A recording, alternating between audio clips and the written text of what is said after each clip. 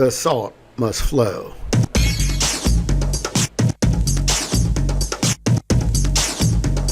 The salt must flow.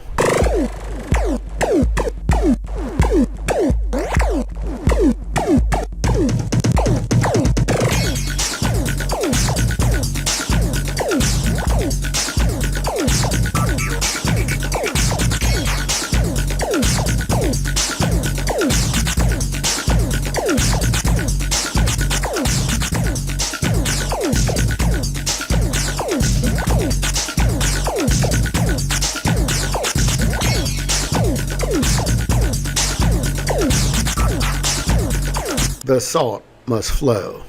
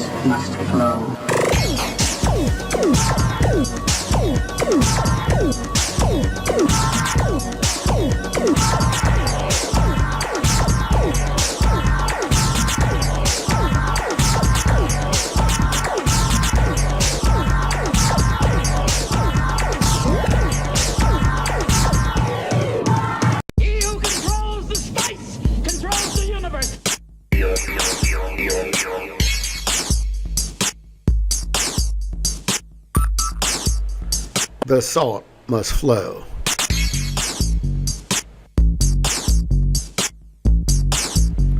The salt must flow.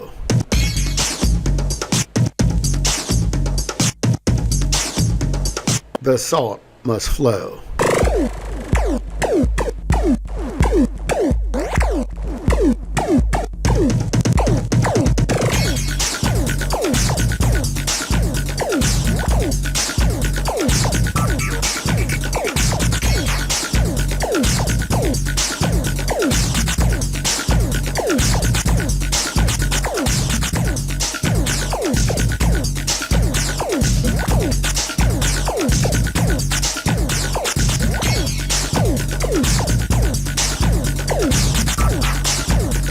The salt must flow.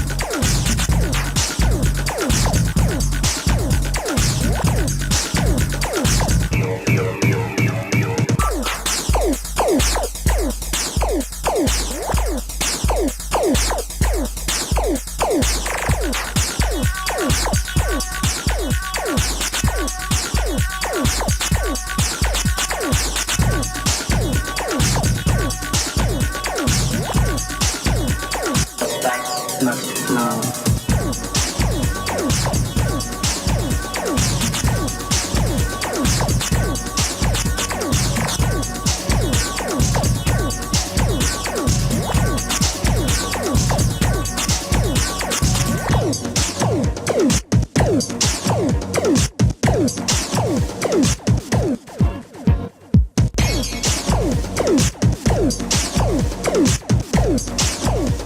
The spice must flow.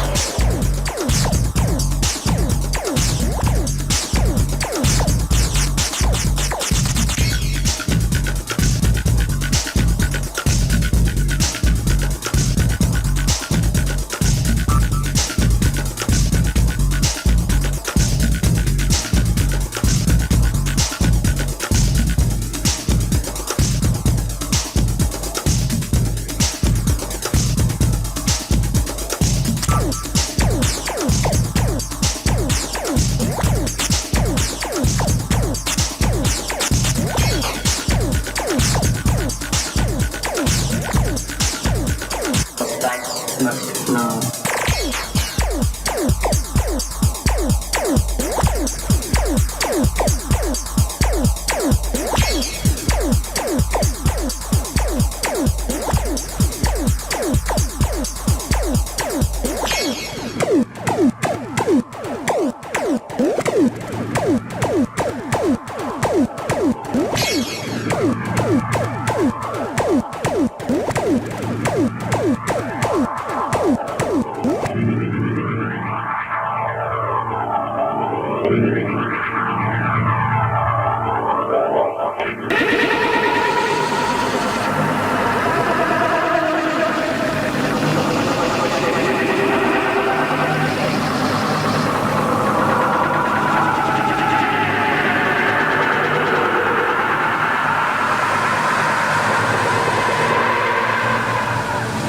Spice.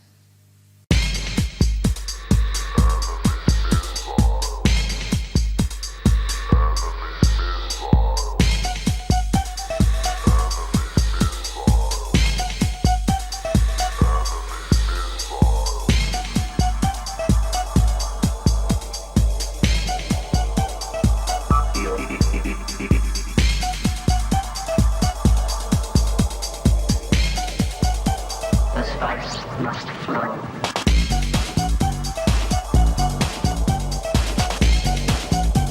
The spice must flow.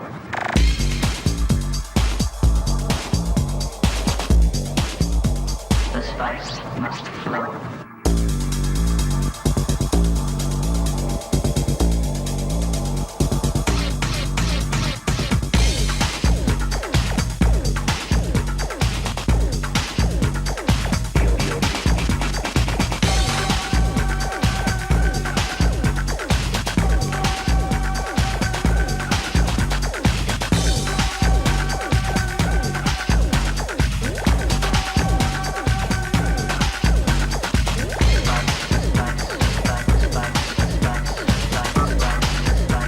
The spice must flow.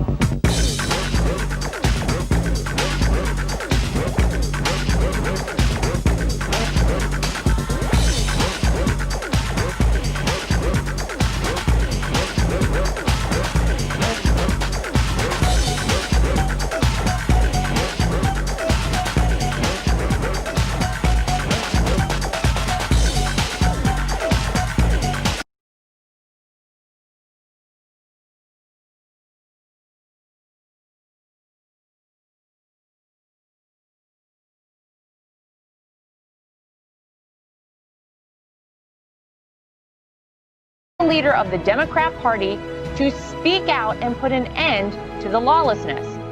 He's ashamed of our country. The VA, as I said earlier, was just a mess under the Obama-Biden administration. How many police officers need to be assaulted in the streets of Portland by radical left mobs in order for Joe Biden to condemn this? I don't understand how we have leaders who think that it's okay to tell us as parents that our kids can go and get an abortion without our consent, yet we have no right to keep them home from school. It's completely hypocritical. Can't believe that he's calling these folks peaceful protesters. Well, I think Joe Biden is totally on the wrong page on this, and he's completely out of step with where American women are when they talk about how to protect their families. We are one people, one family, and one glorious nation under God. We will make America great again. Welcome to Team Trump Online.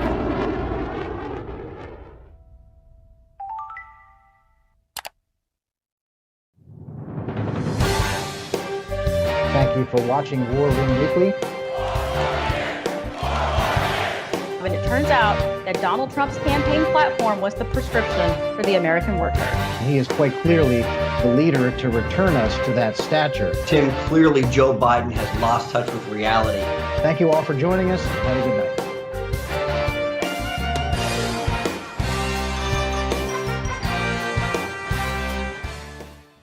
Hello and welcome to another edition of Team Trump Online's War Room Weekly, where we take a closer look at the contrast between President Trump's excellent record of accomplishment for the American people versus Joe Biden's record of failure and terrible ideas for the future. I'm Tim Murtaugh, Communications Director for the Trump campaign, and we are very happy to be joined today by our two great guests, Max Alvarez, a Cuban immigrant, successful businessman, and someone who knows what socialism is when he sees it. Max, thank you very much for being with us. My pleasure. And Steve Cortes, now of the Trump campaign, but longtime great conservative and former CNN contributor. Steve, congratulations on escaping from CNN, and thanks for joining us. You bet. Great to be here. We now have Joe Biden as a candidate for president on the Democrat side who has linked arms with self-described socialist Bernie Sanders. And before we get into the specifics of what that means to the Biden platform specifically, let's get some early thoughts on this. Max, we'll start with you, of course, as a Cuban immigrant. When you hear this talk about socialism, what does this election boil down to for you? Well, first of all, I would use the word socialism is communism. And this election boils down to just good versus evil. That's how simple I can make it. Excellent. And Steve, it's as simple as that. Joe Biden has gone off the deep end on the left, isn't that right? Absolutely. You know, Tim, Joe Biden, let's just be very honest about this. He is a boxer who no longer belongs in the ring. And I think it's clear that he's an empty vessel that is being commandeered by the most far left fringe elements of American politics. And to your point, by the way, you were asking Max about he's somebody who knows communism because unfortunately he was born there. My own father came from Colombia, which was not a communist country, but still a place where in his youth, it was full of corruption and a lack of opportunity. And immigrants who came to this great country, people like Max, people like my father, all the millions of people who came from Latin America, they didn't come to this country to replicate Latin America. We're incredibly proud, of course, of our heritage and our culture, our language, our food, our customs. But we came to America for what America has to offer, not to in any way repeat the mistakes of places like Cuba and other places in the world. Right, and that's exactly the direction that Joe Biden, because he is the empty vessel, as you said, the Trojan horse candidate that the extreme left, Bernie Sanders and Alexandria Ocasio-Cortez are filling with their radical agenda. That's the direction he would take it because he is at the mercy of the left. But you don't have to take our word for it because here is Joe Biden in his own words just this past week. And lastly, I think that notwithstanding the fact, I think I have laid out the most detailed plans on the economy and on issues relating to health care and the rest of any president in modern history. I mean, it's awful detail. If I'm elected and this passes, I'm going to be good to go down as one of the most progressive presidents in American history. There you have it. He would say that he would be the most progressive president in American history. And we'll pick apart what his agenda is that he got from Bernie Sanders and AOC. But when he says that, what does that mean to you guys? And Steve, we'll start with you this time. The most progressive president in American history. Joe Biden's not even hiding it. Right. No, exactly. And you're exactly right, Tim. Let's listen to their own words. The famous poet and author Maya Angelou once said, when somebody tells you who they are, believe them the first time. Well, I believe Joe Biden that he is a radical. And I also believe, you mentioned that I spent 2 years at CNN. I viewed myself very much there as a missionary. I was trying to evangelize the lost, the politically lost over there. But one thing that CNN is doing, and the rest of their brethren in corporate media, they are trying to push the myth of a moderate Biden. This is a pervasive narrative that we see out of corporate media. But you're exactly right. Listen to him in his own words. Read his own words. I know we're going to talk a lot about the 110-page unity document. I would really call it a manifesto. It is a left-wing wish list. So they are telling us who they are. They are telling us where they want to take the country. We need to, in turn, make sure the American people are very aware of that and know that there's a stark choice to be made here. It's the freedom and opportunity and constitutional leadership of President Trump or the tyranny of socialism with Joe Biden. And Max, when you hear somebody like Joe Biden talk about in glowing terms and brag about the direction that he's taking the country or would want to take the country, and you yourself have experienced that in terms of what happens in a place like Cuba, what do you think about that? What is the difference, and why should people know that this is dangerous? Well, as a good Christian, the first thing I do is I pray for his health, and I hope that God forgives him. This is an empty suit. The poor man has been in business for over 40 years. And the question is, what have you done, Mr. Biden? All he keeps saying is the same promises, which now have moved him to the left so far that he doesn't even know how to represent them, because he really is not that far left. He's just an empty suit, as I said before. And God forbid that this country is in the hands of this man who I again, as I said before, we pray for him because I think he's got dementia. Well, there is an awful lot of ground to cover here as we go through the entire agenda, and we know, as the president likes to say, old Joe has lost his fastball. That is one thing for sure. So as we go through the agenda, I think what the natural place to start would be that we know that the defund the police train has left the Democrat station, and Joe Biden is just a hapless passenger on that train, and he is siding with those who say defund the police. Here is Joe Biden in an interview with a liberal activist. Surplus military equipment for law enforcement. They don't need that. The last thing you need is an up-armored Humvee coming into a neighborhood. It's like the military invading. They don't know anybody. They become the enemy. They're supposed to be protecting these people. So my generic point is but that... do we agree that we can redirect some of the funding? Yes. So, no mistaking that. Yes, absolutely. Joe Biden says he would redirect funding from the police to other areas of government spending. And Max, when you hear that, defunding the police, cutting funding from police, redirecting the funding, it all means the same thing. It means reduced support for police in our communities. Why is that such a bad idea for communities all across this country? Well, first of all, this is a country of laws. And we can never forget that. What you need to understand is if you see what happened when communism takes over, it becomes a real police state. Police state that they do actually control the weapons, and if you do not agree with their philosophy, you commonly get accused of being a counter-revolutionary, and you pay with your life. I mean, there is no legal action. You go to court at 9 o'clock in the morning, you found guilty at 10, and you get executed at 11. These are facts. I'm not making this up. This has become a police state. Why do you think that they don't want people to have weapons? Because they fear this will turn into a civil war, simple because what they're doing right now is attacking, trying to destroy it's amazing. It's called anarchy, and we need to understand that. This is very simple. That's why I said at the beginning, this is just good versus evil. So anarchy, Steve, you heard what Max just said there, and that's exactly what is being promoted and allowed in the cities like Portland and Seattle, and began in Minneapolis and other parts around the country. Defund the police, this is something that Joe Biden's trying to get away from, but he's stuck with it.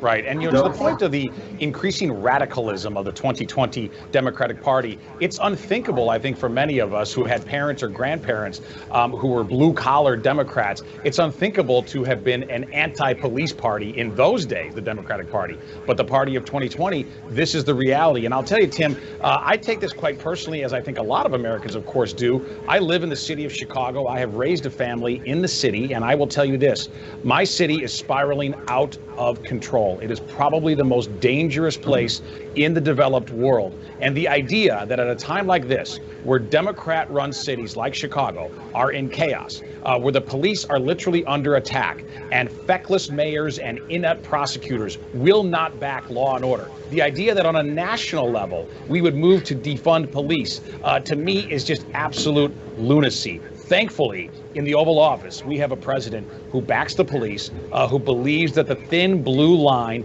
must be protected. We will protect the protectors. And I'm also thrilled, by the way, that cops are very much rallying to this cause.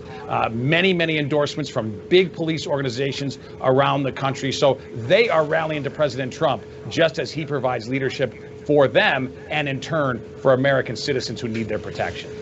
Yeah, we're seeing those endorsements roll in every week from Michigan and Arizona and Florida. There's a lot of police organizations that can see the clear difference between President Trump and Joe Biden, who has quite obviously turned his back on our men and women in blue. So let's now get to that unity platform that we have talked about. It was hammered out between Joe Biden and Bernie Sanders, where there's more about law enforcement to talk about. It even goes beyond defunding the police. And Steve, as you said, this is over 100 pages of the insane leftist ideas that the best ones they can come up with. And here's the law enforcement part. Let's just go over a few of these points.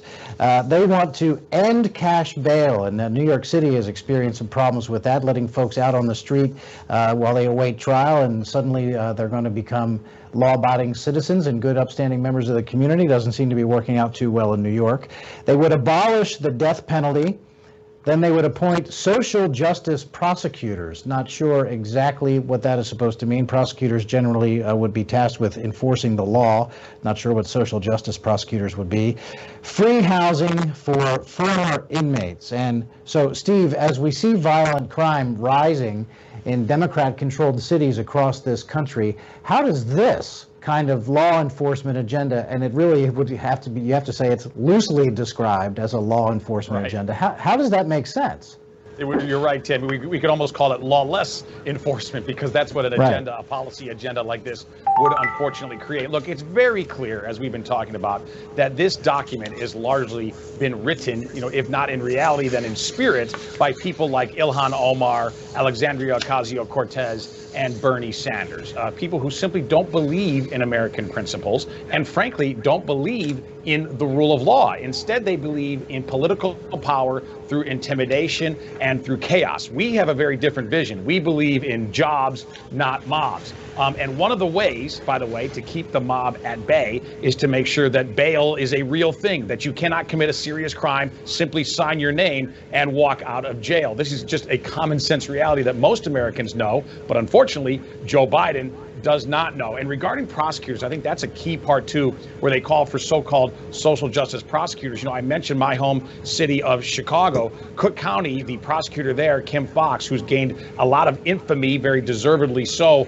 around the country, she is refusing to prosecute even assailants who have actually attacked police officers. People who have violently attacked Chicago police are not being prosecuted by Kim Foxx, somebody elected, by the way, with the financial backing of George Soros. There's unfortunately a lot of prosecutors like her around the country. So again, this is another reason I believe that the police are rallying to the Trump candidacy and to the America First movement. And more importantly, even in the police, regular citizens around the country who know the on the street reality of what's happening and who will protect them and who won't. And Max, this really would just be, in our view, I think the tyranny of the left, and the left forcing its radical ideas on the citizenry. And the next thing you know, the citizens themselves are the ones who have lost their rights. And that's exactly what happens in countries like Cuba. I mean, isn't that the experience? Listen, this is just following the Communist Manifesto. Divide and conquer. Make sure that everybody hates everybody else. You just heard the speech that our ex-president gave during a funeral. That is so disgusting, because what they continue to do is to make sure that this country is divided to no end. They just come up with these crazy ideas that would not make sense. And what you don't understand is how can immigrants, people who, like you said before, come from all over the world, not understand that. If we want to make this another Cuba, another Venezuela, another Guatemala, another China, really? Well, I'm glad you bring that up. Our children are in jeopardy because they don't seem to understand, and our teachers are not doing a very good job. I think it's important you raise the issue of people who legally come to this country, because there's a lot of ground to cover on that in this agenda, the unity agenda between Joe Biden and Bernie Sanders as well. So let's keep going with that. On immigration issues, here are benefits for illegal aliens. They would abolish our borders. They would abolish immigration detention. They would stop all deportations and end the prosecution of illegal border crossing. They would support sanctuary cities, and Joe Biden would end the travel ban from terrorism-rich nations. So, Steve, let's start with you. How do you react to this, the idea that no one at all would have to follow the rules if Joe Biden were president? Well, Tim, I'll tell you, it's almost funny. It's not funny because we're talking about America, but it's paradoxical that they dare to call this a unity agenda, because, of course, it's not at all about unity. The left often does this, too, though. Whatever they're saying, they often mean the exact opposite of the words that come out of their mouth or the words that are printed on the paper. And in this case, regarding illegal migration, trespassing into our country, how can we possibly have unity as Americans if we don't have borders, if we effectively don't have a country? And that is the reality of what the Democrats are proposing here. That is what Joe Biden wants. He may not use the phrase open borders, but everything he's describing is open borders. We will not deport illegal migrants to this country, even ones who have committed serious crimes while they are here, crimes in addition to crossing our borders illegally. We will offer taxpayer-funded health care to illegal aliens. This is an agenda, clearly, in my view, that is leading to amnesty. And again, I'm not guessing about this. He's told us this. He wants amnesty for tens of millions of illegal migrants in this country because he believes, probably correctly so, that it would permanently change the electorate of this country on a national basis. Now, that is a despicable motive, but it is the motive nonetheless, and we need to be aware of it. And again, this is a total affront to legal immigrants, to people who came to this country and became Americans the right way. People who went through a process that is often lengthy, often expensive. It's not easy to become an American citizen the right way. And it's a total affront to all Americans, whether native-born or legal immigrants to this country. It's a total affront for Joe Biden to make the ludicrous case that people who determine on their own that they are going to break our laws and break and enter into our country, that they will have the full benefits of citizenship. Max, I think as Steve was just saying, as someone who became to this country and obeyed the rules, and people in prior generations, for a lot of immigrant Americans, prior generations, their ancestors obeyed the rules to come here. What does it say to the people who did it, who followed the rules, who did the right thing, when Joe Biden can say, you know what, there aren't going to be any rules anymore? What does that say to the people who bothered to do it right? Well, just like we said before, this is a country of law. So imagine, by using the word illegal immigration, that in itself tells you there's something wrong with that. This is a country of immigrants. I know I'm one of them. But that's fantastic. The reason we came over here is just to look for an opportunity, to have the capacity of reaching whatever God-given potential we had when we were born. This is the only country in the world you can do that. This country has always been in favor of immigration. As a matter of fact, most of our leaders come from immigrant families, but they are legal immigrants. You forget what happened on 9/11? That was a wake-up call. We found out all of a sudden that not every immigrant and every visitor that we have in this country comes to be creative, comes to be constructive. We found out that some people come to be destructive. My God, if somebody knocks at your door at night, did you just open the door or you look through the pig hole? This country is your home. So we need to know who is coming in. These Democrats just want to open the borders because they figure we'll accept anybody, people who are trained by communist countries. There's a lot of people in this country who are trained to do damage. Look what is happening in our cities today. That's a well-planned, well-executed, well-financed plan that is taking place in our backyard. That's because we need to know who comes to this country. We need to know at least your name. Who are you? And what is your purpose of coming over here? If we follow those laws, our country will continue to be the greatest country in the world and the dream country where everybody in the world wants to come here. Oh, and, man, you know, Tim, if I can make a point on this. Yeah, sure. Go ahead, Steve. About the word games of the left, because I think this is important for the audience to realize. The phrase that they use in this so-called unity document, that's a word game in and of itself, but the phrase they use that the left likes to use is, quote, undocumented.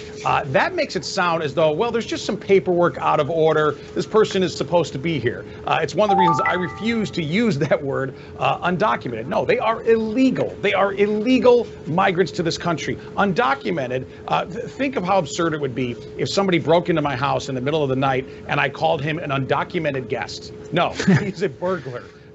He broke and entered into my home. He did something that is illegal, something that is morally wrong. If somebody breaks into our country, they're not undocumented.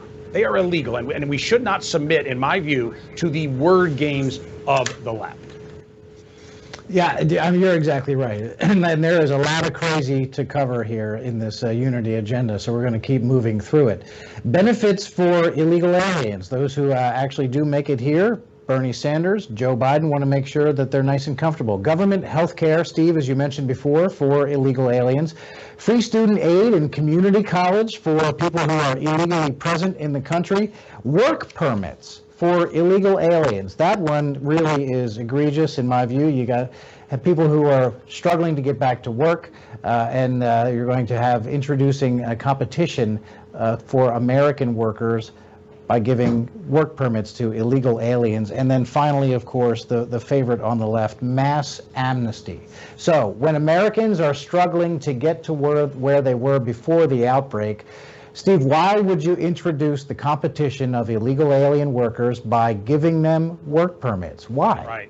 Right. Look, Tim, it was never okay. It was never fair and just to introduce so much labor market competition from illegal migrants in this country to compete against American citizens. It was never okay. It's certainly not okay in a time like this. We are just beginning the great American comeback. We have a lot of room still to go, no doubt, regarding getting back to the heights of the Trump boom where we were just earlier this year. We will get there. But as Americans are anxious, understandably, and as Americans are struggling to regain their footing and our footing as an economy on a national level, the idea that we would import a bunch of illegal immigrant labor to compete with Americans in the wage market is just an absurd proposition. I would also add this. The left always claims to be tolerant, to be the champions of minorities. I believe the American citizens who suffer the most from introducing a lot of illegal alien workers into the labor market in the United States are black and brown Americans. They are the ones generally who have to compete with them in the wage market. So it is not tolerant in the least. As a matter of fact, I would argue actually that porous borders are a racist policy and that they are prejudiced against all Americans, but particularly against, again, black and Hispanic American citizens. Yeah, because when you introduce the competition, of course, we're talking about who in here legally present and American citizens would that hurt in the job market. And so, Max, I'd put it to you. I think this brings the overall question of who is better to trust with the American economy.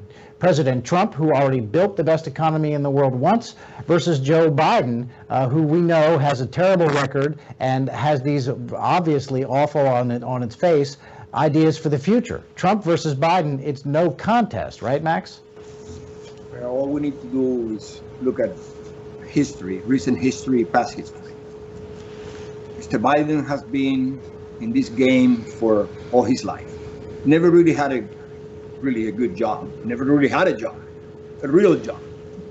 Now, Mr. Trump is a proven successful businessman.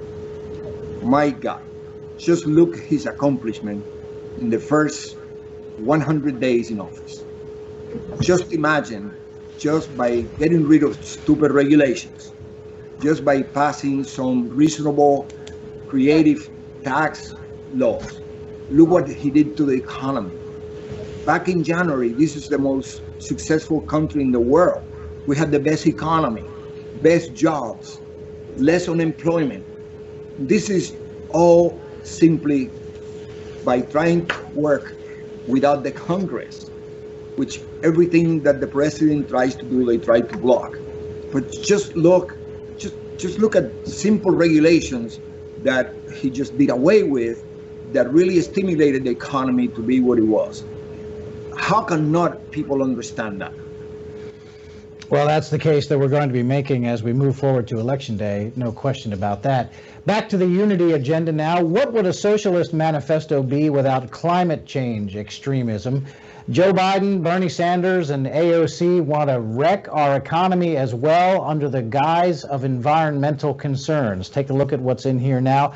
They, of course, would rejoin the Paris Accord, where we would be hamstringing and handicapping our own economy while other nations who are egregious polluters like China would not. They also plan for net zero emissions for homes, offices, and new buildings by 2030, net zero power plants by 2035, and of course that means you can say goodbye to any coal-fired plants or natural gas, and you can say goodbye, generally speaking, to the entire fossil fuel industry and the 10 million jobs that go with it. And then here's a good one. How in the world is a school division or a school district going to pay for this? All school buses and government vehicles net zero emissions in 5 years. 5 years. This would kill school division budgets. I mean, that's crazy. What, all electric school buses is what they're talking about? I don't know, in 5 years. This would crush our economy, kill the industries, and the 10 million jobs that go along with them. And then, of course, what about the school budgets? I mean, it's just lunacy. Max, when you see this is just another case of Joe Biden and Bernie Sanders and AOC attacking American jobs. Okay, listen, this is funny because remember the 8 years that Mr. Biden and Mr. Obama were in power. Do you remember the crying that we could no longer depend on foreign oil, that we could come up with all kinds of ideas? All of a sudden, Donald Trump becomes president and we become the #1 exporting oil country in the world. Wow, where did you find the oil? Maybe in the backyard, or maybe because he immediately released the capacity to build a pipeline. He immediately released all the difficult problems that you had to explore and discover. Fossil fuels is the cheapest form of energy in the world. Now, talk about electricity, batteries, cars are electric. We just finished worrying about China controlling our economy, right? Lithium, who controls the lithium in the world? And without lithium, there's no batteries. Can we think about that? And you're talking about electric cars, really? People forget that until the turn sometime around 1973, this country received gasoline practically free, simply because gasoline is a byproduct of oil. But look, what would we do without oil? What would we do without the less expensive energy in the world? Yeah, indeed. And it's all nothing but propaganda. It's, you know, these people tell you about oil, but then they fly their own airplane. I can imagine flying. I can imagine Miss Pelosi going on her electric airplane. Absolutely. Yeah. So right. This is all another situation, another communist propaganda to make sure that we divide it, to make sure that we create hatred, to make sure that we are no longer the United States of America. Well, Steve, he definitely has, Joe Biden definitely has Bernie Sanders and AOC writing this part of his agenda. How's Joe Biden going to campaign in a state like Pennsylvania and say that I care about your jobs? At the same time, he's got this environmental agenda that would wipe out the fracking and natural gas industry in Pennsylvania, 350,000 jobs in just that one state. You can't do both things, but this is what Joe Biden is stuck with. Right. It's one of the reasons I believe we're going to prevail in November, among many reasons, but it's one of the most important reasons. An anti-fracking agenda, let's face it, you're exactly right, Tim, is dead on arrival in Western Pennsylvania. But I think, more importantly for the whole country, the American energy renaissance has really been one of the greatest stories of America, frankly, in recent years. That we are, as Max mentioned, we are an energy superpower now, the top producer in the entire world of crude oil and natural gas. And it's great for two reasons. Number one, it's great for our economic prosperity because it's created so many high-paying jobs. But number two, it's critical for our national security because presidents prior to President Trump, unfortunately, engaged in a lot of adventurism and intervention all over the world, endless wars, nation building, some of which was at least in part motivated by our need to source energy, to source fuel from the rest of the world, and often from very volatile places. That is no longer the case. So not only is the American energy boom, the Trump energy boom, terrific for us economically, but it's also terrific for our national security. The fact that Joe Biden would attack that kind of success tells you everything you need to know about who Joe Biden is. He has never created a job in his life. As a matter of fact, he has spent most of his career in Washington, D.C., facilitating the export of American jobs overseas, mostly to China. Donald Trump is the exact opposite. He was a job creator as a private citizen, a job creator as president, all the way up until we were hit by the Chinese Communist Party virus, and he will be a job creator today forward into his second term. Yeah, on the economy and anything involving job creation and prosperity, there's no question President Trump wins that argument handily. One final graphic, and this is really crazy if you care about educating children, which of course we all do. Here's the Democrats' plan, Joe Biden's plan to destroy education. They would end school choice, end scholarships and education savings accounts that millions of Americans use, ban funding for charter schools in poor communities. Now there you have that last one, Steve. We'll start with you again. To ban these things, and they specifically target children who are in economically depressed communities. Right. They expressly say that they would keep kids trapped in failing schools. It makes no sense. Tim, I have to say, not only is this just bad policy, this is actually cruel policy.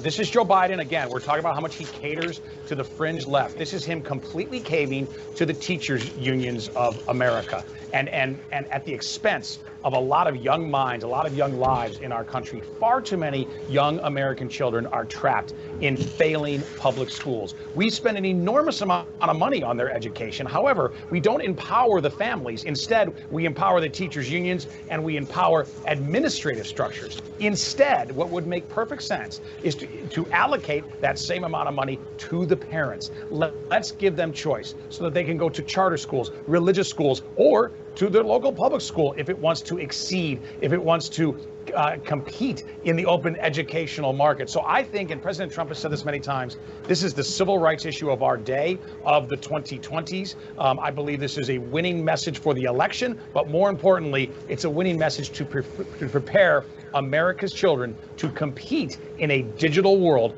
They need the STEM skills, they need the education that is required to be responsible and productive citizens into the rest of this century.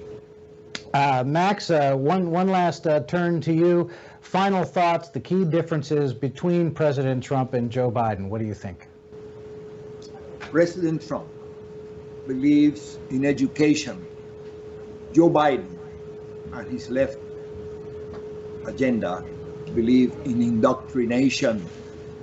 There is a big difference. People in Cuba are not educated.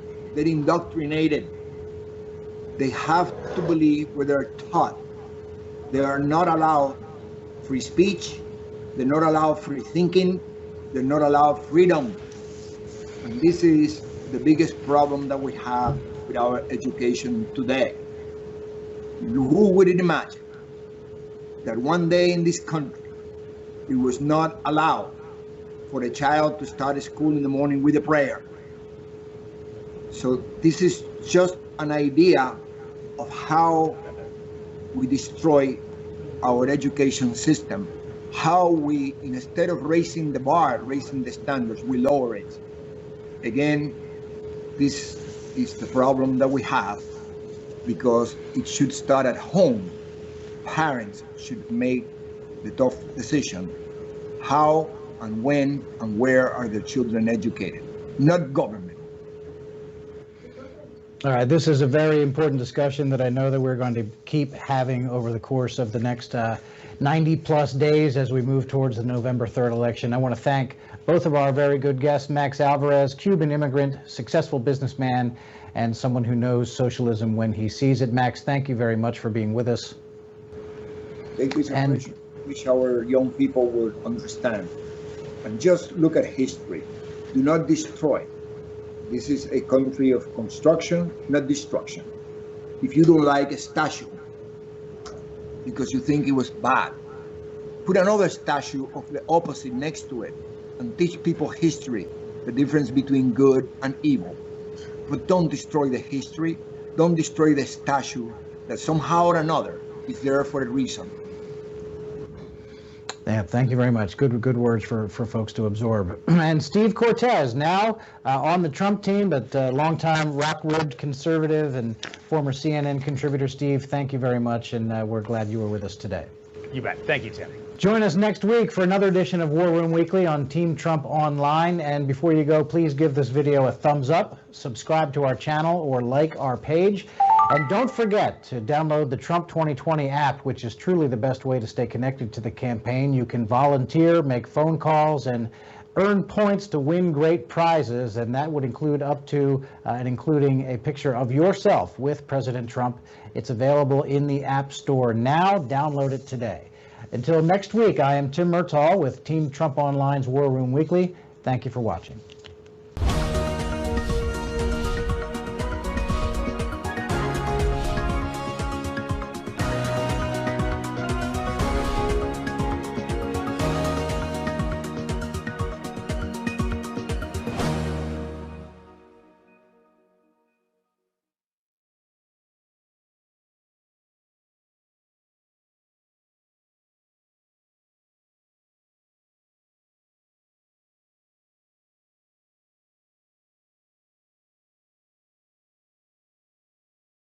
Joe Biden has embraced the policies of the radical left. Trillions in new taxes, crushing middle-class families. If you elect me, your taxes are going to be raised, not cut. Amnesty for 11 million illegal immigrants. Citizenship for 11 million undocumented folks. Reducing police funding. Yes, absolutely. The radical left has taken over Joe Biden and the Democratic Party. Don't let them take over America. I'm Donald J. Trump, and I approve this message.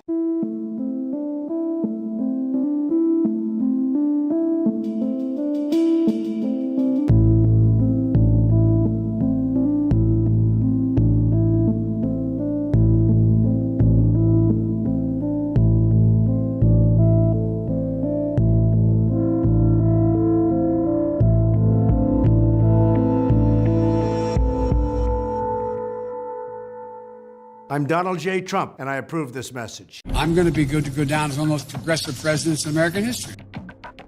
Nuestros gobiernos progresistas. A las ideas progresistas, a las ideas del socialismo. Este nuevo eje progresista tendría aliados poderosísimos. The most progressive presidents in American history. Progresista de izquierda revolucionaria. The most progressive presidents in American history. Una revolución socialista en la propia nariz de los Estados Unidos.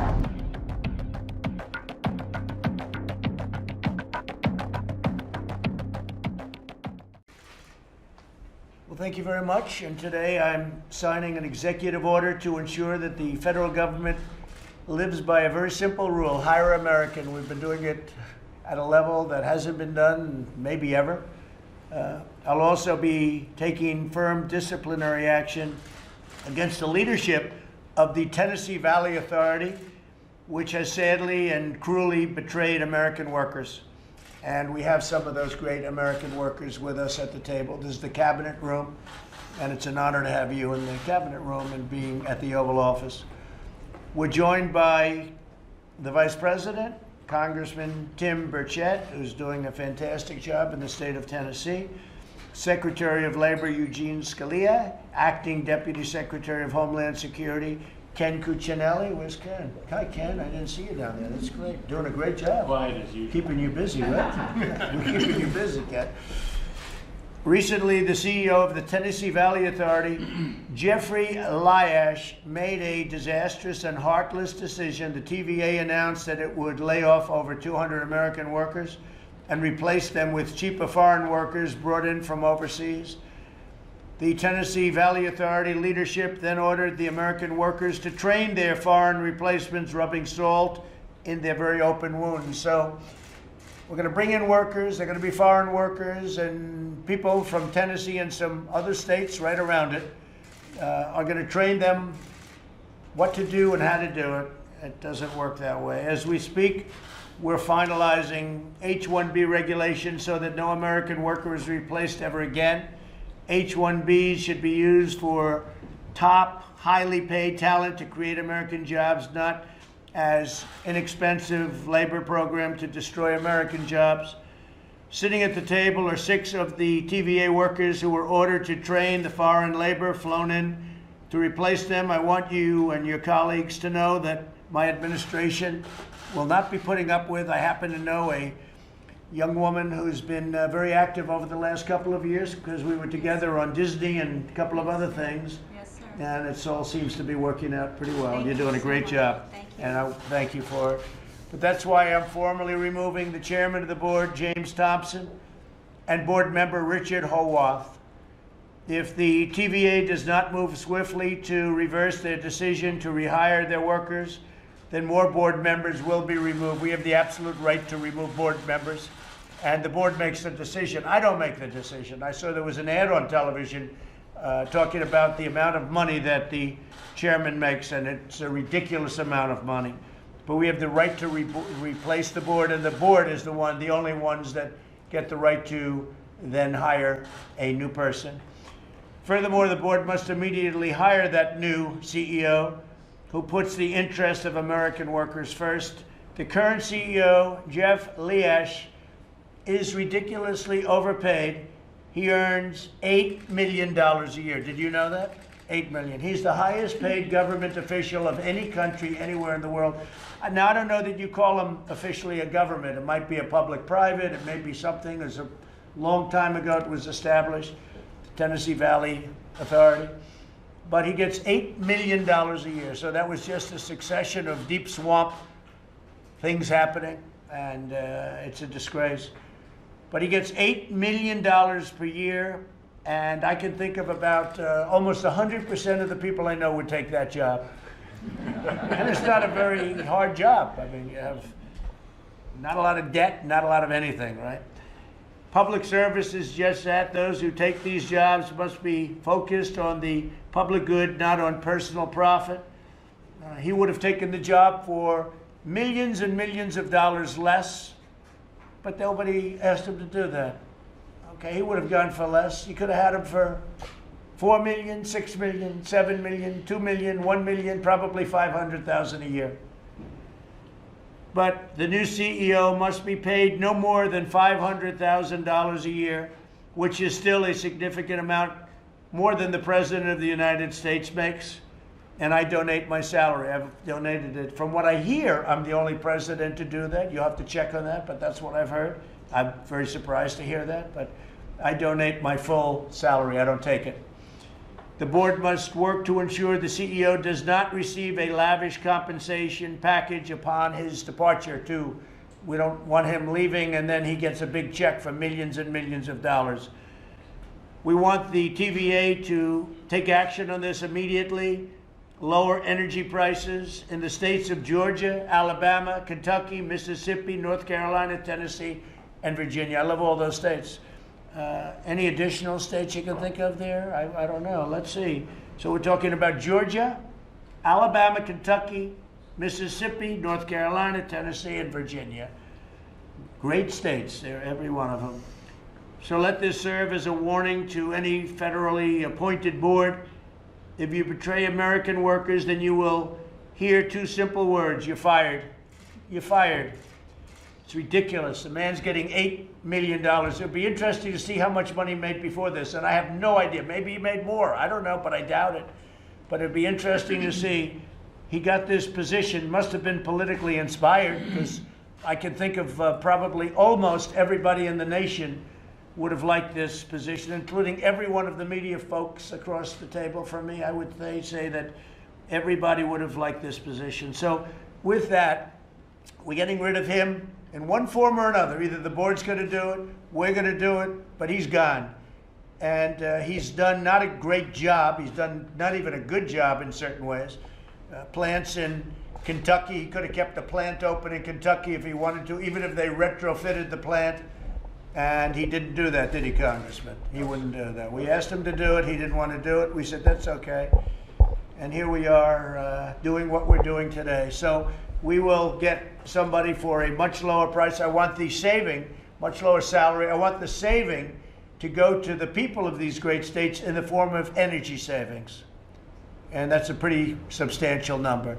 So, Kevin, could I ask you to start off, say a few words? I certainly appreciate that, Mr. President. My name is Kevin Lynn. I'm the Executive Director of Progressives for Immigration Reform and the founder of U.S. Tech Workers. And thank you for paying attention to our ad, Mr. President.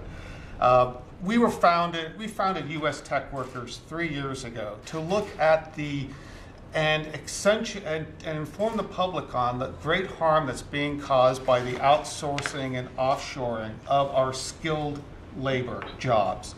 And Mr. President, I want to thank you for inviting us here on behalf of U.S. Tech Workers and the Tennessee Valley Authority. We appreciate your willingness to look at the endangered jobs of the Tennessee Valley Authority workers, especially in a time of pandemic and an election year, when you've been so busy signing documents that affect the welfare of millions of Americans. Taking time to ensure that these hundreds of workers under your administration can continue to provide great services to the American people, as they have since 1933, shows the people of Tennessee and beyond that you stand by your promise to keep American jobs with Americans. This is a historic moment that I'm hopeful will reverse the harm outsourcing and offshoring have done to our nation's productive classes. And it is my hope that Congress will join you, Mr. President, in making sure our workers are more secure in their jobs. Good. Thank you, Mr. President. So you're the one that took the ad about me then. I didn't know that. I'm just saying, I think he's the one that took this really vicious ad. Like, I hired this guy for $8 million and I had nothing to do with it. I said, what's that? But actually, you brought something very important up. Because when I looked into it, I said, this guy's actually making $8 million a year.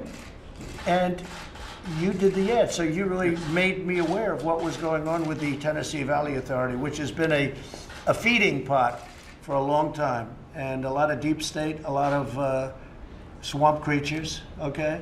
So that's it. So we're going to make that. I see. So I think now you realize that it wasn't about me. I hope you now realize. I do realize that, Mr. President, but if I can... I accept your apology. In full disclosure, Mr. President, when we sat down with the Davis Agency constructing the ad, right, they said, "Who's your audience?" And I said, "Just one person." He's the only one smart that would do this, and he's the only one that can come to the aid of these workers in the Tennessee Valley The only one Authority. that guts to do it. and that's guts to do it. Absolutely. You want, I'll tell you though, I have to say, Kevin, the end was very appropriate, and while it has nothing to do with me, I can do things with respect to the board, and ultimately the board controls that decision. This is a very, very old authority, done in the 1933, Mr. so President. it was done during the FDR days, and it's been, it's been getting crazier and crazier just over the years, and they have basically nobody watching over them, and the board isn't watching over. You see this happening in public companies also. You see it happening a lot. But for essentially, I would say for a federal employee to be paid $8 million, now what we're doing is we're looking at the board members. How much are they paid? Because usually what happens is they pay, and then he says, I think you ought to get more money, and everybody's making a lot of money, and your pricing for electric and utility starts going up, and people say, I wonder why. I also see that they're doing a lot of things in terms of electric, which is very expensive electric. They're building facilities that are very, very expensive to build and don't work well. But we'll discuss that separately. But I appreciate it because you did make me aware of what's going on, and it's a terrific thing we're doing today. Thank you very much, Kevin. Please, Stacy, how are you? I'm doing fine. Mr. President, my name is Stacy Wetzel. I'm the son of a sharecropper. First, I want to thank you for being the great American president you are and for caring about and looking out for the great American citizens and workers. We thank you for that. I picked cotton from the time I was big enough to carry my own pick sack until I married. My wife and I have been married 47 years and have 7 children and 15 grandchildren. I began working for TVA in 1975 as a carpenter apprentice. Currently, I'm the system administrator on TVA's core team that's responsible for installing a $20 million computer system. Our team and the entire IT department have been praised and thanked multiple times this summer for the outstanding performance we've done.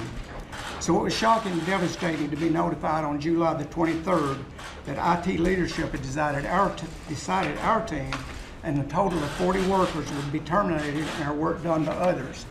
This brings the total planned outsourced jobs to over 200 now in TVA information technology alone. We believe there are more planned to come. The 3 companies chosen to do the IT work are all 3 foreign companies that depend heavily on H-1B workers. We're required to train our replacements, as President Trump said. Apparently we're good enough to train but not retain. Using H-1B workers to replace capable and willing American citizens is turning entire American communities upside down. Left unchecked, it will turn our nation upside down and negatively impact our national security as certainly as our 50-year buildup of dependence on China for manufacturing has. Thank you, President Trump, for beginning to reverse that half-century mistake. American patriots will forever be grateful that you're also acting to blunt the misguided and out-of-control H-1B worker program. I thank you for putting American first and acting to stop this travesty. Well, you're a very powerful speaker, and so powerful that we just got a call. Mark just brought this in from the TVA CEO, and he's indicated a very strong willingness to reverse course.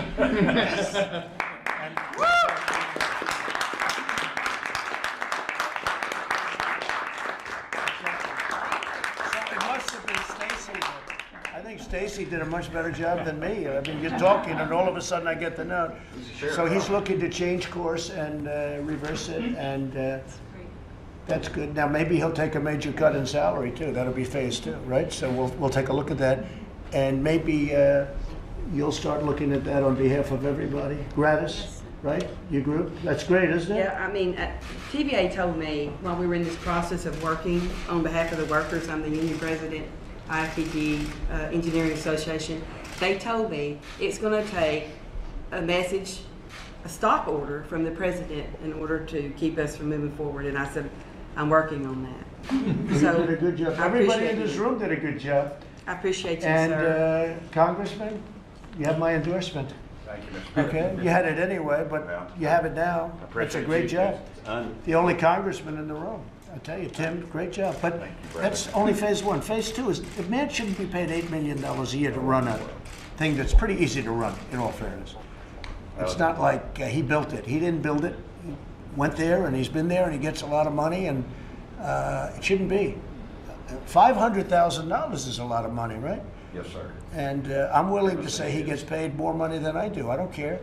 But, you know, it shouldn't happen. So that's a start. That's a start. And I think we should find out what board members make, okay? Because I can almost guarantee you they're paid heavily. Congratulations, Stacy. Really good. Please, go ahead. Yes, sir, Mr. President. Thank you. My name is David Littlejohn. I am a soon-to-be father. This November, my wife will be giving birth to my first child. I am a long line. I'm the son of a long line of military men and women. So I was born with a heart of service. And with that, I love to serve the people of the Valley. I was told July 23rd that I would be sent home and to be training a contractor from a H-1B dependent contract company. Now, I'm shaking right now because... You're doing great. Thank you. You had a big victory already. Yes, sir. I'm shaking right now because this really impacts me and my wife and my unborn child. And I greatly appreciate everyone here to support us. I appreciate it, and thank you very much. And you'll see what happens. It's going to be very quick, too. Thank you. Thank you. Wendy, please. Yeah, I'm Wendy Turner, and thank you for having us here. I've been a software engineer at TVA for 19 years, so I'm going to change my comments a little. I was coming to say, you know, for the first time in 19 years, I didn't know what was going to happen to me and my kids, and I also take care of my mom, what we were going to do going forward. So, And everybody felt this way in Tennessee Valley Authority then, I guess, right? If you do, you've been there for 19 years. So everyone had to feel this way, like there's been a big feeling of doubt, right? Yeah. That's a terrible thing. You mean they're waiting for it to happen to them? Yeah, and I've been training since June. I've been training our replacements from a company that relies on... You've been training people? Yes, sir. And so, did they lay you off yet, or are you not sure? I got my notice in June that we would be laid off September 1st. So you're training people to take your job at whatever, right? They told And us where are to the people from that you're training? all over the place. Everything's done Are remotely. they from other countries? They're here on the soil now. I don't know their status as far as... Because with Disney, they were from other countries, right? Yes, sir. Go ahead. Yeah, so I don't know. I know Accenture is replacing our group, and I know they rely heavily on H-1B workers, but I don't know for sure where everyone is. Okay, well, we'll make sure that things work out for the three of them because they're brave to be here, actually, Sarah. So you'll check that out, right? Yes, sir. Let's see that they get their jobs back. Thank you. Because I hear you're great workers. I mean, I said I want people, but I also want people that are really good workers that did a great job. Because, you know, people can be let go, should be able to, if they're not doing a good job. I'm all for that. I'll bet you are. But I said I want people that really do a great job and were unfairly let go. Right, Tim? That's, to me, very important. Thank you very much, Wendy. We'll see what happens, okay? We're going to push it hard. Chuck, please. Mr. President and Mr. Vice President, I recognize how busy your schedule is, and I sincerely appreciate your time today. Okay, I'm Chuck Chudovskis. Basically, I've had the opportunity to work with the really technically competent people of the Tennessee Valley for 7 years. Okay, it's been a great experience. I have a degree in electrical engineering, 45 years of valuable industrial experience, and I'm a certified security professional here. Okay, working with the people in Tennessee Valley, how I learned just how important the Tennessee Valley is to 11 million people in 7 different states, okay, and how it basically impacts their lives is absolutely significant. And that is the reason that I'm really here today. TVA basically has the capability to produce 35 billion watts of power. Okay, they have 17,000 lines of high voltage transmission. How does that compare to other big utilities, would you say? It definitely ranks right in the top of them. There's no question about it, and very significant. Tennessee Valley is part of the Southeastern Reliability Corporation, and it's obviously one of the biggest players in that area. Yeah, it's very big. It's a lot. Very significant in that respect here, okay? And in essence here, as a consequence of that, they also basically support 35 dams that produce power from 29 to do flood control. Just a couple of years ago, they were able to reduce billions of dollars of potential damage by managing the rivers correctly in that case. Right. They have 3 major power plants, a nuclear What's power your plant. biggest dam? What's the big dam? Probably it would be Chickamauga or Kingston and Alabama. Okay. Great. There's the expert right there. Glad you for the expert. But the bottom line of it, as a consequence of this, is a very important player not only in the Southeast region, but for basically nationally. Okay, and today the TVA receives hundreds, if not thousands, of potential attacks, cyber attacks, testing its network here. Right? It's imperative to have experienced, knowledgeable employees to handle that situation. Right. Okay, and a fine example of this, I just kind of, it's a little bit humorous, about the great power outage in 2003. Right. Was affected by a software glitch, okay, that impacted and shut down Manhattan for 24 hours. I remember that very well. I thought you might be related or familiar with that. So, as a consequence, it just really points to the significance of having qualified, vetted people with proper clearances dedicated to that job. I agree. Okay. That wouldn't happen with you, would it, huh? Wouldn't happen. Thank you very much. I appreciate it, sir. And then just very quickly, 2 other quick points. Basically, this outsourcing agreement could impact the Tennessee Valley. As always said, our goals are to provide energy, economic development, and protect the environment. This particular outsourcing agreement could impact the valley by $88 million to these local economies here. And for the individuals that are in there, not only may they lose their primary income, but they may consequently have insurance costs that basically reflect a 300% to 400% increase for these families and how they manage it. Yeah. And You're going to lose people, and you're firing people that are. They live in Tennessee, and they live in Georgia, and they live in the other states that I mentioned, and it's not a fair situation. Go ahead. Let's go, Chuck. Final point. The effort here to make America great again, okay, reflects the fact that we need to take into repatriate manufacturing companies to take and spend our monies domestically and support the domestic product. How can we justify spending these millions of dollars for one particular consulting firm, $15 million to Who's the consulting firm? Well, that would be Capgemini. You spend $15 million a year on a consulting firm? Well, this was We just found another nugget of gold.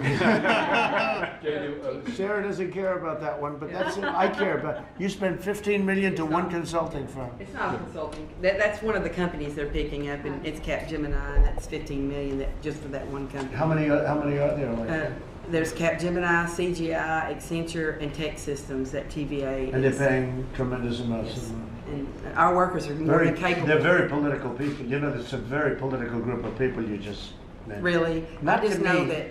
Not to me. I don't care. I don't care who they are, but they are very political. Well, I mean, when these people are more than capable of doing the job and have done it with excellence, and TVA says your matrix for your performance is above, it doesn't make sense. And what you're doing, I cannot tell you how much it means to me and for these workers.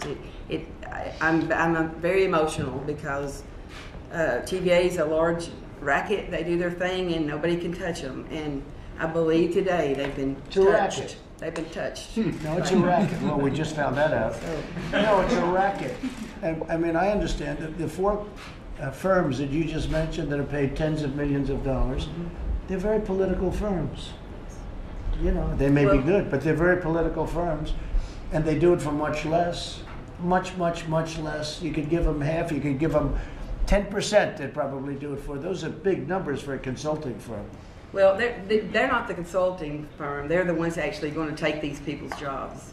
That's worse. Yes, it is worse. So, I mean, Tim, go ahead, please. Mr. President, thank Congratulations. you, Vice President, so much for this. My mama worked at TVA after at the end of the Second World War when Dad came home from the Pacific and married her, and then she went into education. But working people are the backbone of this country. That's not cliche, and you've highlighted that so much with the trades and other things that I'm very appreciative of the fact. But I tell you what, dadgummit, if TVA wants to be Duke Electric, let them be Duke Electric, but they're not. And they hide behind the government skirt, and they use eminent domain, and their arrogance is beyond belief. when they had the ash spill, people died, and then, and then they're just, these poor country folks are just pushing them off till they all die off, till these lawsuits go away. It's ridiculous. And by the way, in Kentucky, when we wanted to have a plant open with a lot of jobs, they didn't even want to consider it. No, they didn't. It's arrogance. You're questioning them, and finally we have a president with the guts that understands business and government. And if TVA wants to be a government entity, they need to declare it and quit using. They hide behind. They have their. You think Joe Biden would do this? Heck no. He wouldn't know you're alive. He would know. He doesn't know he's alive either. Get out of the box. No, can you imagine him sitting at this table right now? Wouldn't have a clue. No. Okay, so go ahead, Tim. No, I think you pretty much covered it, Mr. President. I'm just honored to be here, Well, I'm honored that you're here, and you've done a fantastic job. And I thank you for standing up for working Americans. Yeah, well, we're going to get this finished too, so we'll get it finished, Sarah. Thank you very much, Tim. Yes, Gene, please. Mr. President, thank you for bringing this group together, and this meeting has, I think, shown the very human impact on individual working men and women of a practice that's actually pretty widespread. And the way it's worked under our immigration laws for a while now is that a company that wants to bring in workers from overseas, wants to use the H-1B program for high-skilled workers, has to file an attestation with us at the Labor Department saying American workers aren't going to lose their jobs when I bring in these H-1B workers. And they have to say it's not going to hurt their wages. Well, what companies do is they bring workers in and then they lease them out to another company. And so you've got one company bringing them in and then leasing them to TVA. And it's true, the company bringing them in, their workers aren't being affected, but the TVA workers are. And so I took a look at this as your labor secretary recently, and I said to my staff, I said, well, if the workers are going to the other company, why doesn't the other company where they're actually going to be working and supervised also file an application and say, we're not going to affect U.S. workers either? And I said to my staff, why can't we do that? They looked into it, and Mr. President, today you're going to be signing an order that requires that change. So going forward, when those workers are going to another company, both companies are respected. And that's a change we'll make. We'll do it together with the Department of Homeland Security. I just want to mention one other thing we're doing together. For more than 15 years, the Secretary of Labor has had the authority to initiate an investigation of abuse of the H-1B program when he or she finds reasonable cause. That has never been done. That authority has never been used. But again, we signed a memo of understanding on Friday with the Department of Homeland Security that'll change that too. They're going to now share information they have, which I can then use to bring cases when we're finding the program. Very good. You can find a lot. Thank you very much. Thank you, and thank you for this order today. Thank you. Thank you very much. Right, Stace, right? You like that. You like that. We'll take it. Linda, please, go ahead. Well, thank you, Mr. President, for meeting with us today. The concern you show for American workers is greatly appreciated. And my mother made me promise to tell you that Alabama loves and appreciates your leadership. I love Alabama. So, that's my promise to my mother made. My name is Linda McDonald. I've lived in Northeast Alabama my entire life. My goal was to work at TVA. That was my American dream. After years of sacrifice and hard work, I achieved that goal. I've been working for TVA for 7 years now. And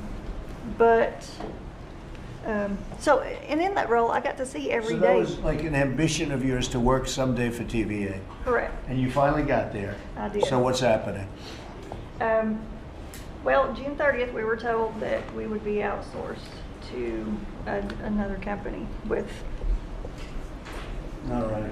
Yeah. So here I am all faced these with consulting firms making $10, $15 million a year. Yeah, I feel like And the man that heads it making $8 million a year, right? Go ahead. I feel like my American dream was being stolen from me. Yeah. And given to someone else. So, I just think. Is that the way you view it? Given to somebody else? It is. Yeah. It was taken from me. It's a very and interesting given to way of someone viewing else. it, right? So I thank you for listening to us because it felt for so long like no one was even listening to us. So thank you very much. Well, I've been hearing about it for a long time. When I was running, I met Sarah, and we worked on the Disney situation. But that was a long time ago. But you know, this is been happening for a while, so we're taking care of it. Thank you very much. Thank you, Linda. Let's see what happens. You may be very pleasantly surprised, okay? I hope so. Thank you. Jonathan, please. Well, thank you for your time. Thank you. My name's Jonathan Hicks. I'm from a large family, and we've had three members of our family who have served in the U.S. military. I grew up in Tennessee, or around the Knoxville area, and started my career at TVA in 2001 as an IT intern. As soon as I graduated, I got a full-time job there, and I've been there for 19 years. That was a big deal, right? Yes, working, because there's a great prestige to that. Yes, sir. Yeah, that's terrific. I've spent my time there working for river operations for their group, and helping them, have programs, mostly in-house solutions to be able to manage the river and the river systems. I was told in early June, that I would be training replacements, that I would be receiving my RIF notice in September, and that the workers that I've been training, there's been 5 or plus that I've been training for my one position, and at least 4 of those seem to be H-1B type workers. I guess there's a concern with the kind of stuff that we do, at least for the river operations, and that they're generating a significant amount of power out of all of these dams. And is this something that we want to turn over, this knowledge, this ability to control these dams, and whether it be generation, whether it be floodgates, and hand it over to corporations that aren't in the U.S., to workers that aren't necessarily in the U.S. doing this work? Are you there now? Well, I've been put on non-work status. Still employed and still getting a paycheck until September 1st. But what happens in September 1st? Well, I've been relieved of my job duties, but September 1st. And you trained people to take your job? Yes. So you worked with people to take your job? Yes. You've taught them like almost everything you know, but plenty, right? Maybe not. I think maybe you held back a couple of secrets, but well, you I think there's a learning curve, and there's for the knowledge that they do there for river operations. I think it takes several years of understanding the job in order to be able to do this. The people that are taking over the job have never dealt with utilities. They've never dealt with power generation. They've never dealt with any kind of water management or hydro generation. And so to say that they're ready to go is a misstatement. So. Well, let's see how it works out, Jonathan. I think you're going to be in very good shape. Okay, I have a prediction. Thank you. Thank you, Jonathan. Please. Oh, I'm so honored to be here. Honored to have you. My name's Renee McKenzie, and I actually work for the Engineering Association as an advocate for these IT employees and for other white-collar workers. But I've worked really closely with the IT professionals at TVA with all of this that has been going on. I've had to witness the anguish of the different employees that are performing these knowledge transfers on the software and the applications that they actually custom built themselves.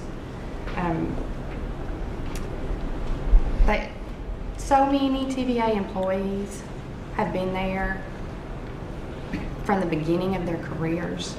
So to actually witness what's happening to them being replaced by these non-Americans is very difficult. But I think one of the hardest things to witness is what TVA is actually doing to themselves.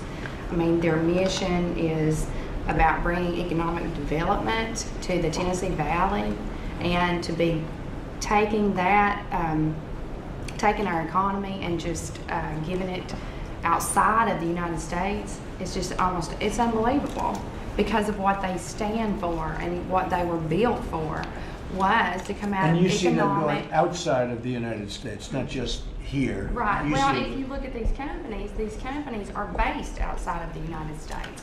So, so when they're getting their millions of dollars, I mean, it's going to France. It's really going to. I think one of them is India, Canada, and Ireland. So yes, our dollars are going to them. And they get us in many other ways too, but we're stopping it, as you noticed. Yes. That's very interesting. So you would say France, India, Ireland, Canada, who else? That's the main groups right there, those four A lot countries. of the work is being outsourced. Well, to those and all these firms H-1B visa dependent, and 70% of H-1B visa workers in the United States come from one country, namely India. You know, Mr. President, I worry too about the national security. You know, we're during a pandemic, people are out of work, and our electric grid could be put in the hands of folks that maybe their loyalty isn't to this great country, and that bothers me. You know, with TVA, more so than most companies, you're right. You're talking about controlling all of that energy and power. You're right. You're right about that, Tim. It was a very good statement. Anything else? Just again, it's such an honor to be in your It's my honor. presence. It's my great honor. Do you know the man next to you is Ken Cuccinelli, a legend? Look, and I tend to be very quiet. He's a legend in his own mind. Ken's done a fantastic job on the border. Unbelievable job on the border. And you might just tell us for a couple of seconds while we have the media here. I'm sure they'll report it very accurately, how well we're doing on the border, and then maybe get on to make a statement, because I know you've been working with Gene and everybody very hard. Yes, and Secretary Scalia really covered the partnership between DHS and the Department of Labor to solve this problem. You're solving it forcefully today for these folks. You're certainly putting the ball in motion to do that, and what our two agencies at your direction from June are going to do is solve this permanently, so that we never have to see this happen again. But on the border, we're seeing success with your leadership with Mexico and the Northern Triangle countries. The relationships you helped us forge last year in 2019 are bearing fruit at the border during a very difficult time with the coronavirus, and that task force, of course, led by the Vice President, and the ability since March to enforce the public health order there has changed the nature of our ability to protect the border. There are still people getting away, more than we would like. But last year they were running to us. This year they're running from us at the border. It's a bit different, and over 80% of the folks that we're apprehending are being returned to Mexico in under 2 hours, which is astonishing. It's just an astonishing Used to take, in some cases, years. Right. Years. Absolutely. It's been incredible what's happened at the border. And I think the wall is helping you quite a bit, right? And we have now about almost 271 miles of wall. Everywhere that new system is put in place, the Border Patrol agents are just universal in their praise for both their safety and the way it impedes illegal traffic. Not just people, but drugs as well, and so forth. So extremely effective, and it's going up faster and faster and faster. They had a human trafficker the other day saying that they used to go out and they'd traffic in human traffic, mostly women and children, but mostly women. And they'd bring them across the border, taped up and horrible. And this guy was saying how they used to go up and they'd make a left turn. They'd make a right and then a left into the United States. She said, now we just keep driving and there's this massive wall that nobody gets through. Nobody's getting through that wall. That wall is the real deal.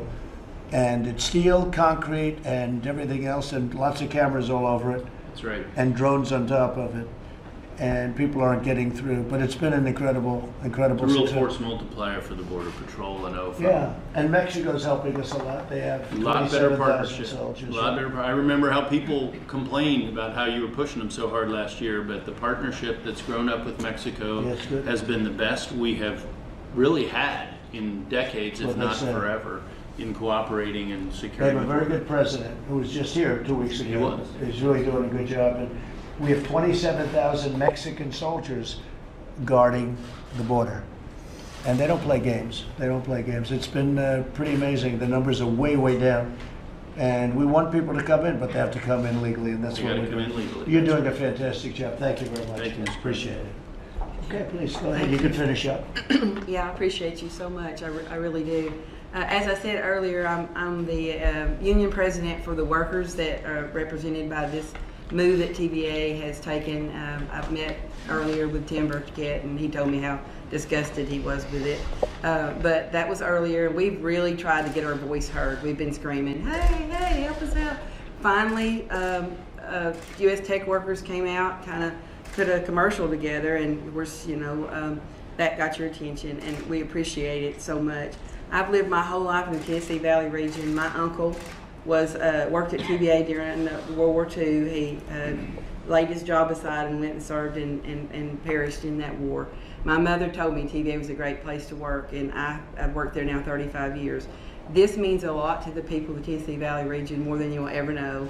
I know that consulting companies looked at what to do with this IT work. They're now looking at what to do. The same consulting companies are looking at what to do with transmission work. That transmission, that grid's got to be protected at all costs. I mean, we cannot afford to let someone else who may not have the loyalty to our nation have the grid. And I think that some of these workers here at this table, IT workers, that's one of the biggest things they said to me. There's a large chance that we will be breached, and we can't do that. And we tried to say all those things. With our people running it, a very small chance, from what I understand. Yes, right, with the right people running it, right. But you can't give it to just anybody, and that's why these workers at TVA are so important, and I appreciate you and all that you're doing for us. Are the people that you're representing, because you represent a big group of people, are they all nervous, like the folks at the table, like Wendy? Yes, they're going, are we next, Gay? Is this what's coming next? And my answer is not. Tell them no. Tell them no, they're not next. Thank you. You can tell them. I think we can say that. So, thank you very much. Thank you. I just think you bringing TVA back to their mission of service to the people of the Valley, service the people of the Valley, and to this nation is a pivotal moment for the Tennessee Valley Authority. So right now their mission is taking care of a lot of consultants and a lot of people and paying heads of this whole thing $8 million a year. And you'll find a lot of other things in there that are crazy. Well, people over profit, and that's what do the people of Tennessee think when they hear that the head of TVA, which has been running for a long time, and in all fairness, not a very difficult thing. There are many people who could do it. What do they hear when they hear, and they think of government, it's sort of I guess you call it public, private, but there's no private really when you think of it. So it's a board member. What do they think when they hear that the head person is making $8 million a year, which is, by the way, I said it before, the most highly paid person anywhere in any country, if you call this government, which it sort of is. What do they think when they hear? Do they know he makes $8 million a year? Well, they do now after Kevin's commercial, but they're pretty shocked. I mean, and in fact, I think the workers I think some of the workers at TVA have been shocked about that. Yeah. It is a lot of money. But people have known. I've known actually before the commercial, because we were looking at it. We sent them notices a year ago and 2 years ago, saying we want some information. And, people have known this. I just can't even imagine that somebody gets paid $8 million a year.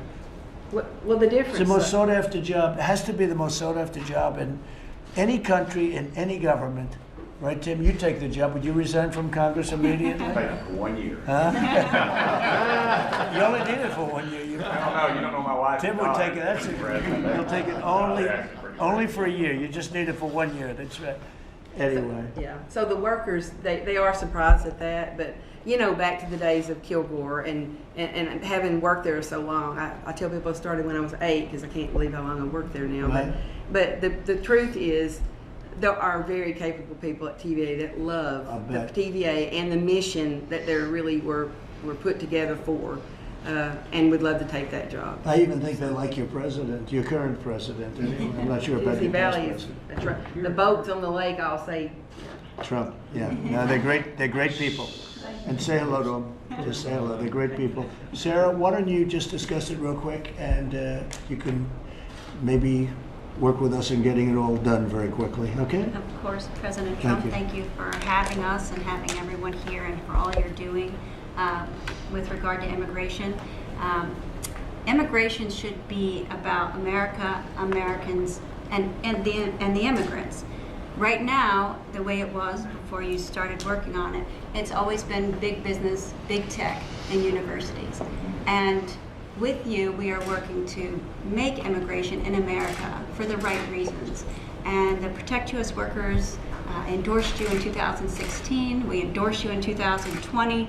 And we know for a fact that slow Biden and the Democrats will never push towards immigration that benefits Americans, America, and the immigrants. And I think they hide behind nationalists are bad, immigrants are kind and good, and if we are against the immigration the way it is now, then we are racist. But the reality is, if you can keep immigration the way it's going now and the way Joe Biden will push it, the problem is you're actually benefiting the big tech billionaires and universities, and that is not what immigration is about in this country.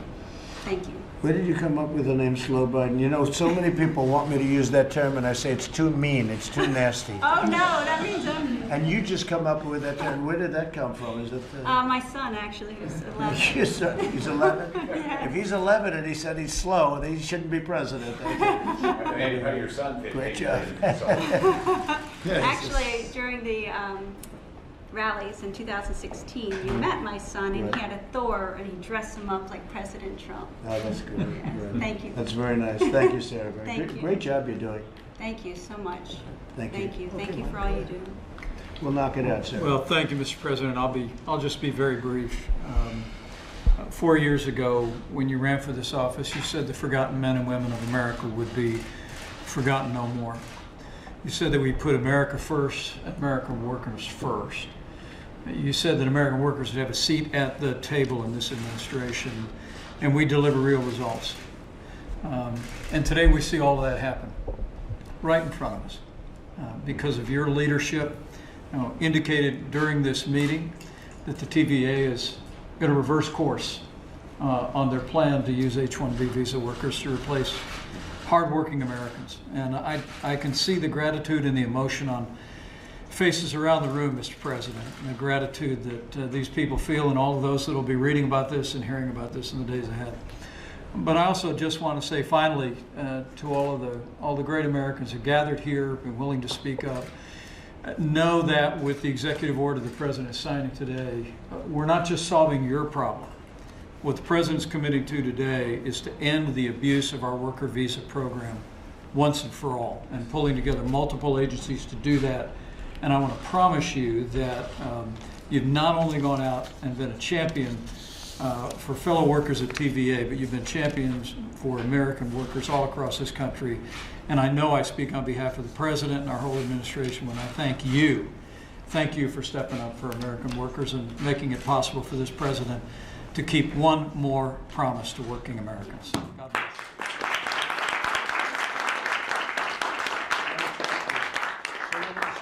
Little document now. Is that okay? I would love that. All right. And it's a very important one, aligning federal contractors and contracting and hiring practices with the interests of the American workers, which is very simple, which actually just boils down to pretty much what we're talking about today. Okay? Thank you so much, President Trump.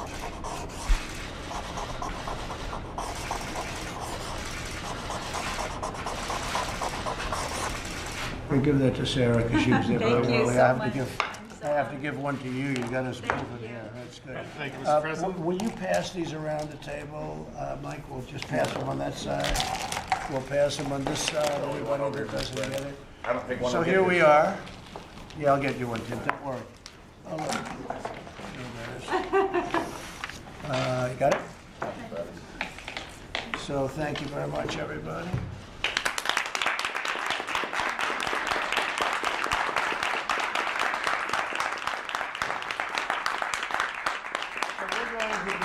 We're going to be discussing very shortly a immigration bill which covers this and many other things. It'll be a very, very comprehensive bill. It's a word that some people love and some people hate, but it'll be very comprehensive only in the sense that it'll cover just about everything. It'll be based on merit. It will be, it'll cover territory that nobody would have thought could have ever been agreed to.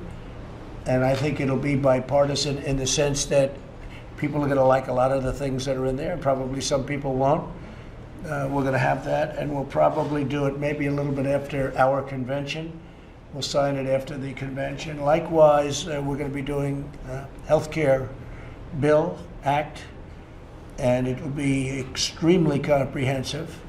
It will cover a lot of things that nobody thought you would be able to get, and I mean in a positive way, and I think it'll be very popular, and it will be a great thing for our country. In addition, we have many other things, but immigration and healthcare doesn't get much bigger than that. Immigration will be very merit-based, but it'll be great for the worker, and it'll be great for people coming into our country, but coming into our country legally and loving our country and wanting to help our country, as opposed to people coming in and they don't like our country. You see that? You see that with certain of our politicians that ran for office. I say, I don't think they like our country too much. All they do is complain. And you would never tell them to go back to their own country, because that would be inappropriate, wouldn't it? But all they do is complain about our country, and their country's going to hell.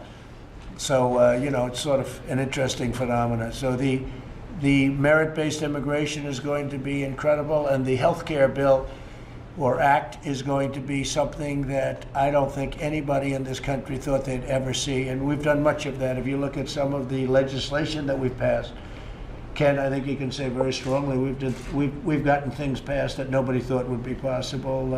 Whether it's right to try, that's where you're terminally ill and you don't have a right to use our great medicines because they haven't been approved. They're in a line of approval, and it takes a time. We've cut the time in half, by the way, for approval by the FDA. But people are sick. We have very promising drugs, and they're not allowed to use them because, they're terminally ill, and they wouldn't let them use them because of liability and other things. But I got that taken care of, so right to try was a very important one. Getting Veterans Choice was so important. Having Veterans Choice, nobody thought we could get that.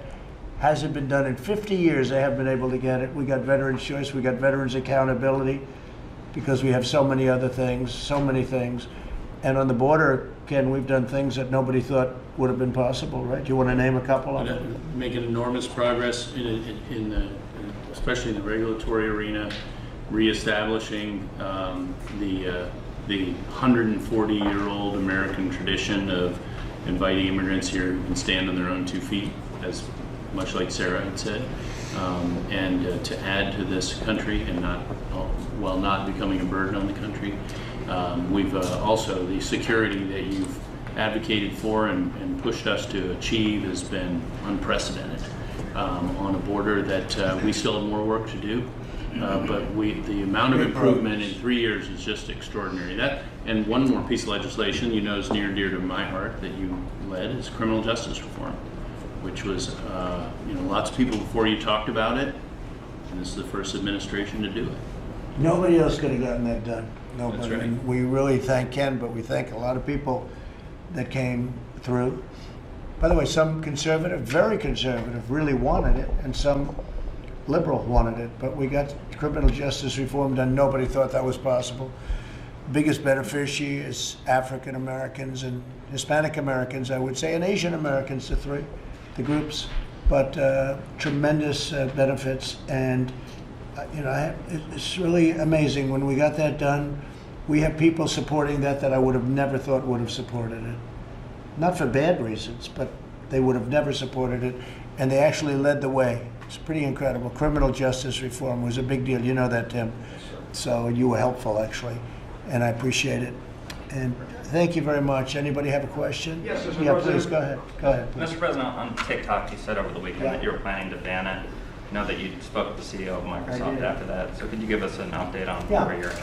We had a great conversation. He called me to see whether or not how I felt about it.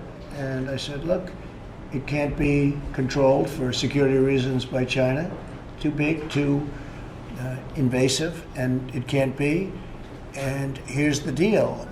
I don't mind if, whether it's Microsoft or somebody else, a big company, a secure company, very, very American company, buy it.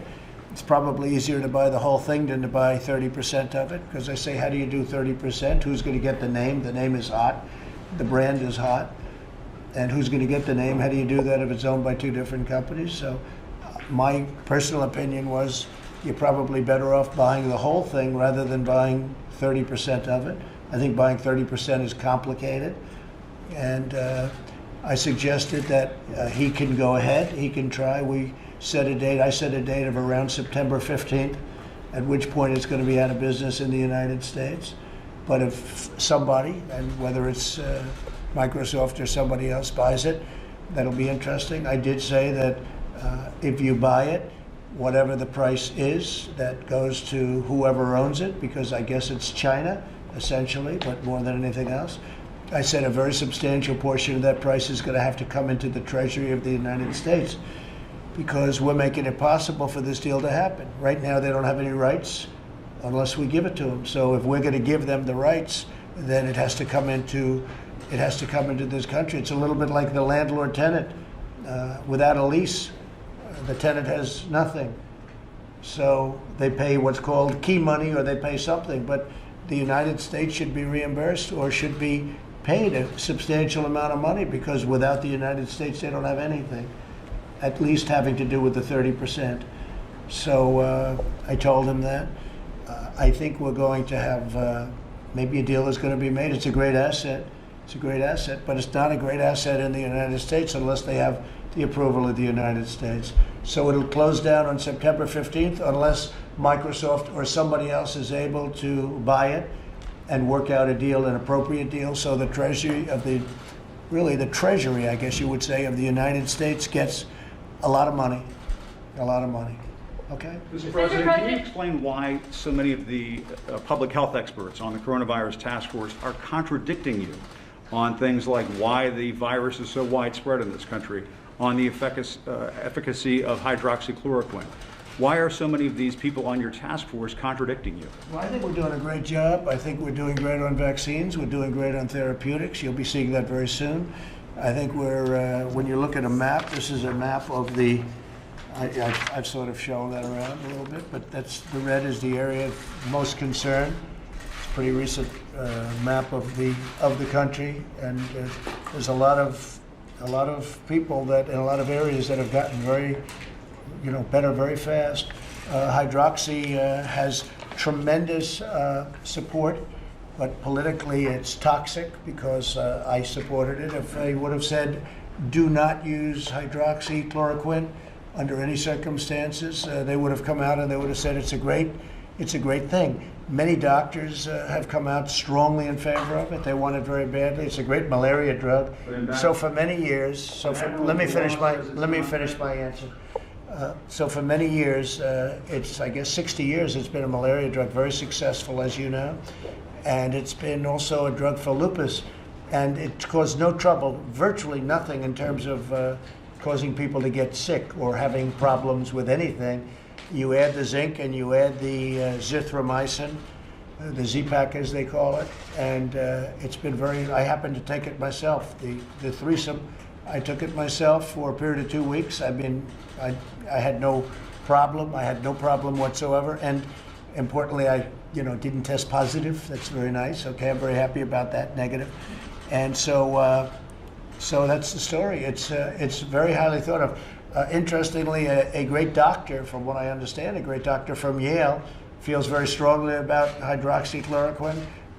The Ford Clinic in Michigan came out with a very, very powerful paper saying it's very good.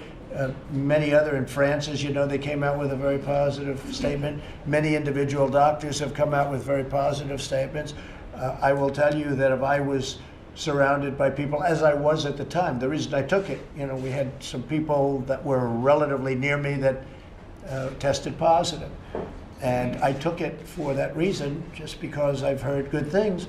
But Fauci says it doesn't work. Joe Wiles says it doesn't work. I don't agree with Fauci. They're on your task force. I don't agree with Fauci. Look, Fauci didn't want, and I like him. I get along with him actually great, but he didn't want to ban people from China from coming into the country, and I overrode him, and I did the right thing. He was saying face masks are no good a short while ago, so it doesn't mean he's a bad person, because he's not. He's a good person. I like him. But we disagree on things. We disagree on things. Now, I will say this. We've done an amazing job with ventilators. We're supplying the world with ventilators. Ventilators are very hard, very expensive, very hard to make, very complex, very complicated machines, very expensive. Hold it. The U.S. have so many deaths. Hold it. The U.S. has so many deaths compared to so many countries around the world. Fake news, CNN, hold it. We have done a great job in this country. We haven't been given, and not me, I'm not talking about me, Vice President, the task force, have not been given the kind of credit. If you look, countries all over the world are exploding right now. People that you said were doing a wonderful job, so wonderful. But right now, take a look at the countries that are exploding. You have Italy back, you have Spain back, you have France back, you have Germany back. You have a lot of countries, and that's not to knock them.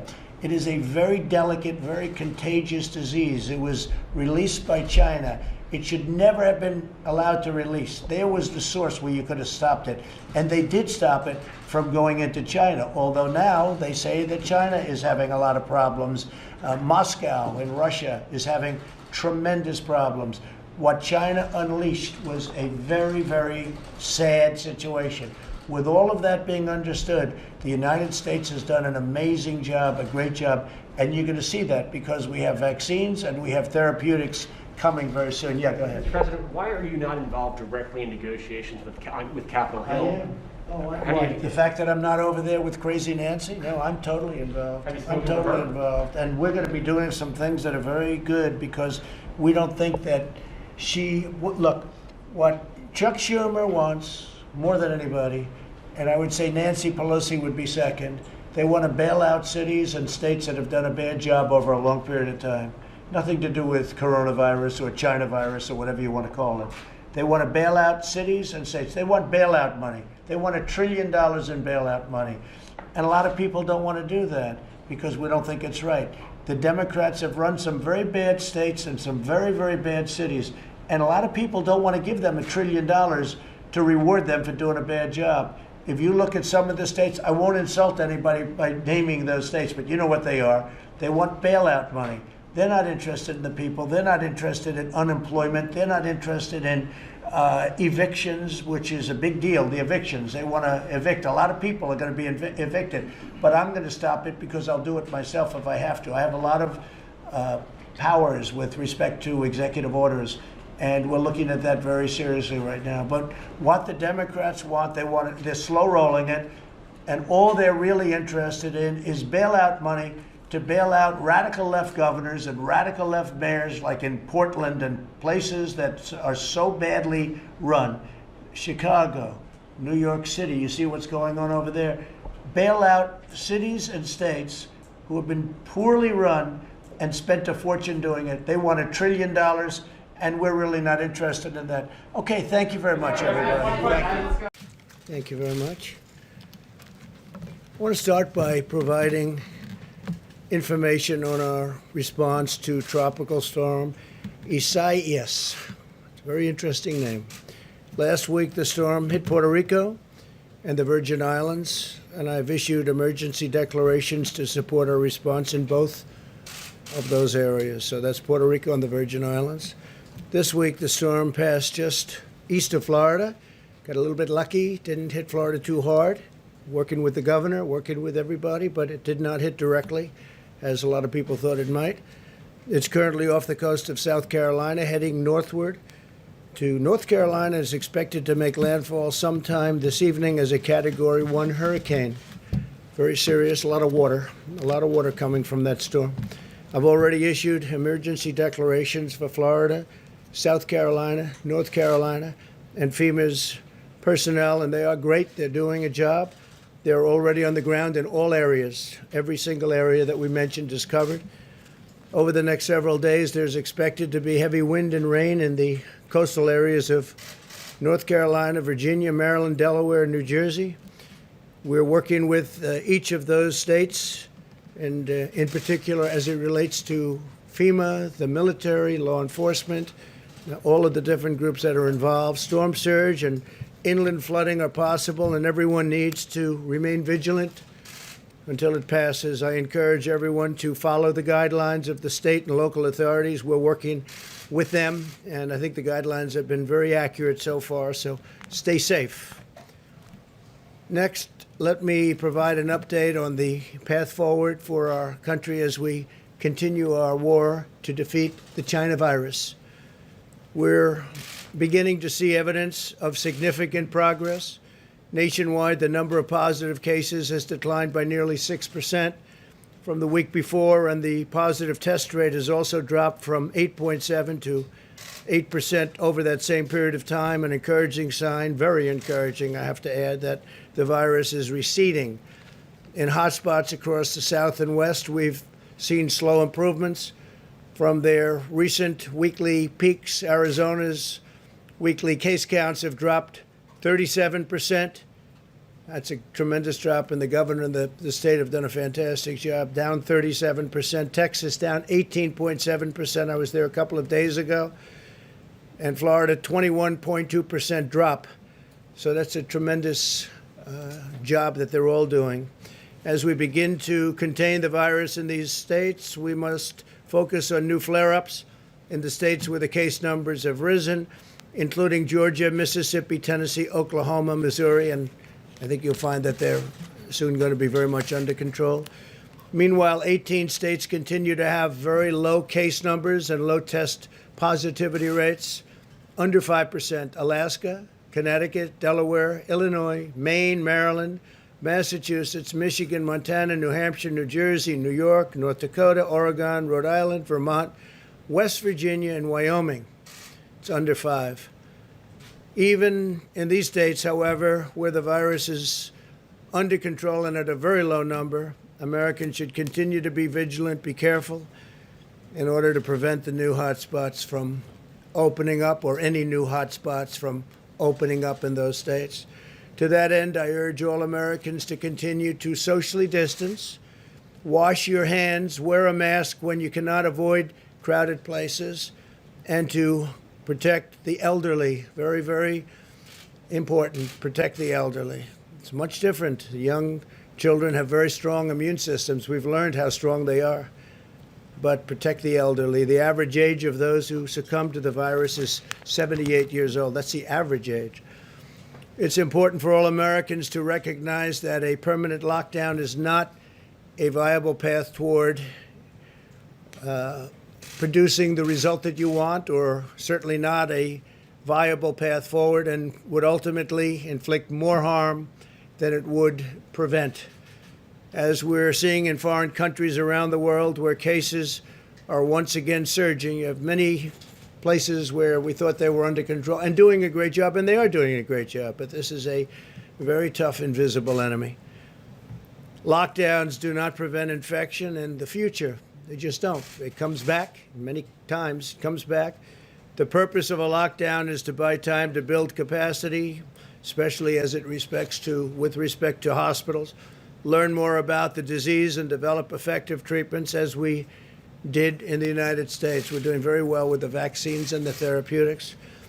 Countries where there have been very significant flare-ups over the last short period of time are Spain, Germany, France, Australia, Japan, and also, as you probably heard, in Hong Kong, they've had some very serious flare-ups. Japan has gone, a lot of six-fold flare-up. That's a lot, but they'll get it under control. In our current phase, we must focus on protecting those at highest risk while allowing younger and healthier Americans to resume work and school with careful precautions. Ideally, we want to open those schools. We want to open them. At the same time, we're placing an emphasis on continuing to drive down the mortality rate with improved care, treatment, and medical interventions, building a bridge to the introduction of a vaccine. The vaccines are coming along incredibly well. Today, I'd like to also provide an update on the actions of my administration and the work that we've done. We're really taking an increased interest, and we're seeing numbers that nobody can even believe in terms of percentage increase. It's telehealth for American patients. The percentage increase is being worked on right now, but it's very, very significant, numbers that you would not even think possible. This has been a priority from the beginning of my administration when we launched an initiative to allow veterans to connect remotely with their VA healthcare team, and it worked out really well. We have a 91% approval rating in the VA in terms of the job we're doing. This is the first, it's the highest ever recorded. Now telehealth is a critical part of our path forward in the VA, and it's becoming a critical path, especially with our senior citizens. You don't have to go to the doctor's office. You don't have to go to hospitals. When the invisible enemy struck our shores, I took immediate action to eliminate regulatory barriers to telehealth, making it easier for patients to consult with doctors from safety and convenience. And really, they have great safety and great convenience right from their homes. Today, I'm taking action to ensure telehealth is here to stay. Moments ago in the Oval Office, I signed an executive order to make many of our regulatory reforms permanent. We've done some regulatory reforms that have had a tremendous impact on what we're doing, on medicine and medical and what we're doing. They can do things that you wouldn't believe, that even a year ago, 2 years ago, would not have been doable.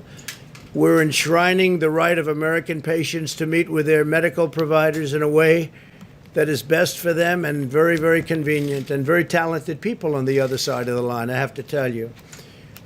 The order builds upon a series of actions we've all taken to make telehealth available to all. We ensured that Medicare covers telehealth visits at no additional cost. That's no additional cost. And co-payments can be waived for telehealth services. We are working very hard also on prescription drug prices, and I will tell you that the favored nations clause that I've signed into existence, nobody thought anybody would ever do that, has a massive impact on prescription drug prices, in addition to the 3 other elements of reduction of drugs, particular prescription drugs. But the favored nations clause is massive. For instance, if Germany buys a pill for 10 cents a pill, as an example, just as an example, and the United States pays $2 for the same pill, we get the same privilege, the same right as they do. Never had that before. We paid all of the expenses, all of the research and development. So the numbers are astronomical, and as you probably noticed, big ads are taken against me by Big Pharma. Very big ads, very massive buy. But in the meantime, they're calling. They want to know if they can make a deal. And I say to people, the only reason these ads are being taken is because prices are coming down for you. And they understand that. I think our people understand that. But in particular, when you look at the matching, you could call it matching, or you could call it favored nations, call it whatever you like. It's a tremendous, it's going to have a tremendous, and I'm talking about 50, 60%, 70%. That doesn't mean it goes to 10 cents as an example, but theirs comes up and ours goes down. And you have many, many countries where their numbers, the numbers are so low. I mean, so low, and by that I mean much lower than the United States. Another thing I'm doing is if a certain country like Canada buys for very much less than the United States has bought, how they allowed this to happen, representatives of our country standing at these podiums or in the Oval Office, how they allowed this to happen is just, to me, incredible. We've been working on this for a long time. I've been talking about it with Kayleigh for a long time, right? So now a governor like Ron DeSantis of Florida is doing a great job, or a great governor of Ohio, or a great governor of any state can call up and buy the drugs directly from Canada at sometimes 50% less. So we'll be buying from Canada. Now, what the drug companies are going to do, maybe they'll raise them, maybe they'll lower them, or maybe they'll just give up and sell them to us directly much cheaper. So a lot of things are happening. Also, the rebate. We have people that are very wealthy that nobody ever heard of them. Nobody knows who they are. I guess in some cases they can be pharmacies. In some cases they're individuals. We're doing a rebate, and the rebate goes to the people. It lowers the price of drugs. So we have a series of 4 things that we signed, and you will see over a period of fairly short period, drug prices are going to be tumbling down at numbers that nobody would have ever believed possible. We have, in 51 years, the only time prices came down was during this administration. It was last year. 51 years it went up, but that was just a small decline. This is a massive decline. This is a decline that nobody can believe. I was called by senators. I was called by congressmen. Please don't do this. But Big Pharma doesn't mean anything to me other than we want them to do a great job. We want them to get their vaccines. We want them to do what has to be done. So I think you're going to see drug price reductions over the next 4 or 5 or 6 months. It'll probably take a little while to kick in, that are going to be at numbers that you wouldn't believe. But in the meantime, they called on Friday afternoon. They want to meet, see if they can do something else. They don't like favored nations clauses. I understand that. We vastly expanded coverage, allowing Medicare to cover more than 135 new services through telehealth, by the way, including physical therapy, emergency department visits, home visits, mental health counseling, substance abuse treatment, which is a very big priority. We brought the substance abuse, at least prior to the China plague, or whatever you want to call it, we brought it down very substantially. Pediatric critical care and much more. Thanks to our actions, an estimated $2 billion of additional funding will support Medicare patients receiving telehealth services. So a very, very big priority on telehealth. As part of the CARES Act, we secured $200 million to help healthcare providers and hospitals expand their telehealth, and they're all doing it. They're doing it gladly. Prior to the epidemic, or the pandemic, whatever you want to say and how you want to refer to it, but prior to the pandemic, the telehealth was fine, but it wasn't anything raging. And I guess one of the only good things that we've gotten out of this whole horrible situation is telehealth has been incredible. And again, the increases are, many hundreds of times greater than it was before. Do you have a number? It's like 2,000% or something like that. It's an incredible increase. You'll get the number, but I think they have it now finally, and it's really an incredible. Thank you, Kaylee. We work with the leaders of major health insurance companies to ensure coverage for the telehealth visits related to coronavirus.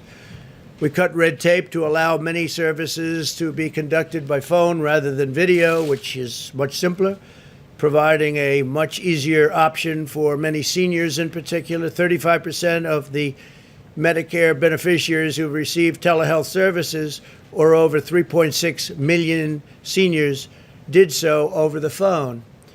So you're talking about 3.6 million seniors. That's something. 10.1 million Medicare beneficiaries have accessed care through telehealth since the beginning of the pandemic. So you're talking there, 10.1 million people. In April, over 43% of all Medicare primary care visits were done via telehealth, and compared to less than 0.1% in February. Those are part of the numbers that I think I'll have you get them. So this part you don't have to. You'll get the other section. Thank you. So think of that, compared to less than 0.1%. 0.1%. That's an incredible number. So over 43% of all Medicare primary care visits were done via telehealth compared to, so you went from 0.1% to 43%. That's an incredible, it's an incredible number. The executive order I signed today will also expand healthcare access in rural America. We take care of rural America. It directs agencies to deploy strategic investments in our rural communications infrastructure. And we're working very hard with all of the people in government that are involved with the communications infrastructure so that the telehealth gets very quick and easy access.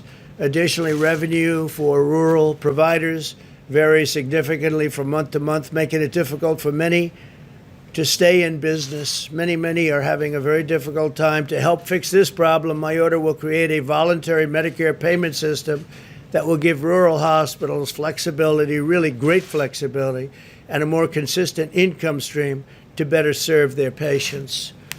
Furthermore, I'm directing the Department of Agriculture, Department of Health and Human Services, and the Federal Communications Commission. We were just with the heads of each one in the Oval Office just before I came up to the podium to form a task force that will break down barriers to expanding rural health care.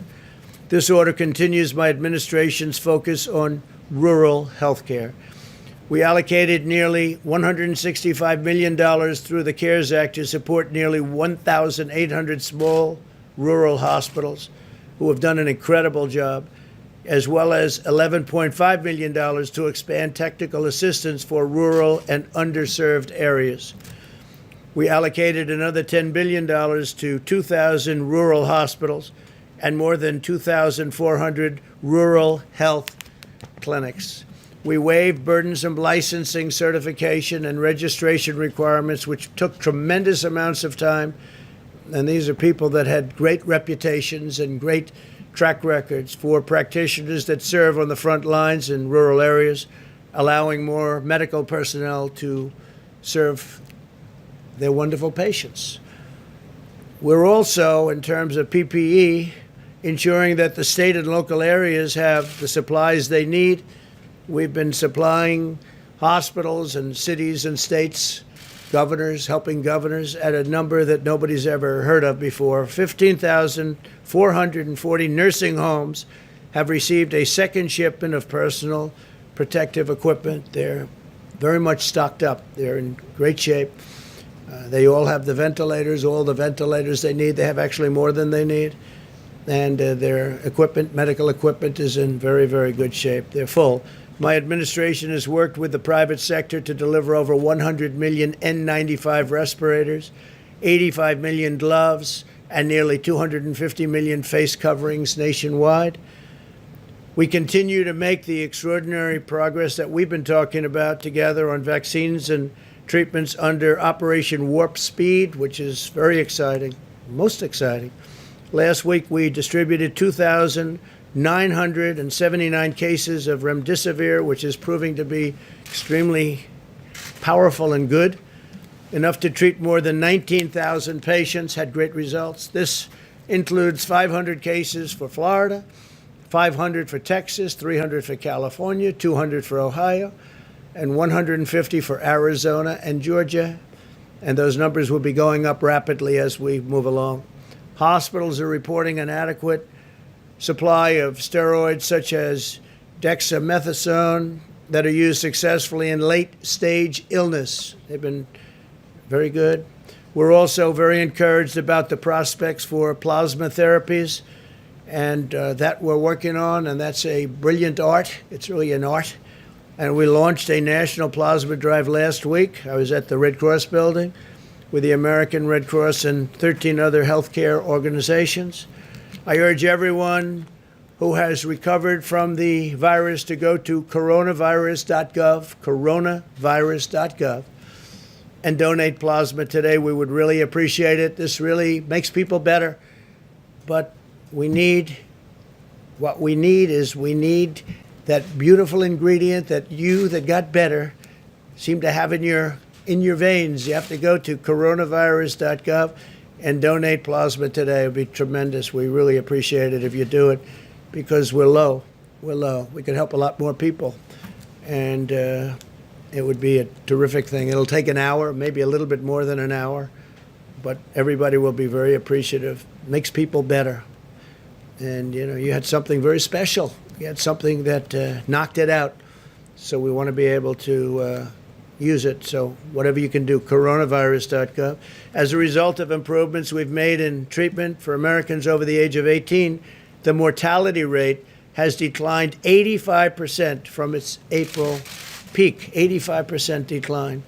On vaccines, last week we announced a $2.1 billion partnership with Sanofi and GSX to purchase and produce 100 million doses of their coronavirus vaccine. 100 million doses. This is the sixth vaccine candidate we are proactively supporting. We're supporting numerous companies that are doing very well and having wonderful results, and they're in final stages of testing. There are now 2 vaccines in that final stage of clinical trials in America, with a third vaccine likely to begin phase 3 almost immediately. And we have additional clinical trials scheduled over the next few weeks for a couple of the other companies. These are great companies. These are companies that are not only well-known, they're well-respected, most importantly. We're balancing speed and safety, and we're on pace to have a vaccine available this year, maybe far in advance of the end of the year, and we're mass producing the most promising candidates in advance so that we're ready immediately upon approval. We have our military lined up. It's logistics. It's all about logistics. They deliver a lot of things, including soldiers, but now they'll be doing vaccine. Our general is all ready to go, and he's very excited. And once we have the vaccine approved, fully approved, he'll start the process. They will start the process, and they'll get it out very, very quickly all over the country, and maybe beyond if it works as we think it probably will. By unleashing America's technical and scientific brilliance, we will end this pandemic, and we will hopefully end it very quickly. The therapeutics are very exciting to me, where you can go into a hospital, and whether it's through a shot or a transfusion, you take care of somebody and they get better. That's something to me is very important, and we're doing really well on therapeutics and really well on vaccines. So thank you all very much for being here. We'll take a couple of questions. Go ahead, please. Thank you, Mr. President. So if I can ask your response to 2 items in the news and ask a COVID question. First, have you been briefed on the incident off the coast of California where the Marines and the Navy Corps hospitalmen who died in a training accident a couple of days ago? They're actually briefing me in a little while. We have it scheduled for a little while. And you hope to speak to the families? Oh, it's terrible. No, it's terrible, and we'll be in contact with the families. A thing like that is terrible. Separately in New York today, the city prosecutor confirmed a criminal investigation into the Trump Organization. Do you have any reaction to that? Well, I just heard about it. This is just a continuation of the witch hunt. It's Democrat stuff. They failed with Mueller. They failed with everything. They failed with Congress. They failed at every stage of the game. This has been going on for 3.5, 4 years. Even before I got in, this was starting with the Mueller deal. Mueller started a little bit after, but it started with some of the people that you know very well, the names, Strzok and Page, and all of the different people, Comey. This has been going on. This is a continuation of the worst witch hunt in American history, and there's nothing that I know even about it. You know, I had seen that today, just a little while ago, and I said, what's this all about? I know nothing about it, but it's just a continuation of the witch hunt. Didn't work out for Congress, didn't work out for Mueller, didn't work out for anybody. So what they're doing is they send them around to all over the country, I guess, maybe.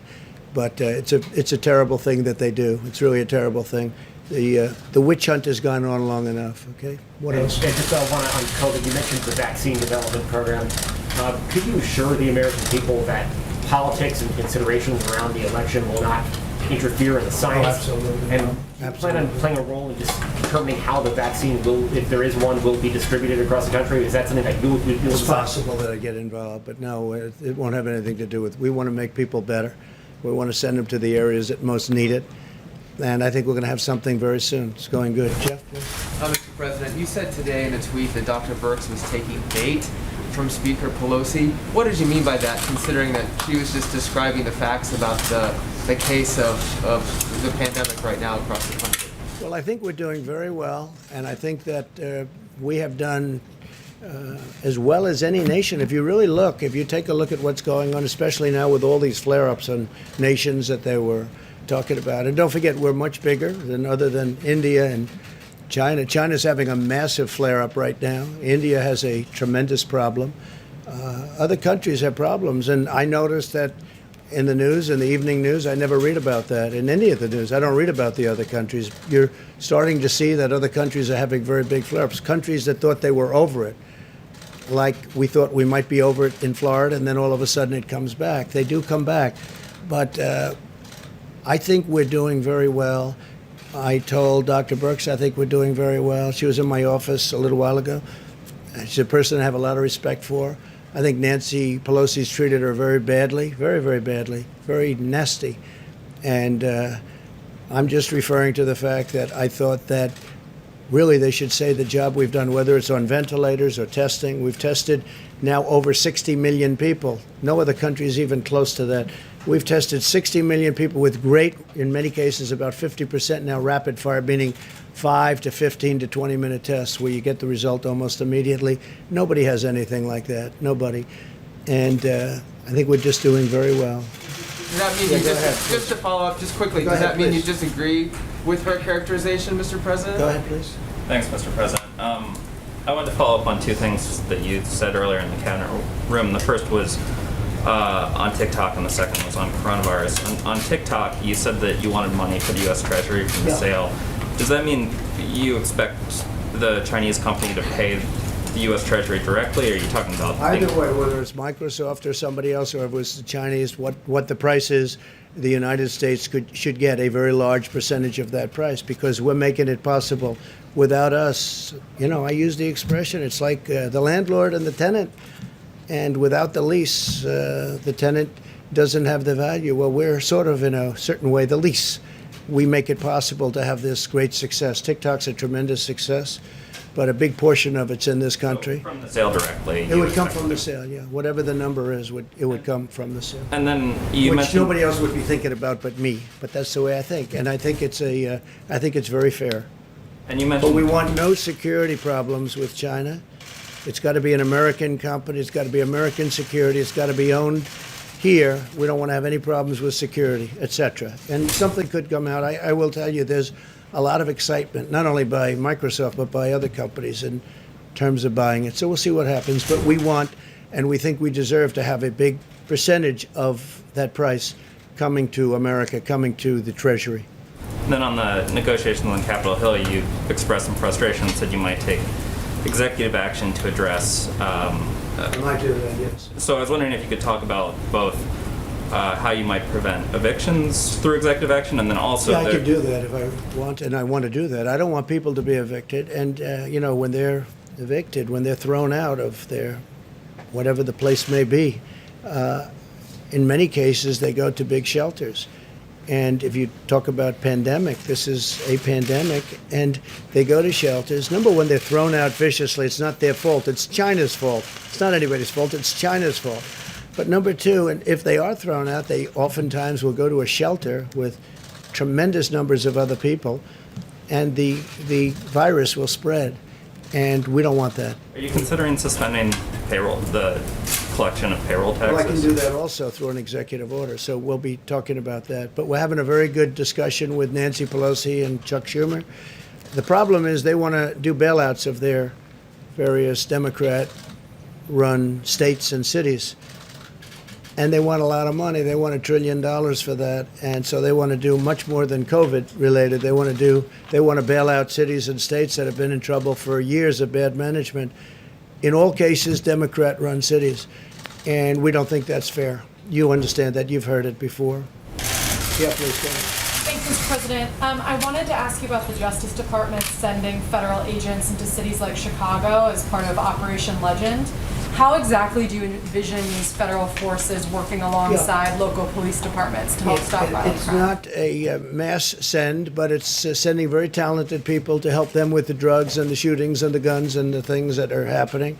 It's not like sending in the National Guard and stopping it cold, which is an example. A lot of progress has been made in Portland, but, frankly, sending in the National Guard like we did in Minneapolis, it stopped it cold. From the time we sent that National Guard, they walked down the street. It was over in Minneapolis.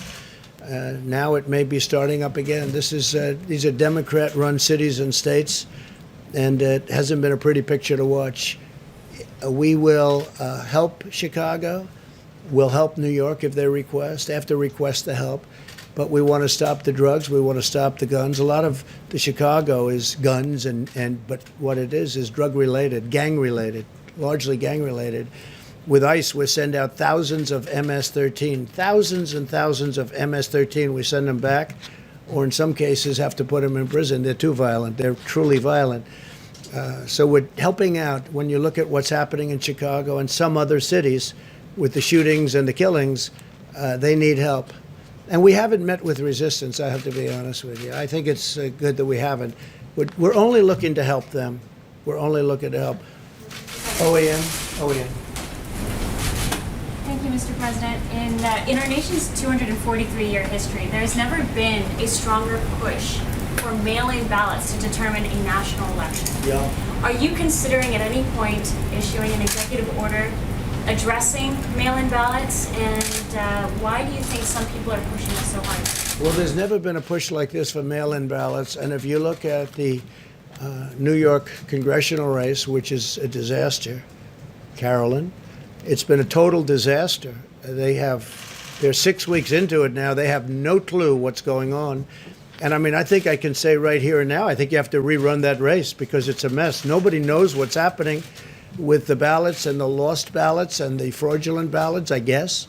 I think you probably have to take the Carolyn Maloney race and run it over again. How can you do this? And this is a small race with literally thousands of people, small thousands, and it's all messed up. You look at Paterson, New Jersey, it's all messed up.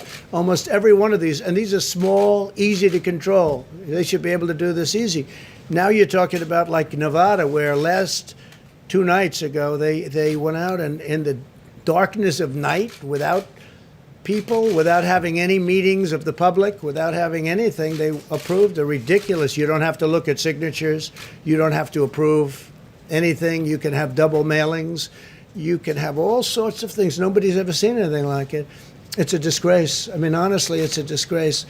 So it's a very good question. I mean, the mail-in ballots, if you look at just some of the small places, the small races, a congressional race in New York, should be very easy. Normally that would have been announced at 7 o'clock and it would have been down to the wire and everybody would have loved it. If it was at all complex, it would have taken an extra 45 minutes or an hour. They would have announced it a little bit later. They have no clue. This was about 6 weeks ago and they have no clue what's going on. They've lost ballots. There's fraudulent ballots. How are you going to do that for an entire nation? They're using COVID to try and get the mail-in ballots. Now, absentee ballots are great. Absentee ballots, they have to request them. They go through a process. They get them. But the universal mail-in ballots have turned out to be a disaster. And what Nevada has been doing, if you look over the last few days, you have to look at what they've done. You can have 2 ballots. You can harvest. It's harvesting. So you can take thousands of ballots, put them together, and just dump them down on somebody's desk after a certain period of time. They have something where if you vote, the vote can count up to 7 days later. Well, if the vote's going to count 7 days later, that means if it depends on the one state like Nevada, that would mean simply that you can't have, supposing it's down to that one state, it could be, it's a great state, but supposing it's down to that one state, that means you have to wait 7 days. But they won't have it there. This is something that's so messed up. And by the way, I have to say, the post office for many, many years has been, run in a fashion that hasn't been great. Great workers and everything, but they have old equipment, very old equipment. And I don't think the post office is prepared for a thing like this. You have to ask the people at the post office. But how can the post office be expected to handle? They have regular mailing. And then now on top of that, they have the internet, where you have Amazon and these companies doing, all the buying. Instead of going to a department store, they go buy through mail. So you have massive numbers of purchases now going through the post office, purchases of items and gifts. And that's a tremendous strain on the post office. The post office loses a fortune. It has been for many, many years, for decades. So now on top of it, it has this. And the Amazons of the world and the others, they pay very, very little money. They lose money on the post office loses money, which is ridiculous, on every package it delivers.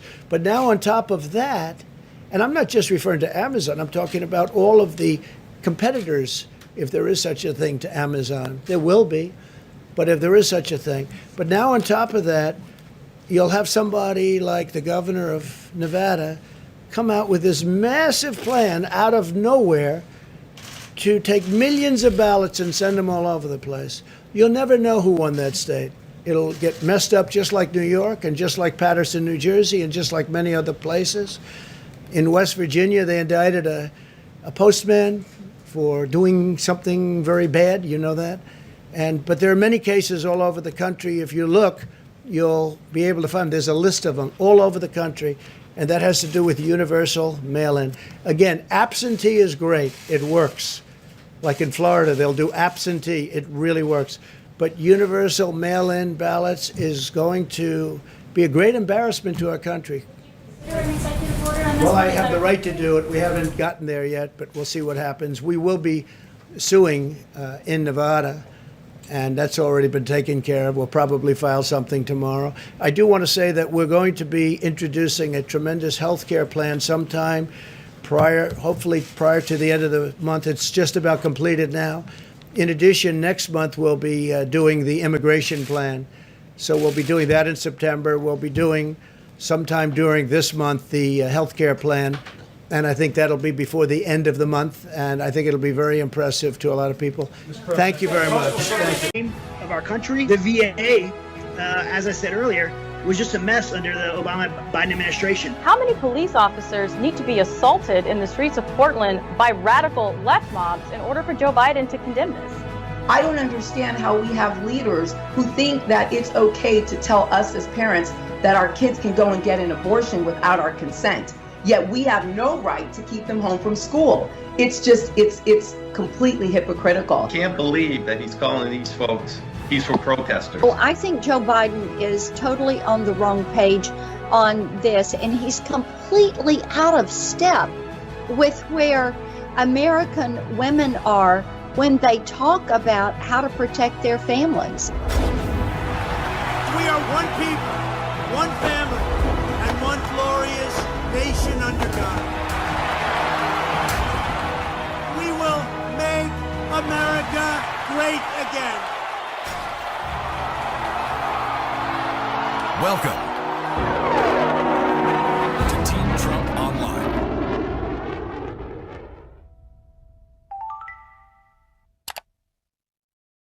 Good evening, everybody, and welcome to Team Trump Online. I'm Laura Trump, Senior Advisor to President Trump's re-election campaign.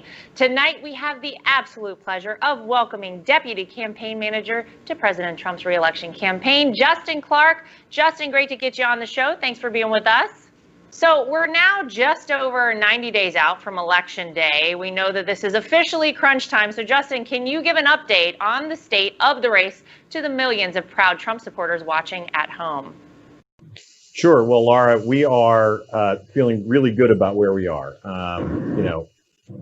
We look at the president's numbers in the polls and the public polls, and there are a lot of problems with them. But what we are seeing are trends that are going in a really positive direction. The president's numbers in the Rasmussen poll, which some people have described as a real kind of gut check because it comes out every day, shows his fave on fave at 51 over 47 right now, which is a really strong number given where we've been, given the global pandemic, given the economic crisis that resulted from it. The president's numbers are holding up really, really well. The president is engaged in campaigning and winning this election. And we have all the tools we need to win, and we're really primed and ready to go. So we feel like we are on the precipice of jumping into the fall campaign right after the conventions and really winning the bad dash to Election Day in November. So we feel great about where we are.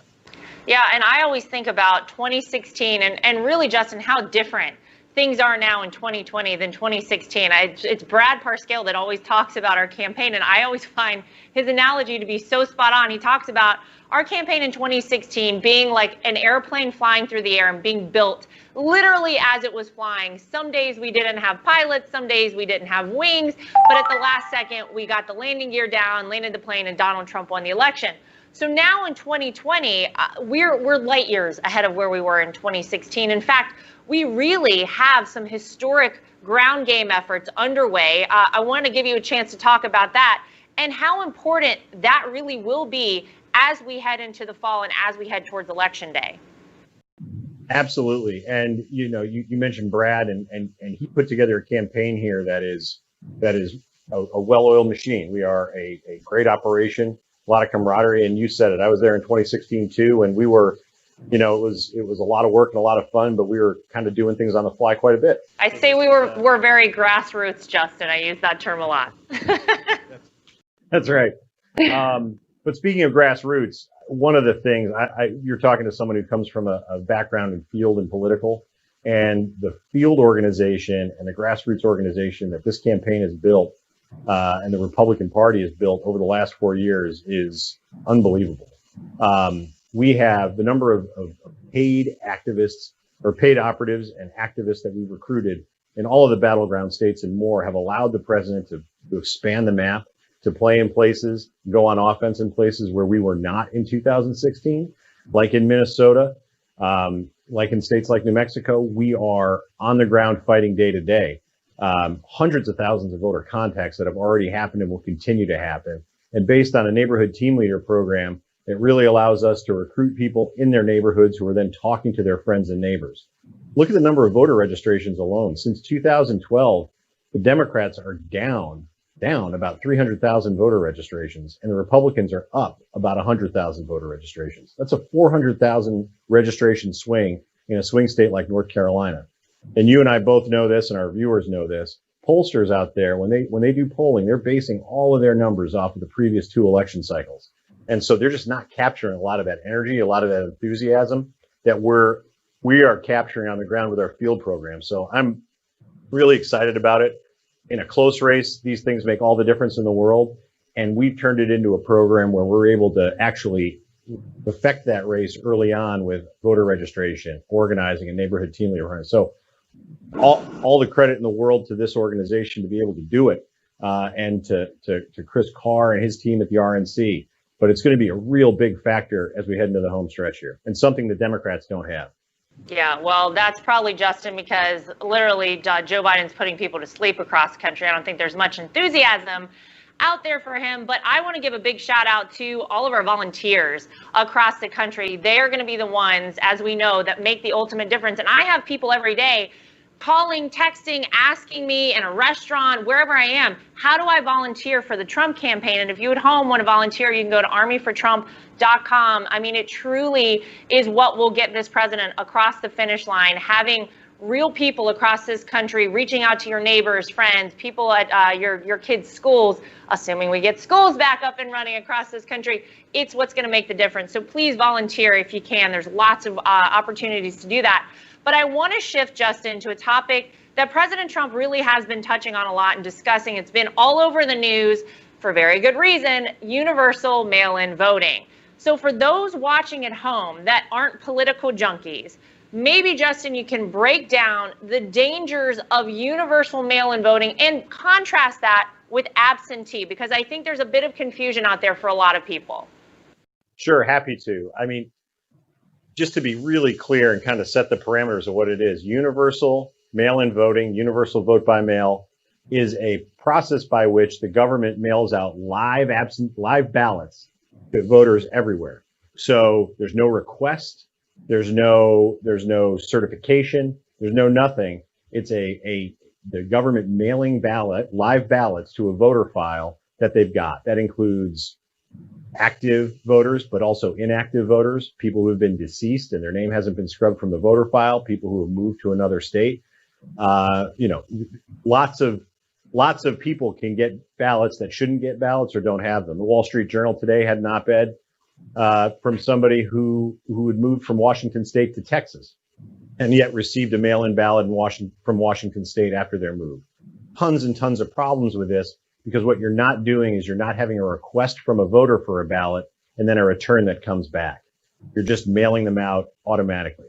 Absentee voting, on the other hand, is a process by which an individual, a voter who's qualified to vote, fills out a form, either brings it into their local registrar or board of election or mails it, and then receives a ballot back. Now, what's the difference there? The difference there is that you've got someone with a signature who has a signature on file at the county board of election or at the registrar's office that is then matched. A ballot is sent out that has a security envelope on it, which needs to be signed on the outside. Oftentimes that signature needs to be attested to by another person. It's a process that may seem cumbersome to some, but provides the needed security measures when you're dealing with voting through the mailbox, as opposed to universal vote by mail where there are none. So really, really important. And really important to note that the president is and always has been for absentee voting. That's right. You've got a reason where you can't vote on election day, then you can get an absentee vote by requesting it and going through the proper procedures. What he's opposed to is flooding the zone with live ballots to voters that are living or dead, there or not. And that's a real problem. Yeah, and a couple of things that I just want to say about that. First of all, if anybody wondered out there, well, is it that bad, like there's just universal mail-in voting? I'm going to direct everybody to a story about a cat named Cody Timms, who, Justin, had been deceased for 12 years, that got a mail-in ballot. So we're talking about sending them out not just to humans, but to cats as well. And a friend of mine posted something on Instagram, And this sort of like just struck me very, very starkly. And I said, that is a great point. Let's just say you, for example, maybe won the lottery. Would you mail that in to collect your money, Justin, or would you maybe want to take it in person to be sure that you got your money at the other end of that? I mean, it's ripe with voter fraud, the mail-in, and I think what you said there at the end is so, so important, and it warrants repeating. We at the Trump campaign, the president, his administration, 100% are for absentee ballots. So if you were a person across this country, maybe you have an underlying health condition, maybe you don't feel safe going to vote in person on November 3rd, get an absentee ballot. It is absolutely safe. It is the way to go. What the president, again, has always warned against, the universal mail-in voting. There really is a huge difference. And I want to make it very, very clear to people out there. Absentee, yes. Full mail-in voting, just with sending it out into the universe, nobody really knows what happens with it. Absolutely wrong. So I think that warrants repeating.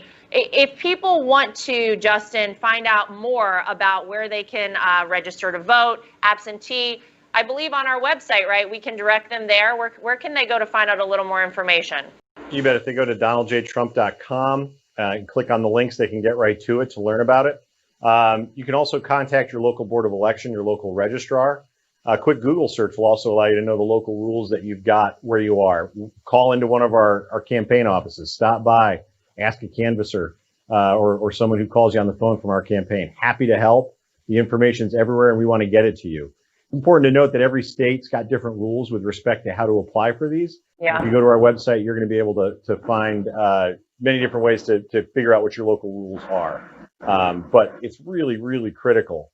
What you said is absolutely right, Laura. The difference and distinction between absentee voting and universal vote by mail couldn't be clearer. One is a safe and secure method, and the other really is problematic. Yeah, absolutely. And just to belabor the point, I want to hear directly from President Trump. I want everybody at home to hear this, discussing the nightmare scenario that universal mail-in voting would lead to. Watch this. Absentee ballots, great. Going to the polls, great. If you do universal mail-ins with millions and millions of ballots, you're never going to know what the real result of an election is. All right, so Justin, we just heard from the man himself there.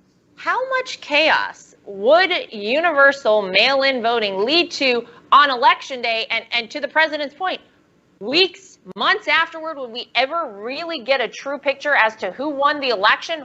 What would that look like? Well, you need look no further than New York's 12th congressional district. In June, they had a primary, and today we're in August already, and they still haven't been able to figure out who won that primary because of an uptick in vote by mail as a result of the COVID primary and changes that Governor Cuomo and the state made to their primary election. That's almost 6 weeks in a low turnout primary in a congressional district, and they still don't know the winner. And quite frankly, you expand that, by multitudes just in that congressional district for the presidential election, and it's going to be a disaster. Yeah. Not only are you not going to have a long time till you know when to win, but because we won't have faith in how those votes were cast, who cast them, whether people's votes were actually cast or not, or whether they were harvested and thrown in the garbage can, people aren't going to have faith in who won the election with universal vote by mail. I find it really interesting that you have a lot of these Democratic governors who want universal vote by mail. They want to radically overhaul the election system. And, 5 short months ago, they couldn't get a vote counting app in the Iowa caucuses to work. That's right. It's a joke. It's a total joke. And they know what it's going to lead to. Oh my gosh. I mean, I remember, it feels like it was 150 years ago now, Justin, but you're right. The Iowa caucuses, we still don't officially know the results of that, and we're in August now. I mean, it is rather frightening, and I find it interesting. If the Democrats were so sure that Joe Biden was just going to sail to victory, wouldn't they want a decisive win on November 3rd? Why drag it out? Why all the chaos and confusion? Maybe it's because they know that their candidate is absolutely terrible, that nobody's excited about him. They're probably not going to get a high voter turnout for Joe Biden and whoever he picks as his VP running mate. But it's very interesting. I mean, this year is different on a lot of fronts. But 3 months before an election, really, you guys want to change it? It does beg the question, what are the Democrats thinking? It sounds like maybe they're ready to cheat the American people. I don't know. I'm not saying yes or no, but a lot of people think that. Well, whenever you feel like you're going to be down and you want to make sure that you're going to get a win, sowing chaos, sowing confusion, and throwing the results up in the air lets you make all sorts of claims about what happened and who won and where and when. And if you don't have that kind of certainty, it can just lead to a lot of trouble, as you know, we're talking about. Yep, it's scary stuff. All right, Justin, thanks for that commentary. Everybody at home, stay right where you are. We're going to be right back after this. Joe Biden has embraced the policies of the radical left. Trillions in new taxes, crushing middle-class families. If you elect me, your taxes are going to be raised, not cut. Amnesty for 11 million illegal immigrants. Citizenship for 11 million undocumented folks. Reducing police funding. Yes, absolutely. The radical left has taken over Joe Biden and the Democratic Party. Don't let them take over America. I'm Donald J. Trump, and I approve this message.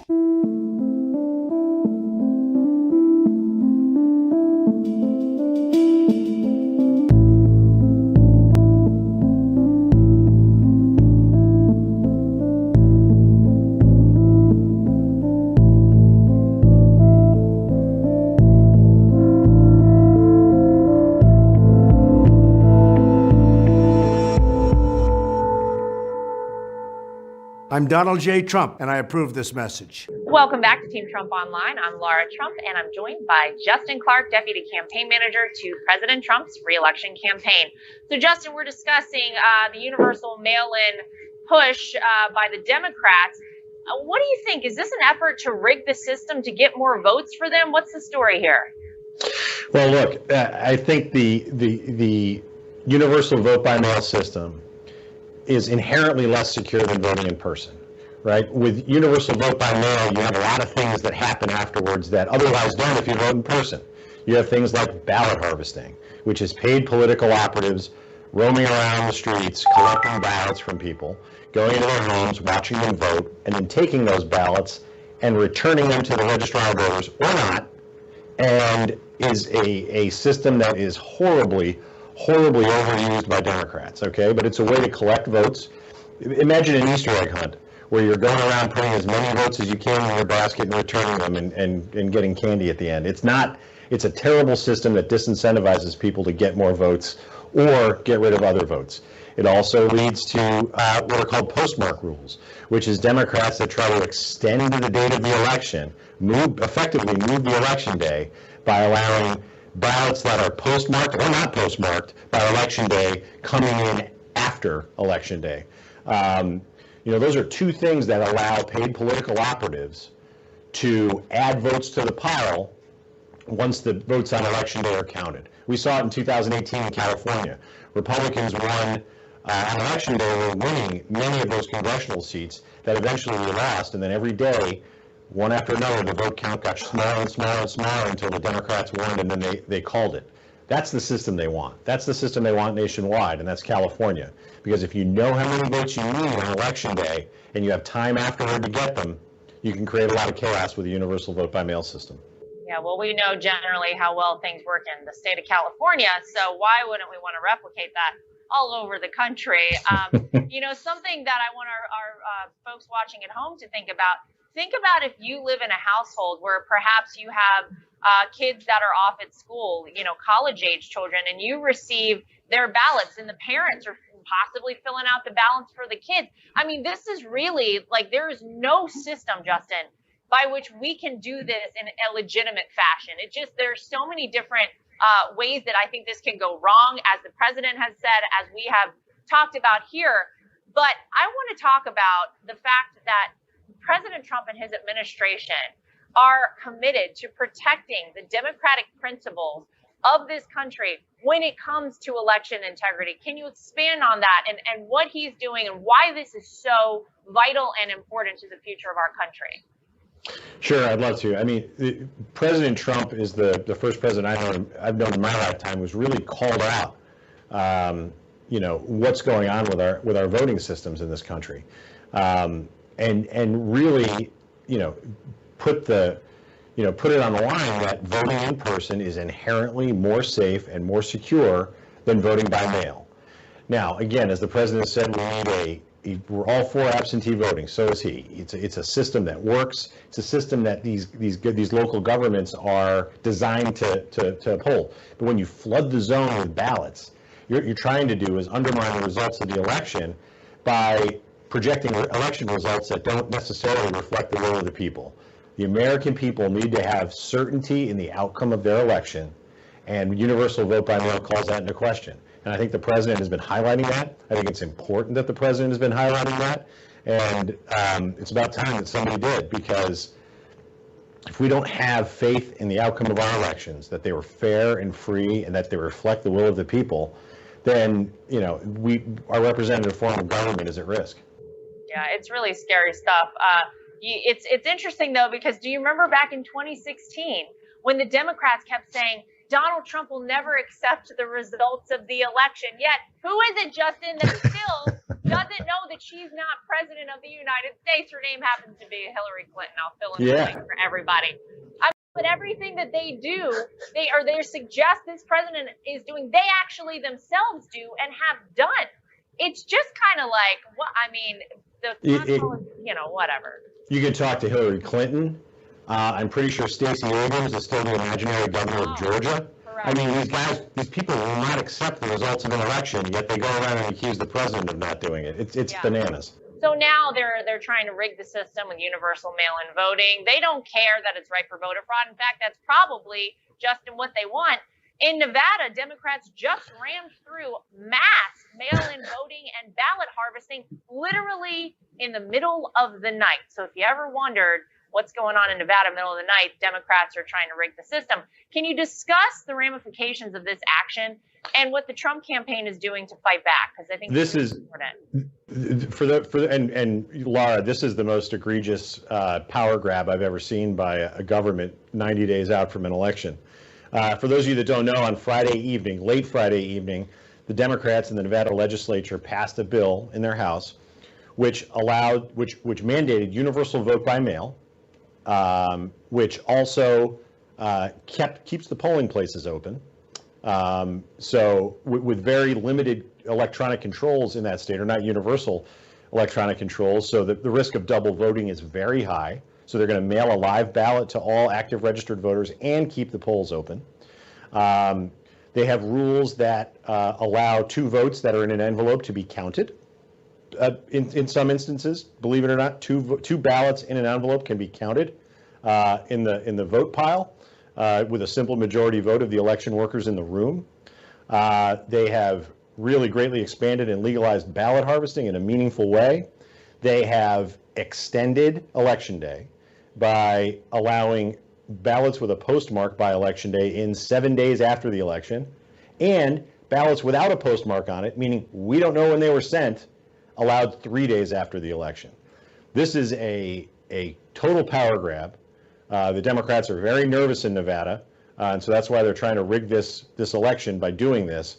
It's really egregious, and we anticipate the governor is going to sign the bill here shortly, and the Trump campaign is going to respond accordingly, because this is outrageous, and the people of Nevada deserve better.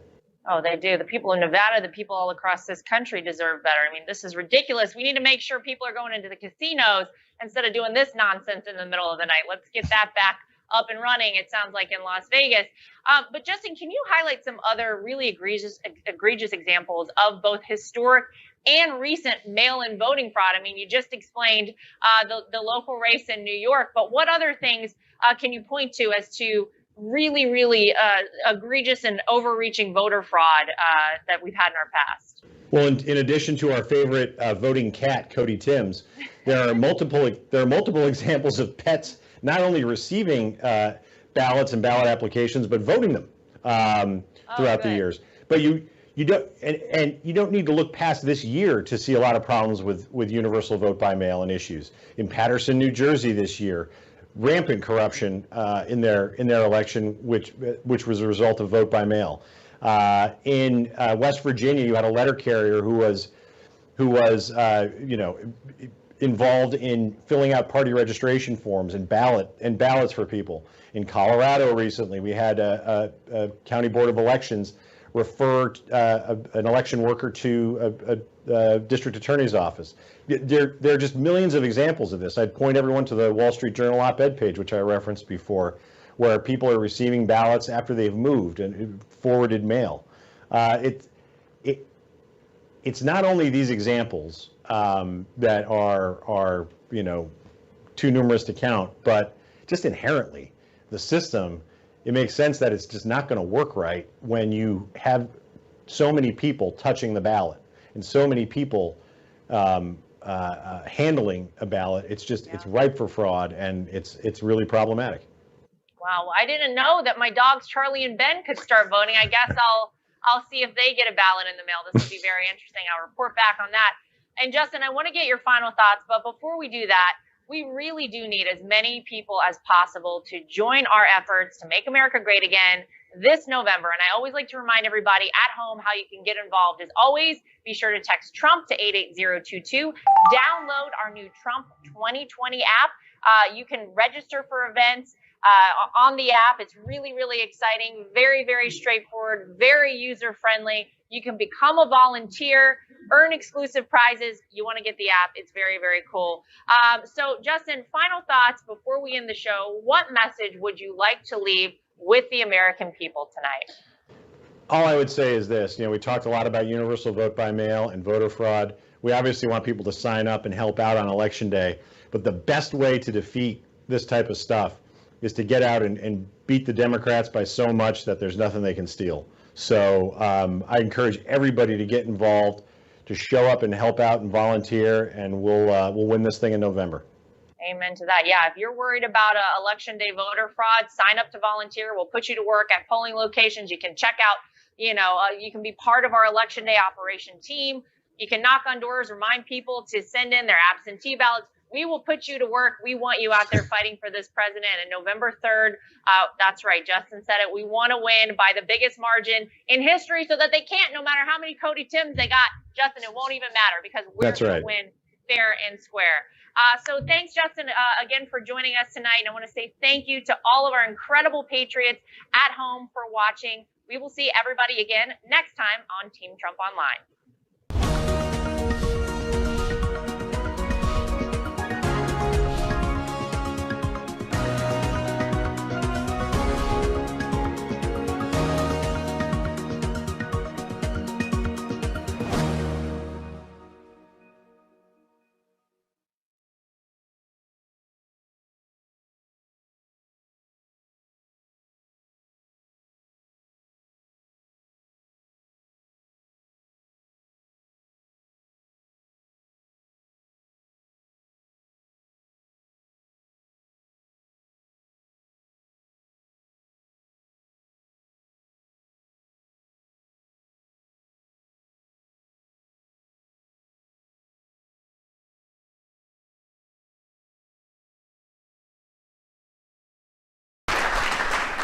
Thank you very much. Thank you.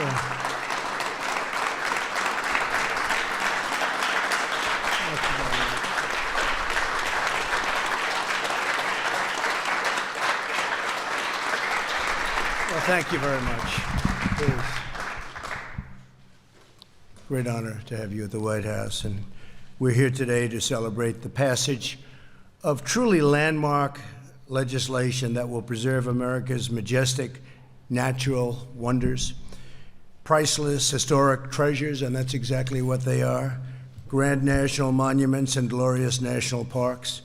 This is a very big deal, and from an environmental standpoint and from just the beauty of our country's standpoint, there hasn't been anything like this since Teddy Roosevelt, I suspect. In a few moments, I will proudly sign the Great American Outdoors Act into law. And so many of the people here today have been so involved, and I'll be introducing you, and some will say a few words, and we really appreciate what you've done for our country. For more than 50 years, Congress has struggled to adequately fund land and water conservation. leading to a never-ending backlog of maintenance and other critical needs in our parks and public lands, and I've been hearing about this for years. I've been watching it and hearing about it for years. Today, more than 5,500 miles of roads, 17,000 miles of trails, and 24,000 buildings are in critical need of repair. They have been for a long time. Many are closed, boarded up. They thought it was less expensive to close them than it was to repair them. Some are magnificent, too. Earlier this year, I called on Congress to pass legislation that would end this maintenance backlog once and for all. Today, we're making the most significant investment in our parks since the administration of the legendary conservationist President Theodore Roosevelt. This landmark legislation would not have been possible without the incredible leadership and hard work of two outstanding senators in particular, and two fine people, Cory Gardner and Steve Daines. I want to thank you both.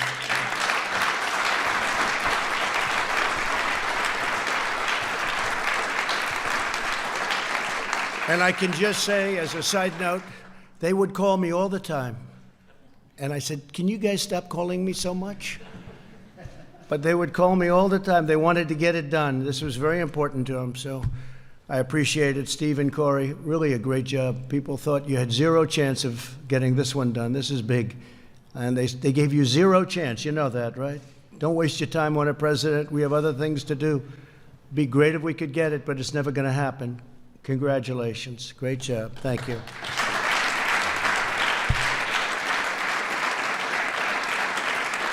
I also want to thank Senators Rob Portman, Lamar Alexander, Martha McSally, John Hoeven, and Representatives Don Young, Jeff Fortenberry, and Tom Reed, and I think they're all here, right? Yes, hi, Rob. Good. Good. Thank you. Thank you.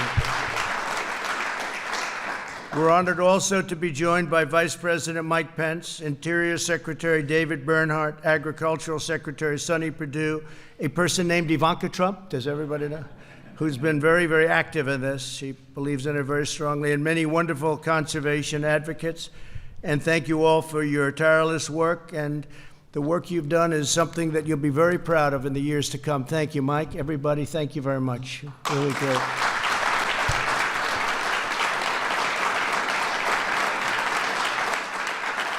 The Great American Outdoors Act provides $900 million a year in guaranteed funding for the Land and Water Conservation Fund so that all Americans can continue to enjoy our parks, wildlife refuges. I mean, you look at this, you look at what we do with our wildlife, and it's really been incredible. So all of the wildlife areas, the wildlife parks, historic battlefields, national monuments, and public lands. Additionally, this bill provides nearly $10 billion for long-delayed maintenance projects, repairs, and upgrades to make the national parks greater than they have ever been before. We think that's going to happen. The legislation I'm signing today builds on my administration's unwavering commitment to conserving and the grandeur and the splendor of God's creation. This is truly God's creation. Last year, I designated 1.3 million acres of public land as new wilderness. I ordered much more active forest management to prevent catastrophic wildfires. I'm recommending they do that in California and other locations, and you'll see how quickly the wildfires stop. And I signed the Save Our Seas Act to protect our environment from foreign nations that litter the oceans with garbage and pollution. The United States is among the cleanest air and water on earth, and my administration is working every day to keep it that way. We're at a level now, we have never been at this level in the modern age. I guess if you go back 100, 200 years, it was a little different story, a lot fewer people, but nothing even close in the modern age. We are proving that we can protect our treasured environment without bludgeoning our workers and crushing our businesses. And we're standing up to international tribunals that punish Americans while allowing foreign nations to pollute with impunity. We have other nations, China, Russia, India, many other nations that are not doing the job they should be, and we do it. It's very costly. It costs our businesses a lot of money. It's probably not fair, and the impact is much smaller. It's minimal by comparison to what it could be, but we're working with other countries to try and get them to up their game. We believe Americans know best how to conserve this magnificent land that we love and cherish and adore. Earlier this year, I announced that the United States would join the 1 Trillion Trees Initiative to plant new trees in America and around the world. Today, I'm calling on Congress to expand this effort by passing the Replant Act, sponsored by Senator Rob Portman. Thank you, Rob. Very good. Thank you. Great, thank you. Thank you. Fellas, would you both stand up, please? That's fantastic. Thank you. Thank you. Thank you, John. Thank you, Rob. Which would quadruple the funding and for the restoration of our national forests. This would quadruple the funding, create thousands of jobs, and help plant more than 1 billion trees in America and on American soil over the next 10 years. When you add all of this to what we did in Utah, if you remember that was a year and a half ago, but we did Bears Ears National Monument. When you add all of this to Bears Ears, I would say, and it got my attention when Steve and the whole group came up to my office, when you actually, both of you came up with a group and you said this would be bigger than Theodore Roosevelt. I said, do me a favor, you don't have to say that. Let's just say it will be the same or almost as good, because he was truly the great conservation president. But the kind of things we've done, and they don't talk about it, but the kind of things we've done are really record-setting. This is record-setting stuff, and you're all a big part of it. So thank you, and thank you, Rob. Great job. To preserve America's brilliance for the next generation, we're also defending our national heritage. In June, I signed an executive order requiring the Department of Justice to prosecute to the full extent allowed under law anyone who defaces our historic statues or monuments. Under my order, these criminals face 10 years in jail, 10 years in prison. And it was an incredible thing because we were having a lot of problems all over the country with people going around and knocking down monuments, some very beautiful monuments. And they were knocking them down with impunity, as they would say. And once I signed that, I haven't seen anything happen. It's amazing, David, the way it quieted down, right? Once I signed that, it was about 2 months ago now, and they were having a march on Washington to knock down a lot of monuments, and I signed it before the march. We announced it at a news conference that you go to jail for 10 years if you knock down a monument, and the march to Washington never happened. I don't know, that's strange how that all works, isn't it though? Isn't that a beautiful thing? After decades of abandonment and neglect, we're once again taking care of America's historic sites, lush forests, towering mountains, windswept and beautiful windswept prairies and precious wetlands and wildlife. President Theodore Roosevelt was right when he called these exquisite resources the most glorious heritage a people ever received. President Roosevelt understood that our nation's untamed spirit of adventure, exploration, and discovery is kindled in the great outdoors. It's the same spirit that calls settlers and pioneers to head west, to brave the unknown, and to carve out a new life on the wild frontier. The president understood and enshrined conservation at the heart of the Republican Party. And today we're building upon that noble legacy. The Republican Party has been unbelievably active in this. People don't necessarily associate us with that, but I think they probably will have to start. At some point, they'll have to start thinking about the Republican Party and all of the incredible things we've done on conservation and many other fronts. We want every American child to have access to pristine outdoor spaces. When young Americans experience the breathtaking beauty of the Grand Canyon, when their eyes widen in amazement as Old Faithful bursts into the sky, when they gaze upon Yosemite's towering sequoias, their love of country grows stronger, and they know that every American has truly a duty to preserve this wondrous inheritance. And that's what they're doing, and that's what we're doing. We're preserving an incredible inheritance. America's natural landscapes belong to the American people.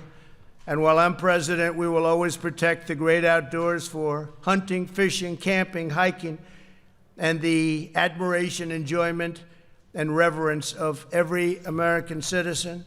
We will preserve the stunning beauty of the American and the Americas and this nation. This nation is a special nation. I was watching the other day NASA. NASA was essentially closed down. And now I'm watching those rockets go up. And it's a beautiful thing to see. Over the weekend, we just saw the capsule and how professional, how brave they were, but how professional it was handled, professionally. And it was really something to behold. But we started up NASA again, and very soon we'll be going to Mars. And we are, very importantly, we created the Space Force, and NASA will be a big part of that. So that's defense. That's not going to Mars, that's defending our country. And it's something that's very, very important, what we've done. When I first went to the headquarters, and I went with Mike, and I looked at runways that were loaded up with weeds that hadn't been used. It was almost like an abandoned place. And now I look at it. I was there 2 months ago, and it was an incredible sight, so different, so vibrant. People working, people happy.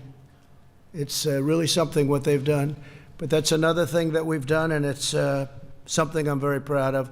With that, I'd like to again congratulate everybody in this room, and we're going to have a few people speak, and I'd like to start off with our great Vice President, Mike Pence. And Mike, if you'd say a few words, and then we're going to go to a couple of other folks, okay? Good, thank you very much, Mike.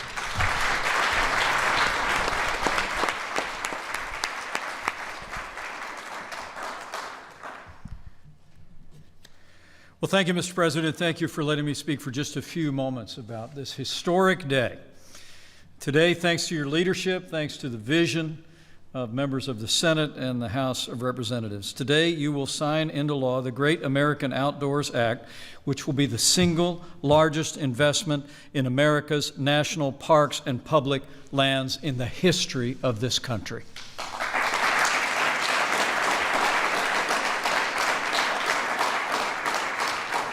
And I know I speak for all of those gathered here, but every American who cherishes all of our great natural resources when I say thank you for your leadership. I also, Mr. President, want to join you in thanking the visionary leaders of the Senate, Senator Steve Daines, Senator Cory Gardner. We would not be here without your vision for the Great American Outdoors Act.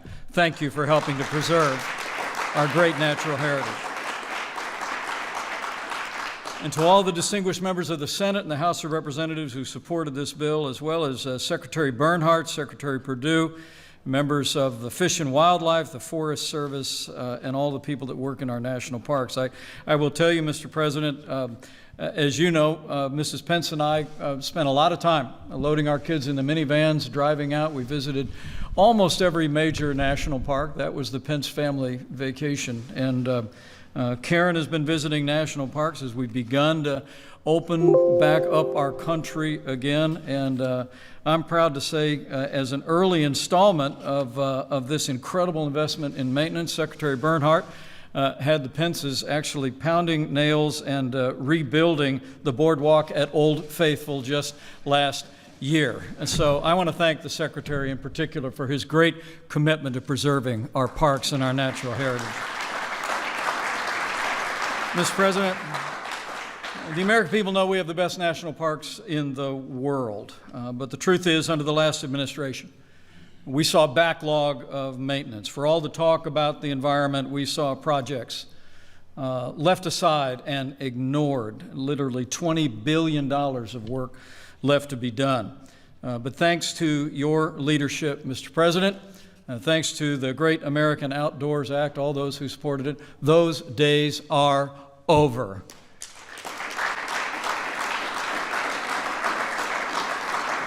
With these resources, Mr. President, you're not only going to revive and restore our parks, $9.5 billion over the next 5 years in a new fund without spending a dime of taxpayer funds. But also, we're told, I know you'll be happy to know, Mr. President, that this will also, we believe, create more than 110,000 infrastructure jobs. As we improve our national parks, we're putting Americans back to work.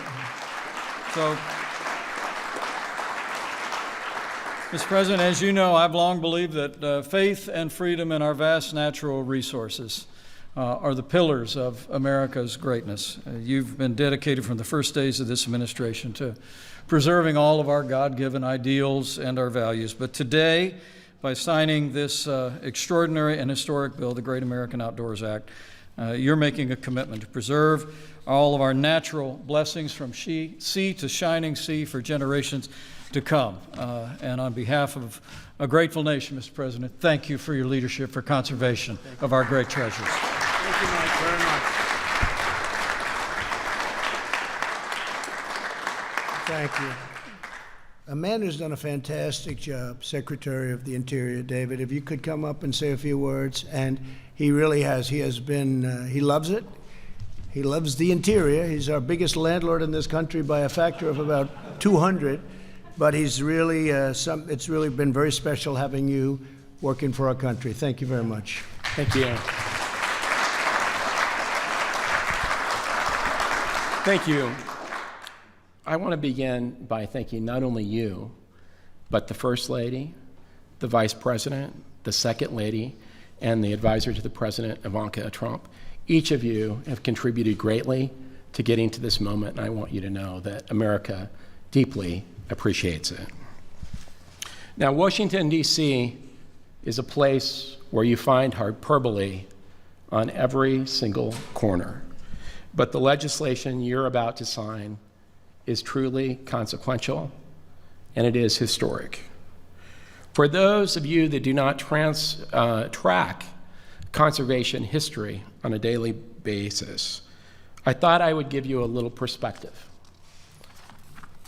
About 35 years ago to the day, on August 15th, 1985, President Reagan in this building made an appointment of a young governor in Tennessee to lead the commission to look at America's great outdoors. 2 years later, that governor from Tennessee would provide the president a proposal that included numerous things, including an idea to permanently fund, with a dedicated funding source, land and water conservation initiatives. That governor is now Senator Lamar Alexander, and he's here today.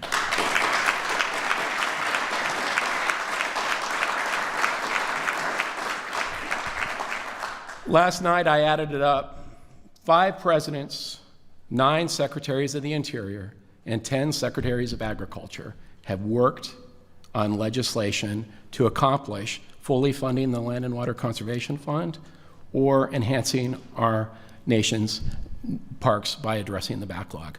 Only one president has gotten that done, and that is you. The reality is, absent your call for bold leadership and stepping forward, this bill would not have become law, despite the efforts of everybody else. And I want you to know that America will deeply, deeply appreciate it. Thank you for your leadership.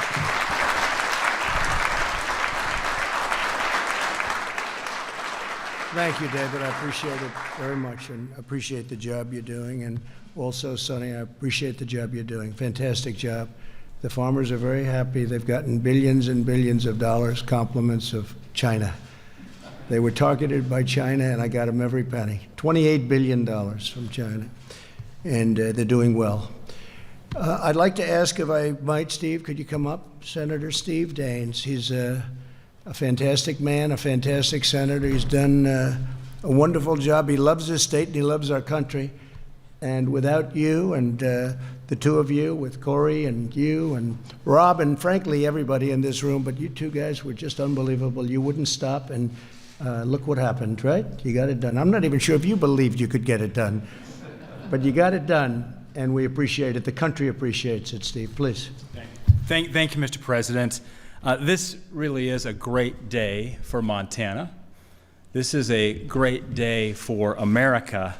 This is a great day for conservation and all of us who love the great outdoors. And it was a little over 5 months ago, Mr. President, where we came to the White House, and we were in the Roosevelt Room. It's only fitting we were in the Roosevelt Room having this meeting.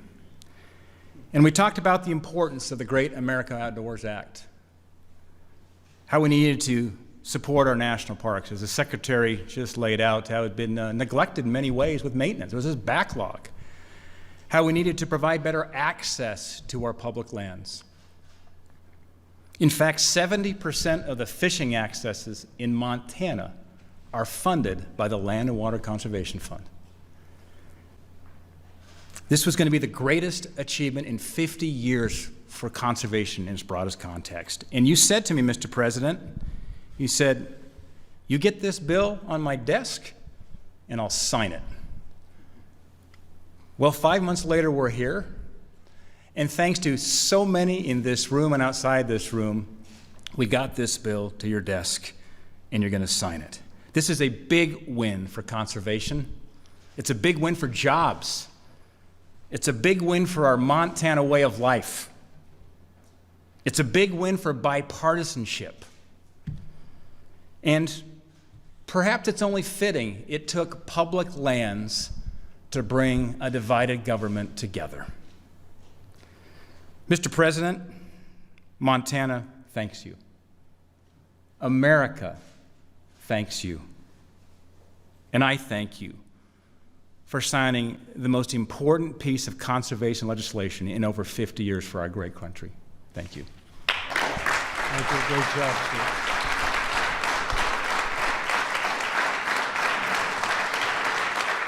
Thank you, Steve. Great job. Thank you. Say hello to the people of Montana. They're very happy right now. You know, there's a very terrible term. It's called deferred maintenance. Deferred maintenance doesn't sound good, but this is what it is. We haven't maintained our roads, our paths, our buildings, any of it, for many, many decades, actually. So now you're going to go to town and they're going to be beautiful, right? They're going to be beautiful. But this is really, it's deferred maintenance, and it should have taken place for many, many decades, but it hasn't. And now it will take place, and I think you'll see it take place very wisely, too. I think so. So, Corey, I think you have to get up, and you have to say a few words. Colorado's a tremendous state, and they are pushing for it, and they have been pushing for it, one of the biggest beneficiaries of all.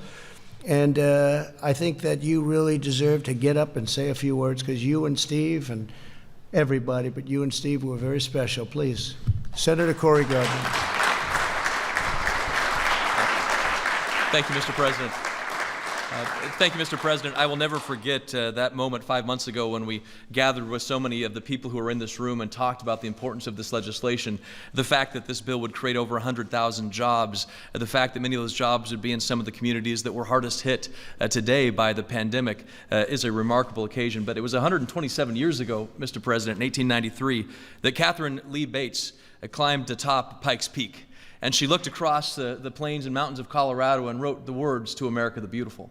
127 years later, we passed the Great American Outdoors Act, which will truly protect and provide opportunities for all America to enjoy those wonders of this country that Catherine Lee Bates wrote about then.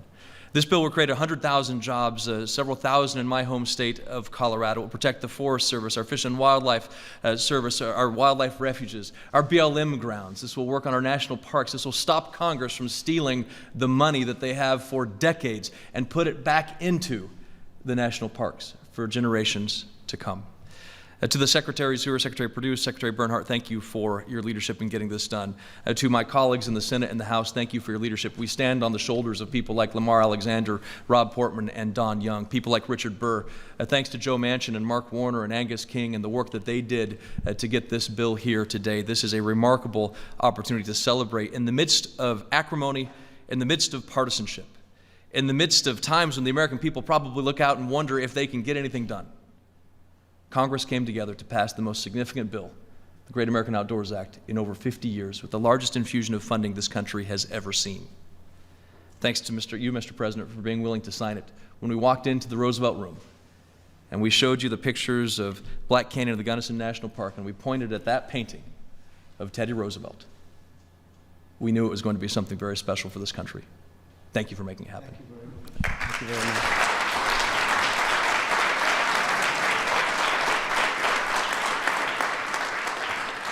That was a meeting that took place, and within about a minute, I was convinced. And I wasn't at all convinced before I walked in, but when we saw what was going on and what could go on, and I know you'll spend the money very wisely, everybody in the room, you'll spend it very wisely, because if you spend it wisely, you'll be able to do 5 times more than you even think.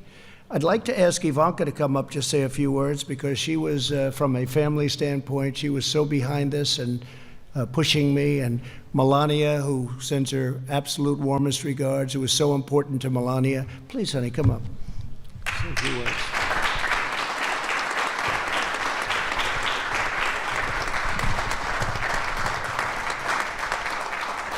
Well, thank you, Mr. President, and I echo the sentiments conveyed by so many in this room. This is a day for great celebration. This is an extraordinary piece of legislation that will be a great legacy for this administration and, most importantly, the country. We're grateful to everyone who worked on it. I think Theodore Roosevelt, who we see on this portrait behind, would be very proud to know that the first 100 years of conservation that his legislation ensured will be preserved for at least the next 100. So thank you to all the senators, members of Congress who have worked so hard. Mr. Vice President, thank you for your championing this and your advocacy. The natural beauty and majesty of our parks and public lands are more valuable now than ever, especially during the current pandemic, when they offer respite for so many families and an ability to be outside safely and enjoy the great outdoors. So it's fitting that this moment comes to pass now, and thank you again, Mr. President, for ushering in this historic act. So thank you. Great job. Great job, honey. Thank you. And if I could, I'd like to ask Rob Portman to come up, and he was very special. I think you would both agree that he was really there behind the scenes and in front of the scenes helping us out. Rob, please.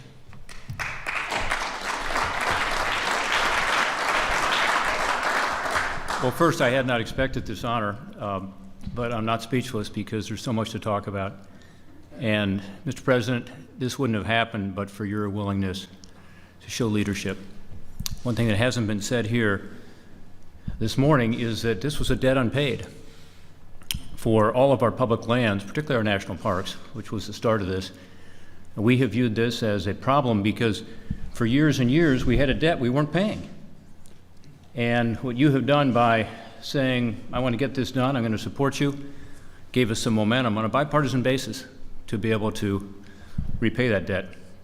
It's a debt to the American people. Second, I must say that this was not without controversy.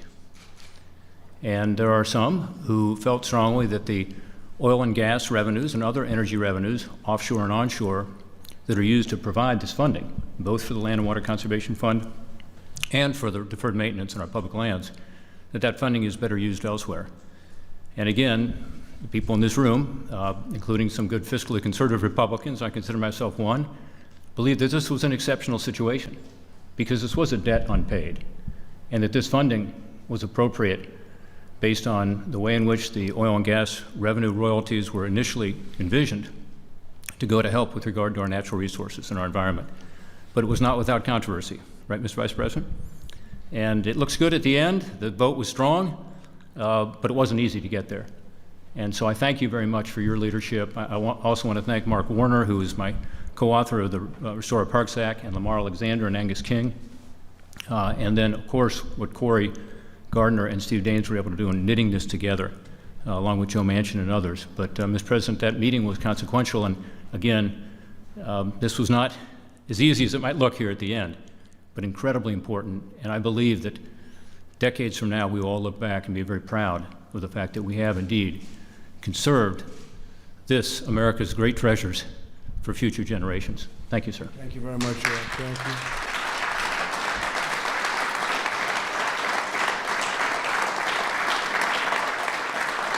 And I have to say that one of the things I said in the room was, I can't believe previous administrations didn't do this. And I viewed it as having really no choice. We had to do this. We had to do this. We couldn't have allowed this to deteriorate or go down further. And now it'll be better than ever before.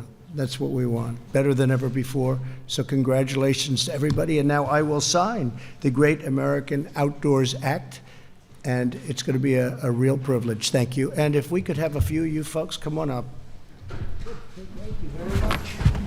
Please stand up. Thank you.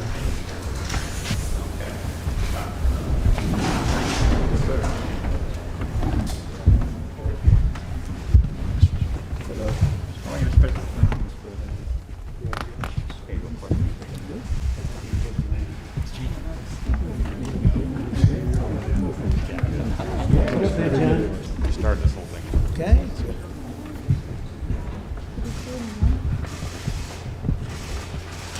Is it a big one? Yeah, that's a big bill. I want to have that signature look very good. Thank you, guys.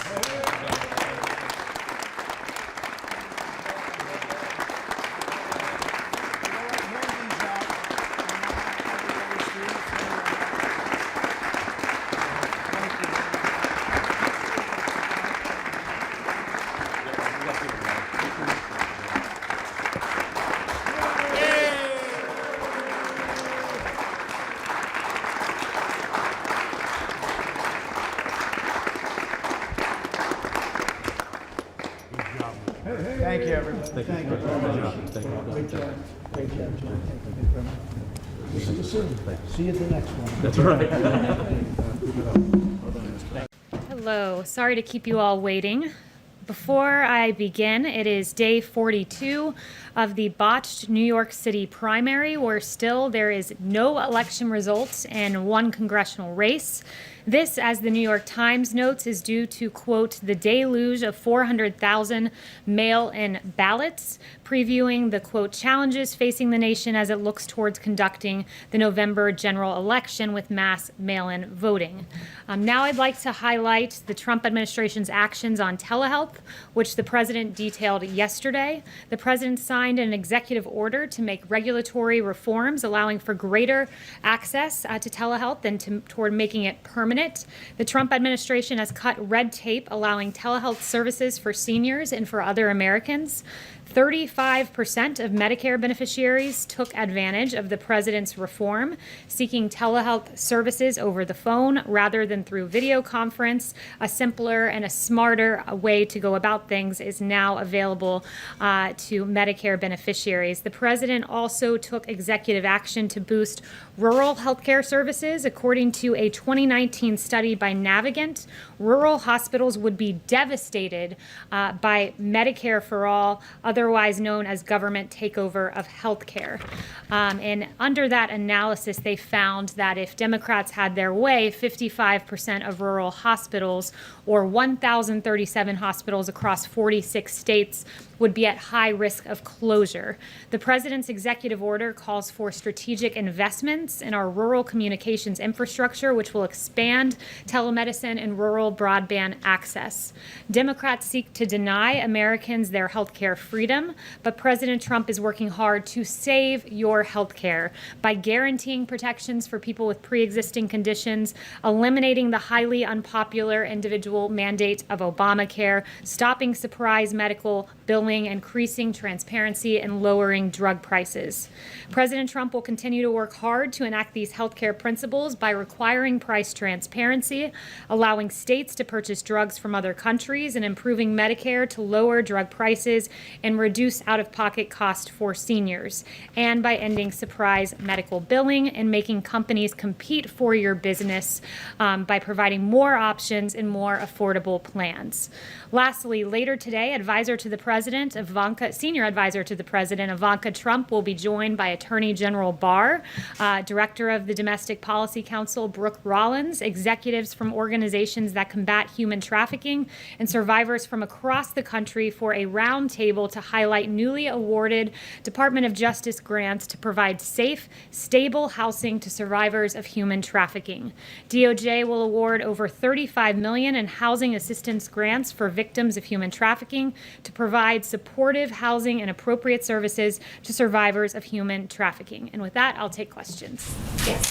Thank you, Kaylee. Two questions about the coronavirus.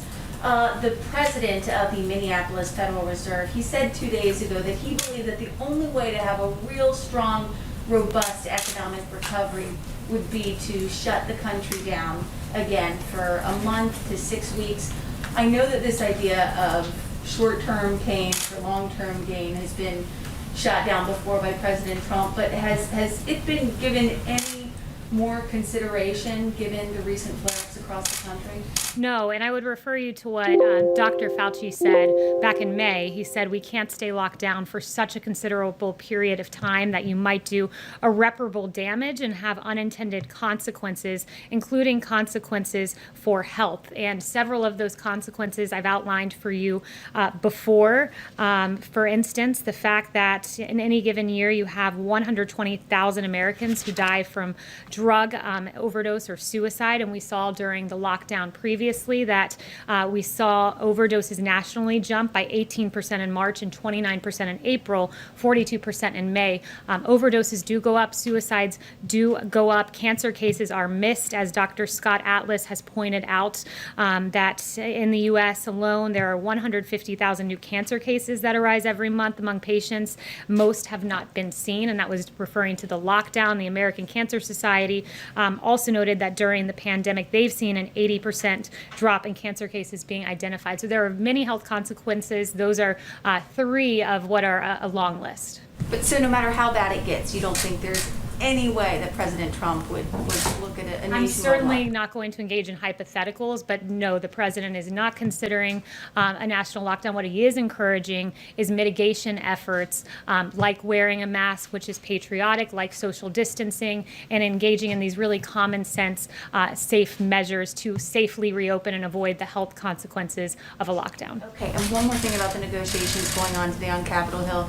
Given the amount of money that is involved, the amount of Americans that would be impacted by this next stimulus bill, why isn't President Trump more personally involved, or at least more visible in these negotiations? Well, he is through his chief of staff and through his secretary of the Treasury. He's regularly updated. I was just in the Oval Office with him, and the chief of staff was updating him on that very measure. But right now, the Democrats are being fundamentally unserious. They've offered no concessions. They've offered no plans. If anything, they're moving the opposite way. And to demonstrate their unseriousness, their $3 trillion plan, they've now said, oh, it needs to be $3.4 trillion, when the president has had a very narrow, specific focus right now. It's extending unemployment insurance. It's making sure Americans don't get evicted. And when Democrats, as I noted on Friday, were offered the Martha McSally bill, which would have been extending unemployment insurance for at least 7 days while these negotiations continue, that was rejected by Chuck Schumer, which should tell you exactly where Democrats stand. And it's against hardworking Americans who lost their jobs through no fault of their own. The president about 10 minutes ago tweeted about vote-by-mail absentee voting. He says, in Florida, the election system is safe and secure, tried and true. What, in his view, changed? Was he advised by Republicans that he was potentially suppressing his own vote by stoking unfounded fears about mail-in voting? And will he admit now what is the fact that voting across the country by mail is safe and secure and tried and true? Well, the president has always said that absentee voting for a reason is different than mass mail-out voting like what Nevada is seeking to do, which leads to mass fraud. It's the same thing. And also, I'd refer you to the campaign on this, but there was a victory in Florida with regard to ballots. So I believe that's what he was referencing. Would refer you to the campaign for details on that. But he's been unmistakably clear that when you have this mass mail-out voting, like what Nevada wants to do, the consequences are real. When the Las Vegas Journal-Review was reporting, did extensive and very good reporting on Nevada's first all-male primary election, they note that there were photos of ballots tied tossed in trash cans, littering apartment mailbox areas, dozens pinned on the complex's bulletin boards in various apartment complexes. And you have a postal worker who said that when she went to go deliver some of these ballots, in several cases people had moved or died. She kept 65 ballots on her first delivery, 100 on her second. It is with fraud and with delay, and that is what the president stands firmly against. He wants a free and fair election. Extensive research shows that there is fraud in vote-by-mail systems is extraordinarily rare. The president votes by mail, you vote by mail, and a dozen other top Trump administration officials vote by mail. So with regard to the absentee system, that's right, and there is ample evidence of fraud.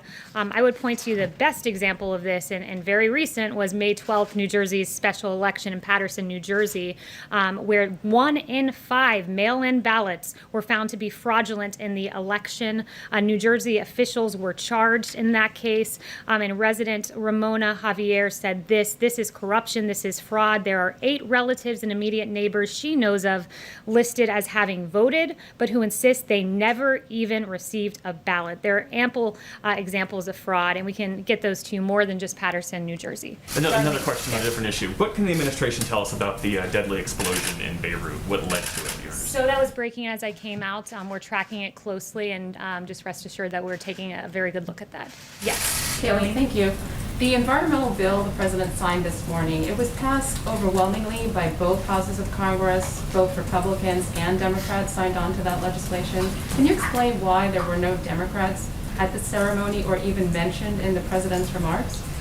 The president is very proud of what happened today, the single largest investment in America's national parks and public lands in history, the most significant conservation achievement since Teddy Roosevelt won the support of more than 850 conservation groups, and it provides $900 million a year in permanent funding to the Land and Water Conservation Fund. And you're asking about recognition of congressional Democrats right now, and the only thing that we're recognizing about congressional Democrats right now is how appalling it is that there are Americans who are going without paychecks because they refuse to partner with Martha McSally, Republicans, and the president in ensuring that those payments go out. Okay, the president has said, as recently in this Axios interview, that he believes that many people believe that there's disadvantages to testing. Can you walk us through what those disadvantages are, and if, as he stated back in June, he still believes that testing is overrated and makes the U.S. look bad? So I would know what the president refers to with regard to testing is that, the media doesn't often acknowledge that when you do the most testing in the world, lead the world in testing, that you do identify more cases. So that is what he refers to with testing, and he's made that point a few times. But look, we lead the world in testing, and the president's very proud of this. The administration's very proud of this. We've done more than 60 million tests on track, according to HHS, to do 100 million by September. That's extraordinary. And when you compare that to the next highest number, India, in the ballpark of about 16 million tests, what we've done in this country is impressive, and the president's very proud of that effort. Do you still believe that testing in the U.S. is overrated? The president, again, points out that the media refuses to acknowledge that when you test so much, you do identify more cases. That's the point he was making, and he's very proud that actually since March 12th, we have increased daily testing by 32,000%. Worth mentioning, this is a novel virus. There wasn't a test, and this president led the way in getting emergency use authorizations to, one, identify working tests, and then to surge the testing capacity by 32,000% since March 12th, and that's thanks to President Trump. Thanks, Kaylee. On TikTok, the president has argued that the United States should receive money in return for a potential sale, but he hasn't really explained how. Under what authority could the Treasury collect fees from China, from Microsoft, or from any other U.S. buyer to get this done as the president demanded? Okay, so I'm not going to get ahead of the president on any official action, but he has made that point, and he and both Secretary Pompeo have said that the U.S. will take action in the coming days on Chinese apps, including TikTok, due to the national security risk. And we all agree that there needs to be a change, especially with TikTok collecting significant amounts of private data on users. It's unacceptable, but I won't get ahead of the president on what those actions look like. Yes. Thanks very much. I wanted to ask also on TikTok about Beijing has said that it may hit U.S. firms as a response. It sort of slammed this smash and grab of TikTok. What do you say to that in regard to China? And secondly, China has not complied with its commitments under the U.S.-China Phase 1 trade deal. We're reporting today that they've only completed 5%, for instance, of the energy purchases in this first half of the year. Can you just sort of say? Yeah, we encourage China to fulfill their obligations in the Phase 1 China deal and to fulfill their end of the agreement. But the president remains keenly focused on TikTok and protecting the private data of millions of people in this country. And PRC's, the People's Republic of China's laws require Chinese companies to cooperate with PRC security and intelligence services, enabling the CCP to access foreign user data. And what this means is that these entities ultimately answer to the CCP, which actively undermines U.S. interests and is hostile to American values and the rights of individuals. And the president will stand firmly against China on this. Can I just yes, John? Thank you, Kayleigh. I wanted to ask you about the COVID relief bill. The president has suggested if there is no agreement that is reached, the president would act unilaterally.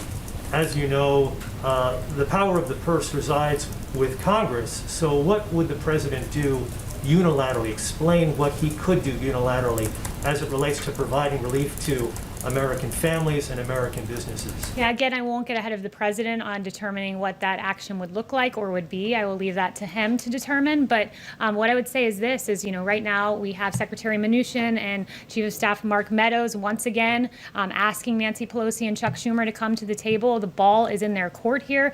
We've made at least 4 offers. They've made 0 offers. It's unacceptable for hardworking Americans. Kayleigh, on mail-in voting, which you talked about at the very top of the briefing, the president suggested yesterday that he has the right to write some sort of an executive order as it relates to mail-in balloting. Can you explain what would empower the president in the Constitution to take some sort of executive action as it relates to mail-in voting?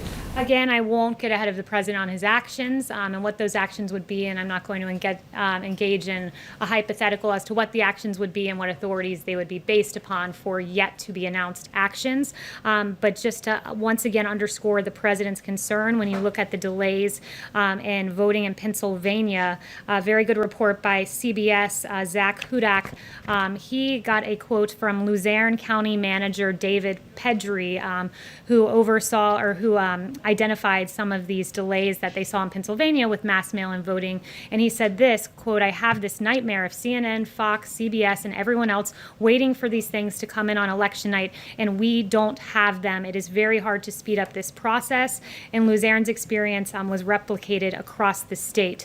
So as we've seen in Pennsylvania, as we've seen in New York, as we see across the country, the president's very concerned about delays and outright fraud. One final thing, Kayleigh, on TikTok, if I may. The president said yesterday in the briefing that took place right here in the briefing room, the United States should get a very large percentage of that price because we're making it possible, and that was referring to Microsoft's proposed purchase of TikTok.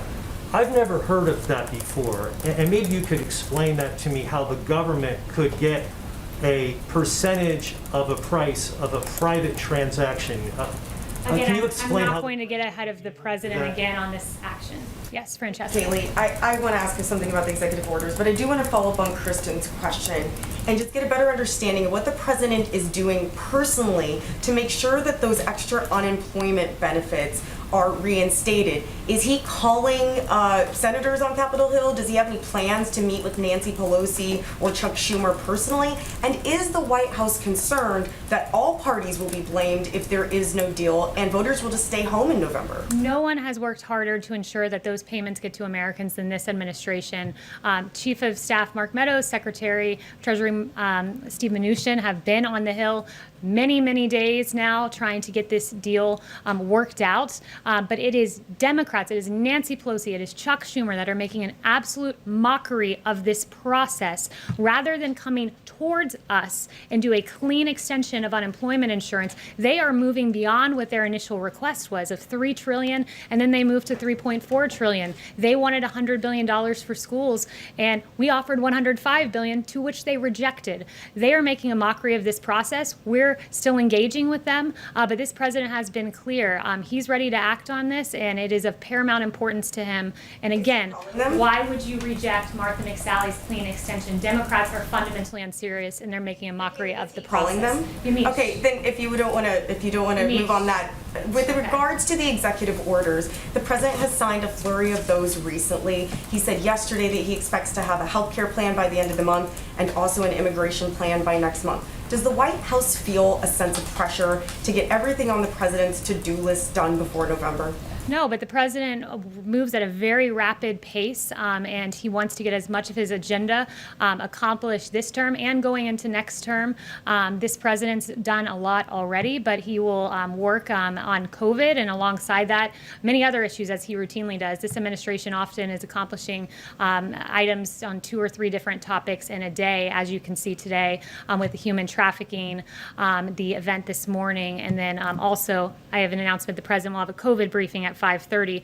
But I do want to just step back and say this with regard to COVID. I think it's really important to put the successes of this administration in context, and I got some new information from HHS just before I came out here. This was a novel virus. There were no tests. There were no therapeutics. But what did this administration do? We, as I noted earlier, surge testing, increased it by 32,000 since March. HHS is projecting 100 million tests completed by September. Because of President Trump's tearing down of red tape, there are more than 230 clinical trials of potential COVID drugs and biological products are underway, and over 510 are in the planning stages. Today, NIH announced 2 separate COVID treatment trials, Active 2 and Active 3, and these are monoclonal antibody treatments. And also by September, we have secured more than 500,000 courses of treatment of remdesivir. That is one of the several therapeutics that this president has achieved and finding for the American people to treat this novel disease, this novel virus. And the vaccine, again, moving to phase 3 clinical trial at the fastest rate for any novel virus in history. This could only be accomplished by President Trump, by a businessman in the White House who is not only on the race to get a vaccine, we have 2 in phase 3 clinical trial, but is securing 100 million doses in advance so that we're ready to ship them out. This president has been hard at work on COVID, along with a number of other issues, and those EOs will be forthcoming. Yes. Are you calling on me? Can I please go? Yes. Israel reopens. Israel opens schools. Israel opened schools, and they had issues with that. There were outbreaks. Students got sick. What do you think of the fact that Israel opened schools and had to close? I called on you and you didn't ask your question, so then I proceeded to speak over another reporter. I wasn't going to do that. So do you not want to answer my question now that I was not being rude to another reporter? Andrew. Okay, the president said in his interview with Axios that he's doing everything he can do to address the virus. Is that really true? I mean, is there nothing more that he can do at this point? And also, is he willing? Does that suggest that he's willing to accept the number of deaths that we're seeing every day? No, we are hard at work each and every day to defeat the invisible enemy. And in fact, just to give you an update on some of the actions we've taken, right now there are currently 28,220 U.S. government personnel deployed for COVID-19 response. On top of that, next week, Dr. Birx has visited states across the country, and next week she'll be visiting Indiana, Ohio, Kentucky, Tennessee, and Virginia. We're hard at work at, again, getting more EUAs for more treatments and therapeutics and testing. So every day we're rapidly looking at how we can make this the most robust response in the history of this country. And I think that we've done that when you look at remdesivir and the therapeutics at play, and the case fatality rate is really indicative of what this president has done. When we have the lowest case fatality rate, one of the lowest in the world, below the average of the world, and below Europe, that shows that our therapeutics are working. Remdesivir, convalescent plasma, and dexamethasone. This president's hard at work, and he'll continue to work hard. So you're doing everything that you can possibly do when there are still waits for getting test results back, when you have declined to impose a national mask mandate, when you're saying you won't shut down the entire country again. So with regard to testing and the timing, when we identify a problem, we quickly identify a solution. And when there were delays in testing, we immediately identified pool testing as a way to increase the speed of testing. We already lead the world in testing, so to increase the speed, we move towards pool testing. And that's the flexibility with which this administration adapts to problems we identify on the ground, and we rapidly develop a solution to ameliorate the problem. Yes. Thank you, Kayleigh. Would the president like to see Mitch McConnell put the $600 extension of the unemployment benefits through the end of the year on the Senate floor to put the Democrats in the spot of having to vote for that clean extension? So I haven't talked to him about that proposal, and I don't want to get into the middle of the negotiations. But it's safe to say is there's been one proposal, one clean proposal to extend unemployment insurance.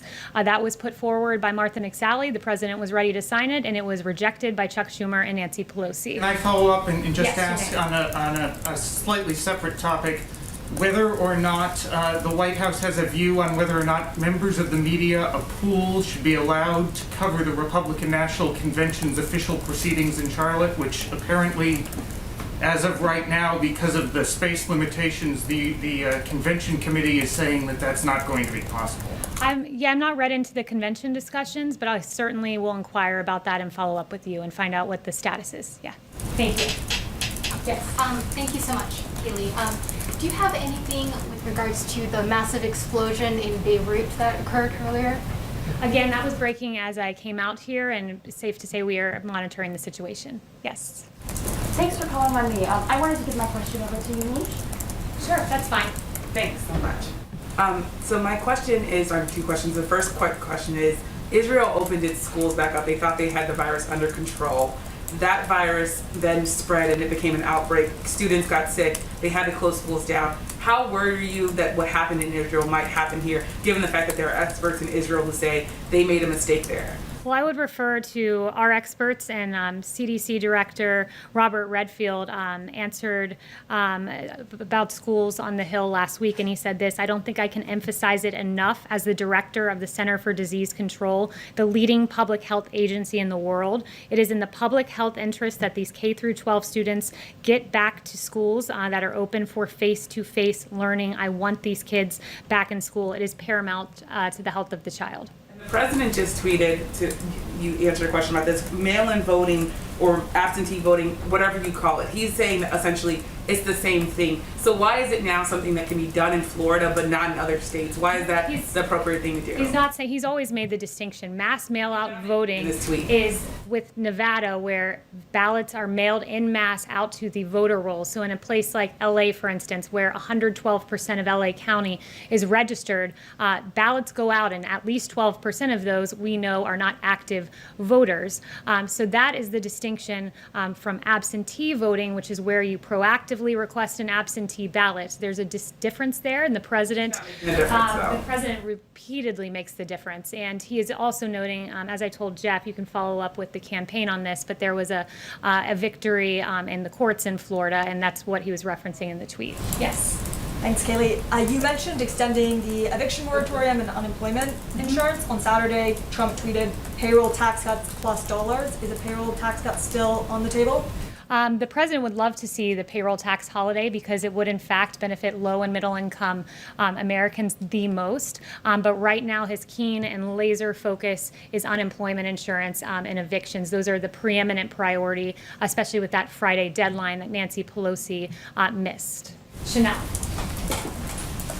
Thank you, Kayleigh. This administration has identified human trafficking as a crisis and has worked to combat it. The National Center on Sexual Exploitation has identified TikTok, an online platform that enables sexual exploitation of young people, especially in America. Would this administration ever consider, if TikTok became a U.S. asset, would this administration ever consider rules or imposing rules that would help mitigate this risk against young people on the platform TikTok? Yeah, I haven't spoken to the president about that specific fact scenario, but absolutely, it is a priority for this administration to combat human trafficking and the exploitation of children. So we would certainly take a close look at that. But I have not talked to him about that specific fact pattern. I would like to end just by highlighting a troubling trend that I think we've seen play out across the country, and I believe we have a few graphics to illustrate this. It pertains to the defund the police movement. And when you look at across the country, the ties of defunding the police with increases in violence, it's a cause for concern. As we saw in the beginning of this administration, violent crime was starting to come down, and then bring in the defund the police movement. In Los Angeles, you had LA Mayor Eric Garcetti proposing a cut of $150 million from the LAPD. LA Mayor Garcetti said this: "It starts someplace, and we have to say we are going to be who we want to be, or we're going to continue being the killers that we are," was his quote in support of the defund movement. And as a result, we saw a 14% rise in homicides this year over last year. In Minneapolis, the defund the police movement was afoot as well, with a unanimous vote in Minneapolis City and their council to dismantle the police. And you had Minneapolis City Council member Jeremiah Ellison saying this is one action of many that we need to take on the road to a more equitable and just system that keeps people safe. In fact, it did not keep people safe. We've seen a 94% increase in homicides compared to last year in Minneapolis. And then finally in New York City, defund the police. You had the New York City Council voting to cut police budget by $1 billion. You had Congresswoman Alexandria Ocasio-Cortez saying defund the police means defunding the police. It does not mean budget tricks or funny math, so it wasn't enough for AOC.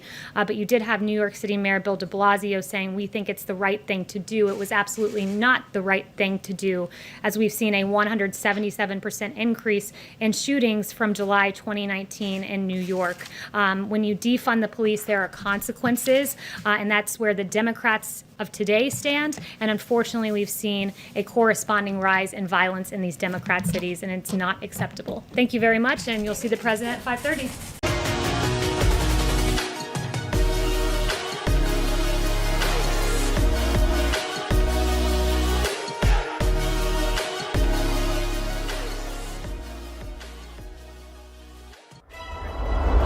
Trump campaign is now reaching voters online.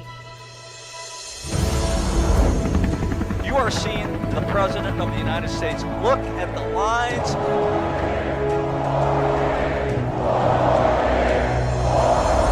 You join our movement. A lot of President Trump supporters here. Greatest movement in the history of our country. Joe Biden refuses, as the leader of the Democrat Party, to speak out and put an end to the lawlessness.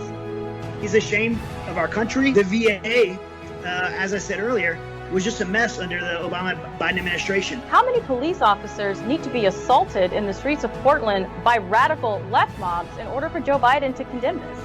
I don't understand how we have leaders who think that it's okay to tell us as parents that our kids can go and get an abortion without our consent. Yet we have no right to keep them home from school. It's just, it's completely hypocritical. Can't believe that he's calling these folks peaceful protesters. Well, I think Joe Biden is totally on the wrong page on this, and he's completely out of step with where American women are when they talk about how to protect their families. We are one people, one family, and one glorious nation under God.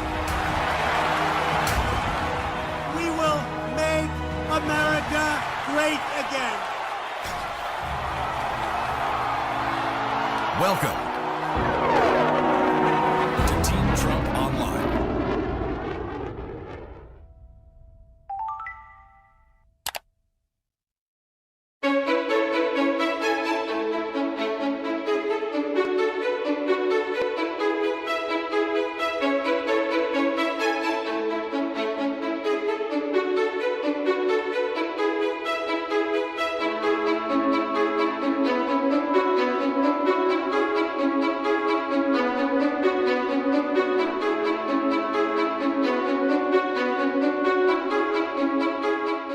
right, welcome everybody to Team Trump Online. I'm Laura Trump, Senior Advisor to President Trump's re-election campaign. We are so excited tonight, and we are honored to have a very special guest join us, Vice President of the United States, Mike Pence. Vice President Pence, thank you so much. This is so great. We're excited to get you on the show. Great to have you here, Laura, and welcome to the Vice President's residence. Thank you. It's beautiful. Honored to be here. And I want to start by talking about a story I don't think many people have heard. But to me, this story is so representative of really the great relationship that I think you have with the president, with our families. It's so special. The story of when the president, then the candidate, Donald Trump, flew into Indianapolis to meet with you, something happened to the plane. And I think it really led to the fact that you became his running mate and then Vice President of the United States. Can you share that story with our viewers? Well, it was very special. You know, I hadn't met your father-in-law more than a couple of times. He had come by the governor's residence in Indiana, and but on that visit, he had come down to Indiana for a rally, and I had the privilege of being able to introduce him at the rally, and then we gathered for dinner downtown with Eric and with the president. And we got word that their airplane had a flat tire and was not able to fly out that night. We were actually planning, Karen and I, very privately, to fly back to New York because to know your father-in-law is to know someone who's all about his family. Yeah. And before he made a decision, and we were on the list with some other wonderful Americans, I knew he wanted us to meet the family to meet us before he made a final decision. But with the flat tire, he just immediately reversed plans. And the next morning, the family all flew out.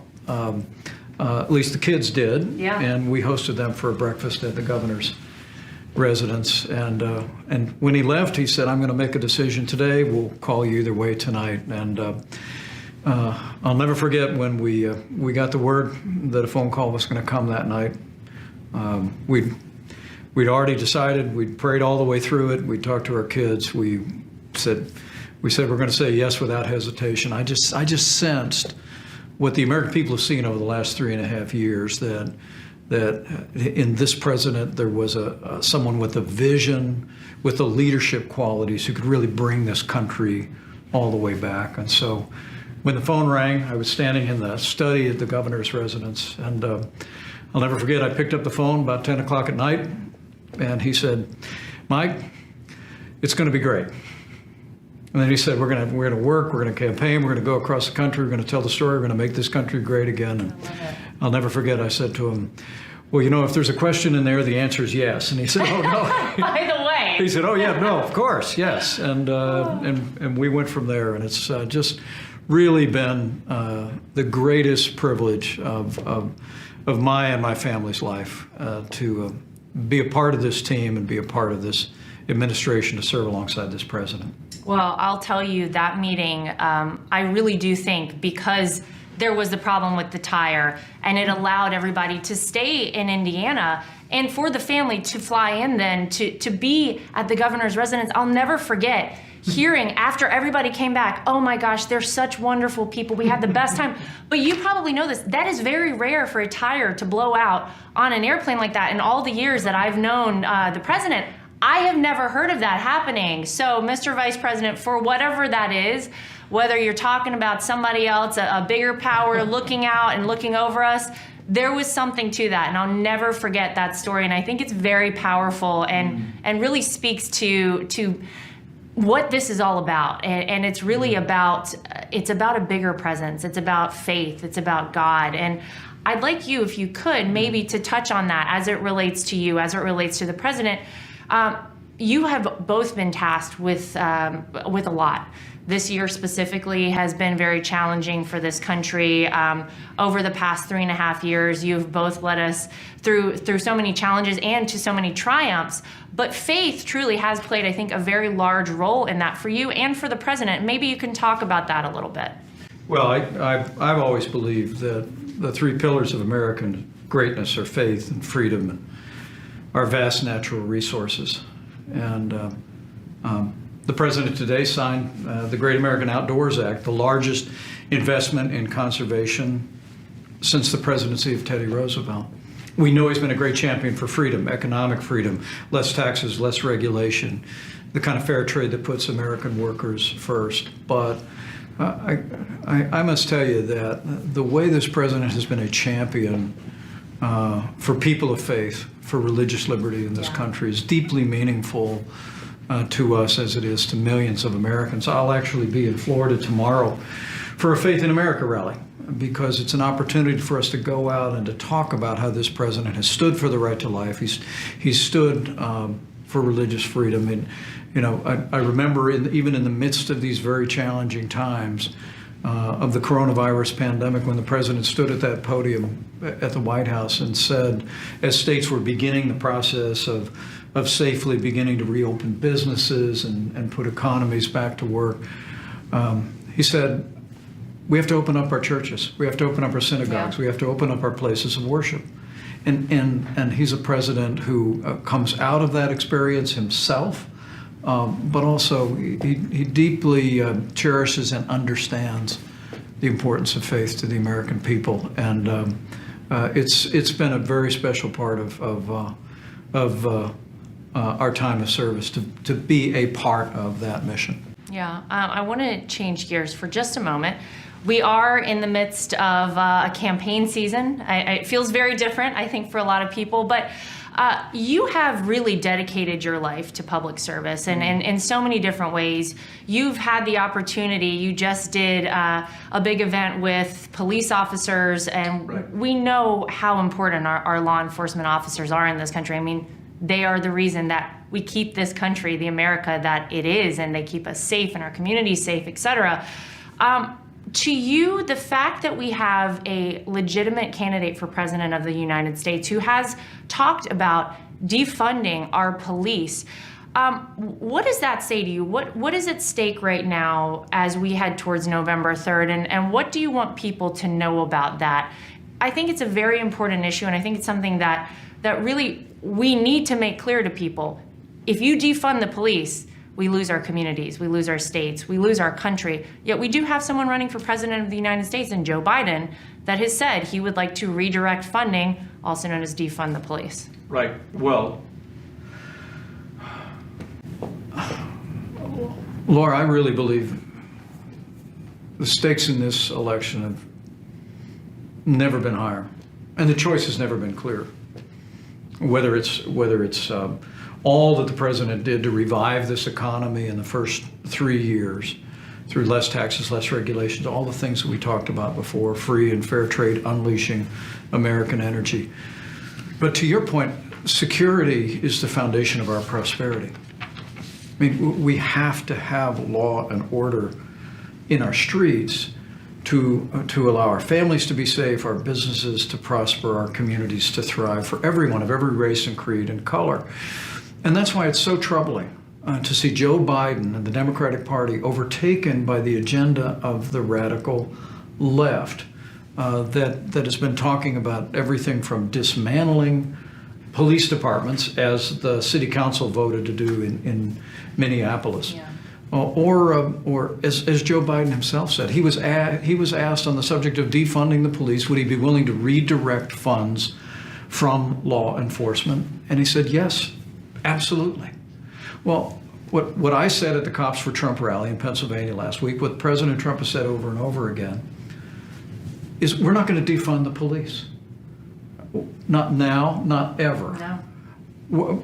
What we're actually going to do is we're going to fund law enforcement with more resources. This president supported the COPS program to allow the hiring of 4,000 police officers. We have supported the kinds of reforms, criminal justice reform that continue to drive us toward a more perfect union. And the president, in the wake of the tragedy in Minneapolis of George Floyd, and there's no excuse for what happened to George Floyd, and justice will be served. Absolutely. Where the radical left said we need to blame the police first, we need to defund the police. But what this president said is no, What we're going to do is we're going to fund law enforcement with more resources to improve public safety, to improve training in use of force and de-escalation. We're going to improve and make more resources available for accountability. You know, my uncle was a police officer in Chicago for 25 years. And what this president understands, and this vice president understands, is that nobody hates bad cops more than good cops. That's right. And the men and women who serve in law enforcement every day, with very few exceptions, are the best people in this country. And so we're going to back the blue. We're going to give them the support that they need. And we're also going to reject the false choice that Joe Biden and the Democrats seem to be presenting to the American people, that we've got to make a choice between supporting law enforcement or supporting our minority communities in our major cities. We don't have to make that choice.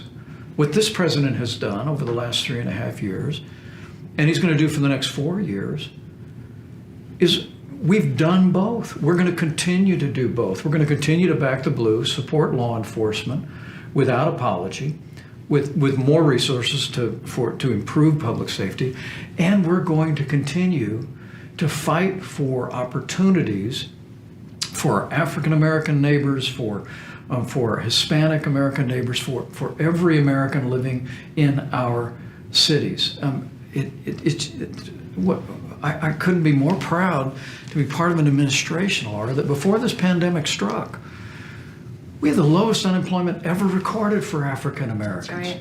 We created, with Senator Tim Scott, we created more than 8,000 opportunity zones that were attracting billions of dollars of investment, creating jobs in our inner cities. This president has championed school choice for inner city families. It was one of the first conversations he and I had back when he was considering me for this position, because Indiana had one of the largest school choice programs in the country. Oh, wow. And he immediately talked to me about his passion for letting parents choose where their kids go to school. And those are issues about improving education, improving jobs, improving public safety in our cities.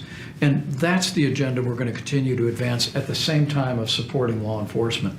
But we're not going to allow this country to go down the path of the radical left that presents that false choice. We're going to support law enforcement, support our minority communities, and make this country stronger and more prosperous for every American.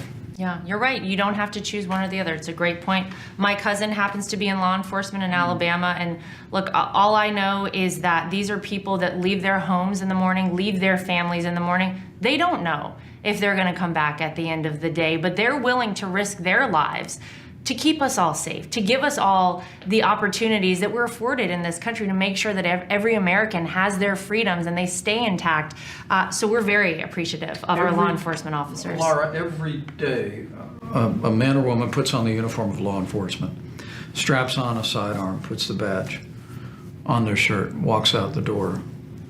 They have decided to count our lives more important than their own. That's true. And that's no greater love. Yeah. I mean, people go into law enforcement because they love their families, they love their communities, they love their state, they love this nation, and I think they know they have a president who understands that, and knows we're going to back the blue.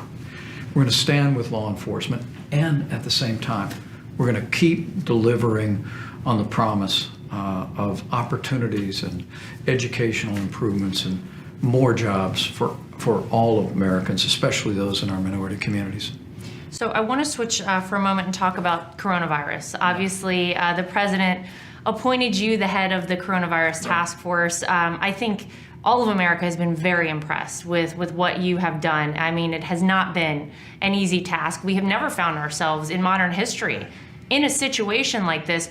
But if you could talk about really the historic response by this administration, and I think thanks to this president and his vision for deregulation, for cutting through red tape, we are able now to possibly look at a vaccine, Operation Warp Speed. These are things like this could not have been possible, I think, under another administration, but maybe you can talk about the response, the vaccine, and how all that's going. Well, I think it's important to start at the beginning.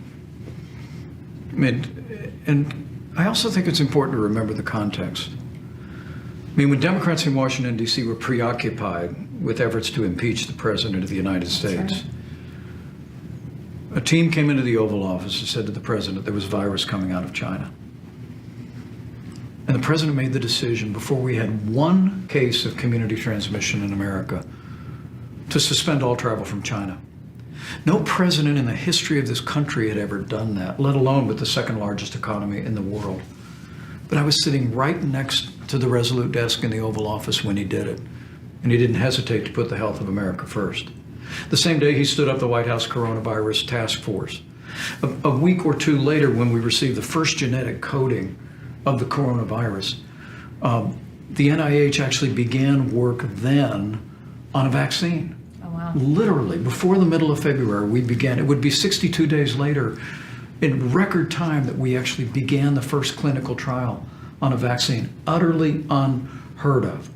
You saw the President take action to suspend travel from other parts of the world, Europe, the UK, and the like. But when he tapped me to lead the Coronavirus Task Force in late February, there were less than 20 cases, domestic cases of the coronavirus, where person-to-person transmission. And we'd done less than 8,000 coronavirus tests. But the President apprehended from the beginning that the old testing model of CDC laboratory or state laboratories wasn't going to work. So again, this businessman turned president reinvented testing. And literally, as we're sitting here today, we've done nearly 60 million tests from a standing start.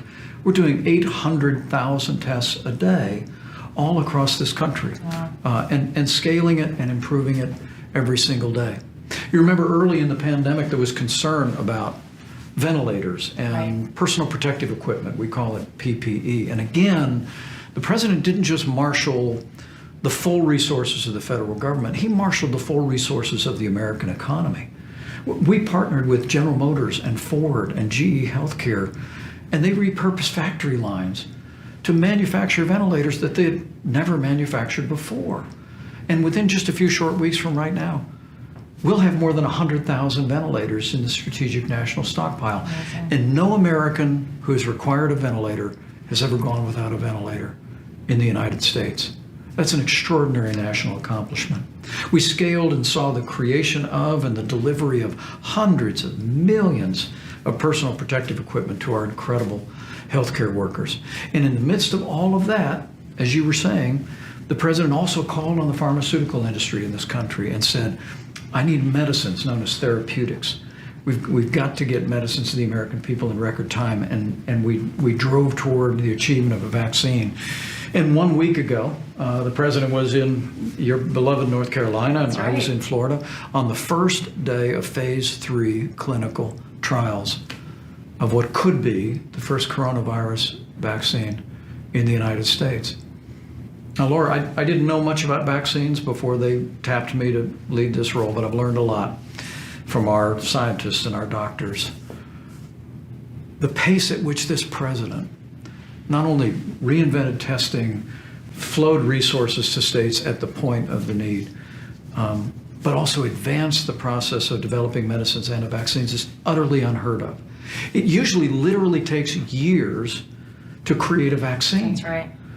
But what the President said, again, and sometimes we call this not just moving at warp speed, but moving at Trump speed. The President said, without compromising safety or effectiveness one bit, let's collapse the process. Instead of waiting till we're at the very end of the phase 3 clinical trials to start making a vaccine, the President approved Operation Warp Speed, worked with Congress to secure billions of dollars. We're actually manufacturing prospective vaccines right now so that the moment the FDA determines that we have a vaccine that is safe and effective, we'll have tens of millions of doses for the American people. Fantastic. All of that said, and I know the President's heart is as heavy as all of ours for the more than 150,000 Americans who've lost their lives. Some his friends. Friends of his.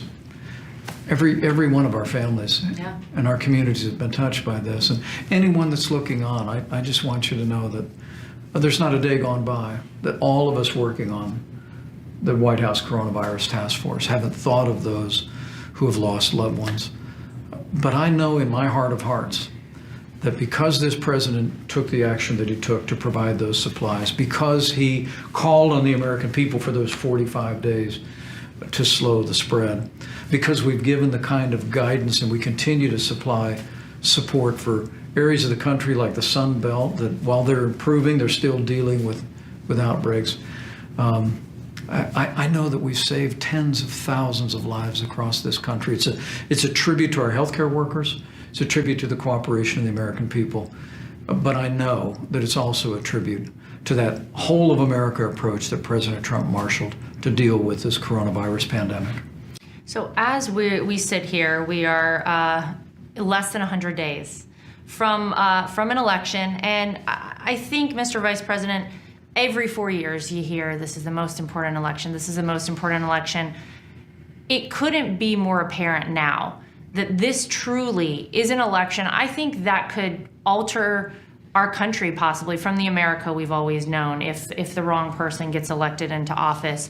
If you have a message to deliver to the American people about why it's so important that they get registered to vote, that they either request an absentee ballot if they can't or don't feel safe going to the polls, or that they go vote on November 3rd for President Donald Trump, what is your message to them right now? Laura, this isn't just the most important election of our lifetime. I think it's one of the most important elections in the life of this nation. Because on November 3rd, we won't decide whether America's going to be more Republican or more Democrat, more liberal or more conservative. In a very real sense, we're going to decide whether America's going to still be America. Whether we're going to chart a course in the future based on our commitment to a strong national defense, based on free enterprise and free market principles and allowing the American people to keep more of what they earn, getting big government off people's backs, fighting for workers for free and fair trade, leveling the playing field, allowing the American people to develop all of the resources of this land, unleashing American energy, whether we're going to have a court system like the 200 judges this president has seen confirmed that believe that we should interpret the Constitution as written, that we should protect and preserve all the God-given liberties enshrined in our Constitution, or whether we're going to pivot to the radical left, which is the course that Joe Biden and Bernie Sanders and AOC +3 have all charted in the Democratic Party. And I must tell you, you wouldn't know this about me, but when I was a teenager, I was active in the Democratic Party in my hometown in Indiana. Oh, wow. It was after I heard the voice of my second favorite president, Ronald Reagan, that I realized my home was in the Republican Party. And in a very real sense, I never thought I'd see the day when the Republican Party would become home to what used to be timeless ideals. I mean, it used to be we all believed in a strong national defense. But you compare that to the Obama-Biden record on national defense. When we took office, and I say this as the father of a Marine aviator and the father-in-law of a naval aviator, people deserve to know when we took office, we were told that the Air Force had a large percentage of their aircraft on the ground being used as spare parts to keep other aircraft in the air. This president's made the largest investments in our national defense in American history.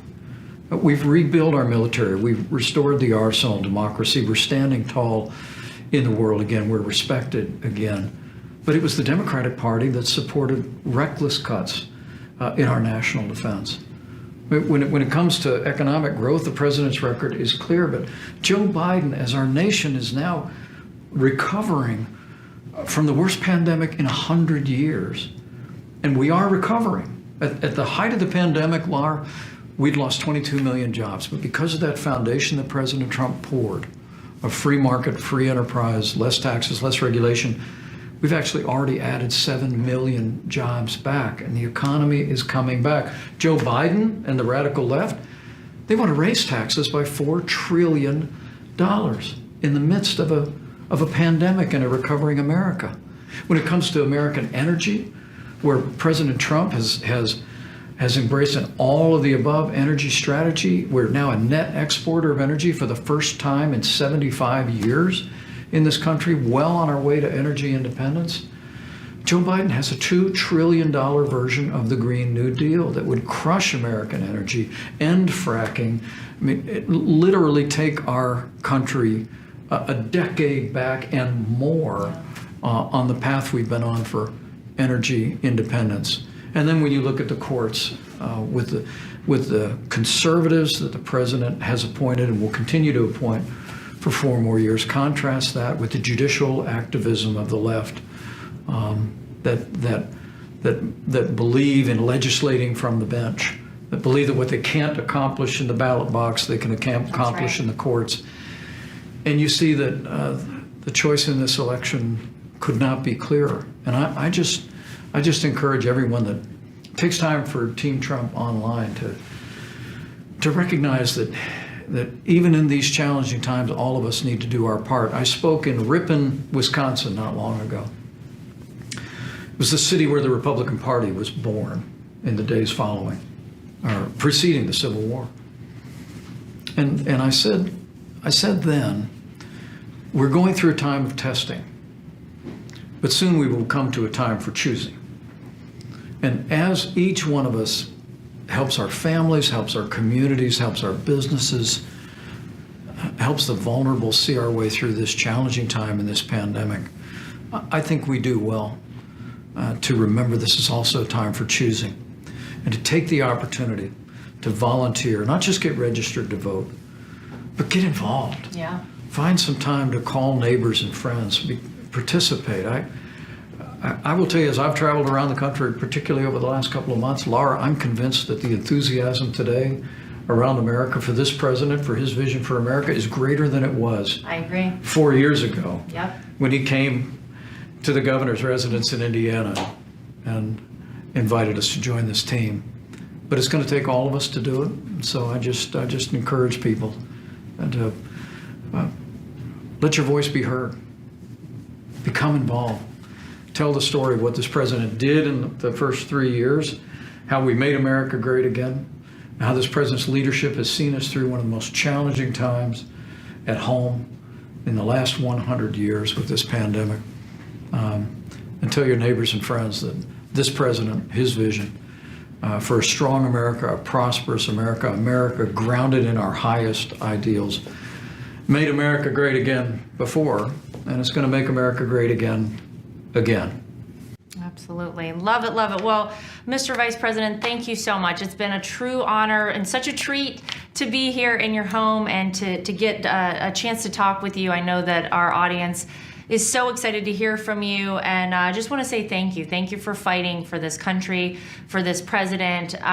You really give people hope and inspiration, and now is a time I think we need it more than ever.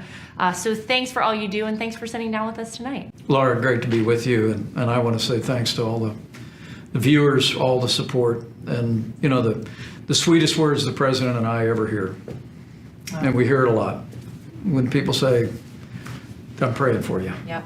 And I just want to say to all the people looking on, I know the president feels those prayers every day. We feel those prayers every day, and I'm absolutely convinced, with the support of the American people in the days ahead, we're going to reelect this president for 4 more years. We're going to renew Republican leadership all across this country, and the best is yet to come. Amen to that. All right. Well, thank you again to Vice President Mike Pence, and thanks to all of you at home for watching tonight. We'll see you next time on Team Trump Online.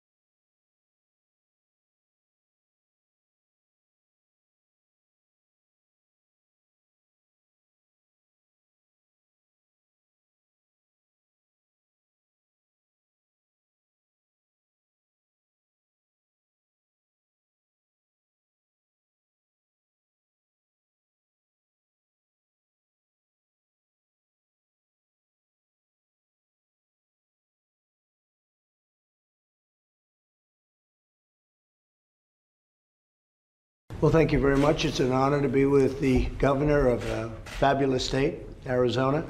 It's Doug Ducey, and we know him well, and we've had a tremendous relationship. He had a tremendous, very big election victory, and he has done an incredible job on COVID or COVID-19 or about 19 other names we can call it. It's got probably more names than anything else you can think of.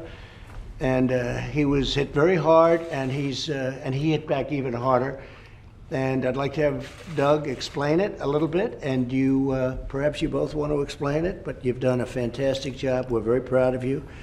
We love the people of Arizona, and they're very proud of the job you've done also, Doug. So maybe you can, and this is some of the things that we provided, which is a lot. When Doug would call, I'd take his call, and he was always asking for a lot for Arizona, and that's the way a good governor should be. So Doug, please. Well, I want to say thank you, Mr. President. This has really been a partnership between Arizona and your administration. I want to thank Dr. Deborah Birx, who actually came to Arizona and sat with leaders. The COVID-19 crisis didn't hit Arizona until later. We had a very difficult June. We've had a much better July. We sat down with Dr. Birx and the coronavirus task force and talked about mitigation steps. Things like wearing masks, and we've got masks in over 90% of our states right now. And then the simple things like physical distancing, washing your hands, staying home if you're sick. And we did take some further steps. We were in the unhappy but responsible position of dispersing large crowds. So bars and nightclubs and gyms all closed temporarily, but upon putting those steps out there, we've seen improvement every week, week over week, for 4 weeks. We're going to keep our guard up, we're going to stay vigilant, but there's a real path forward and a common sense approach that we can apply in Arizona, not only around saving lives, but also safely and successfully getting our kids back to school at the appropriate time. And what are you down, because the percentage down is incredible. How much did you go down percentage-wise? Well, we saw our positivity get as high as 21. Right. Now, upon reopening, and we were part of the White House slow the spread for 4 weeks. We extended it for 2 more weeks. We had our positivity as low as 4%. Just yesterday, it was 10%. The week before, it was 11%. So it's on a downward trajectory. And I think with the steps that we're having, the good decisions that Arizonans are making, the face masks and physical distancing, and the fact that people are embracing it.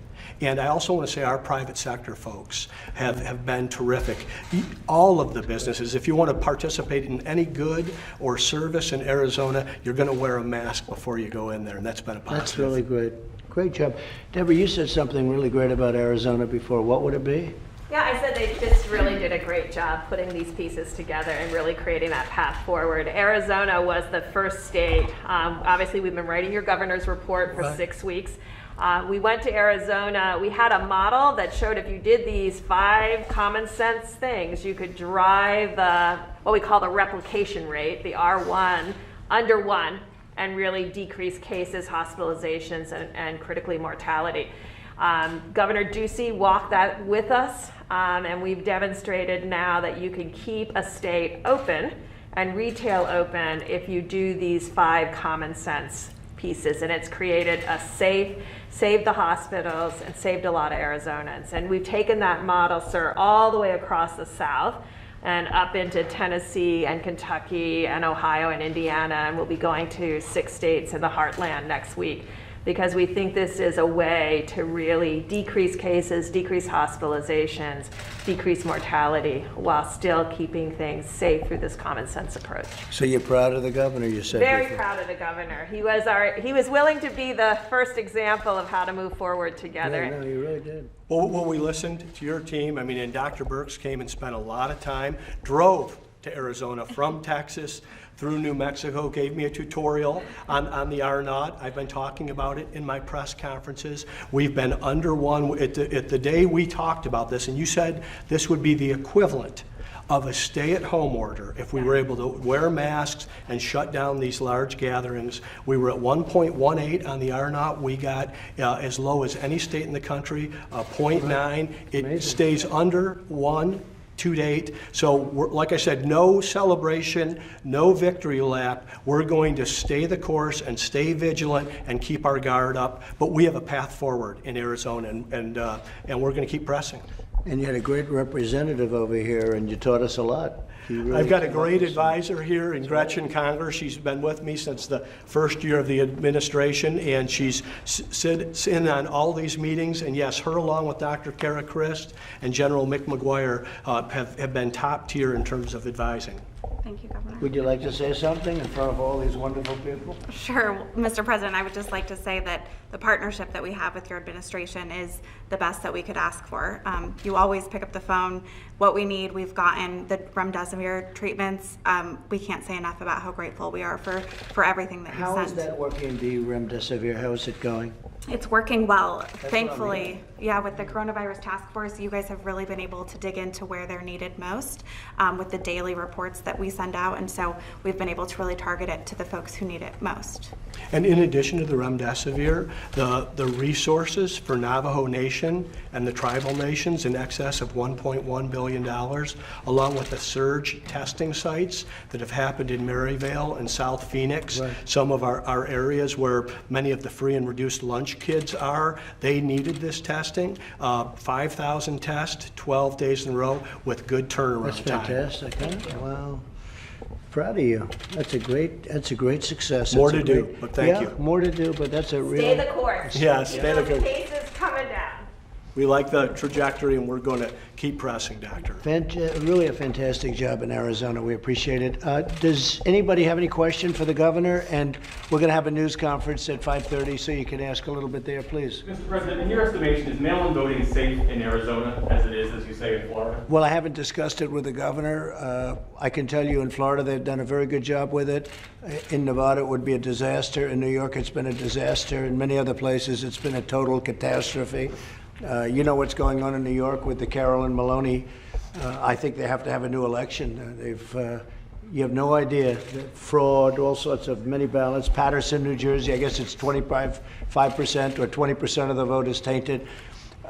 You can't have that. You can't have that. So it's okay. Absentee voting, great. But this mail-in voting where they mail indiscriminately millions and millions of ballots to people, you're never going to know who won the election. You can't have that.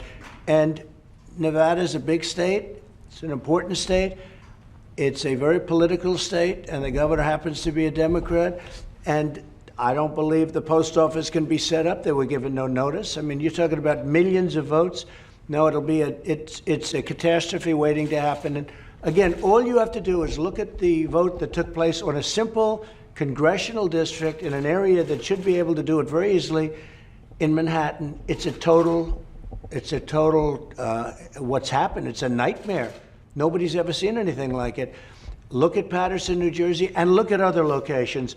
We can't have that. You'll never know who the winner is, but the winner's going to be me. So we'll see you at 5:30, and we can talk about it a little bit more. I just want to finish by saying we're very proud of the governor, and we are very proud of Arizona because, in addition, the people had to help you, and they did. They're really great people.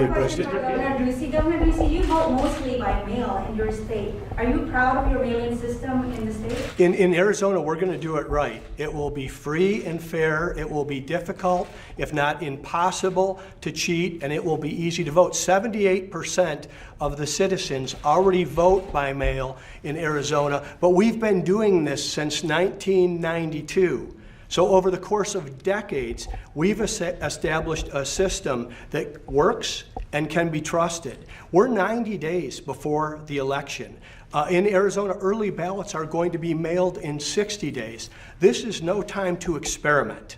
This is a time to go with the tried and true, and in Arizona, our system works very well. Are you sharing with the president what are some of the best practices in your state so that he can look at it in terms of other states? Well, our state has been a model for this type of voting for providing options and choice to our citizens. We're not going to disenfranchise anyone. We've actually allocated an additional $9 million to make certain that Election Day voters can go safely in proper sanitized places that are well-staffed on Election Day. We want to make sure that everyone that wants to vote can vote, and they will in Arizona. And don't forget, if you look at what they're doing in Nevada, no signature, you take a look at the signature, and there's no verification of signature allowed. I don't know if you do that, but there's no verification of signature, so they don't even know who's going to sign this. They have literally a clause that you don't have to verify the signature, that they don't have to do it. So right there, it's no good, it's defective. Two votes in an envelope, in a single envelope. This is a thing that will be a disaster like never before. So we'll see what the court has to say about it. Arizona's been doing this for a long time, and it's been refined. Even if Nevada wanted to do it well, they wouldn't have enough time. I'm sure the post office doesn't have enough time. Millions of ballots all of a sudden coming out of nowhere. You know, voting starts in a very short period of time. So in Florida, they've done a good job. In Arizona, they've done a good job. But they've been doing this thing and refining it for years. This is something that's put in, but think of this, no verification of the signature. Well, who's going to sign it? They don't even verify who's going to sign it. So it's, I'm sure the courts will treat it very fairly. Let's see what happens. Thank you all very much. I'll see you in a little while. I'll see you later. I'll be talking 5:30. 5:30. Thank you. Our consent, yet we have no right to keep them home from school. It's just, it's completely hypocritical. Can't believe that he's calling these folks peaceful protesters. Well, I think Joe Biden is totally on the wrong page on this, and he's completely out of step with where American women are when they talk about how to protect their families. We are one people, one family, and one glorious nation under God. We will make America great again. Welcome to Team Trump Online.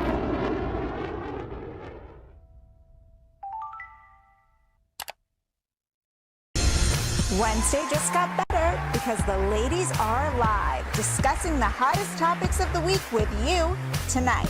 And we will make America great again.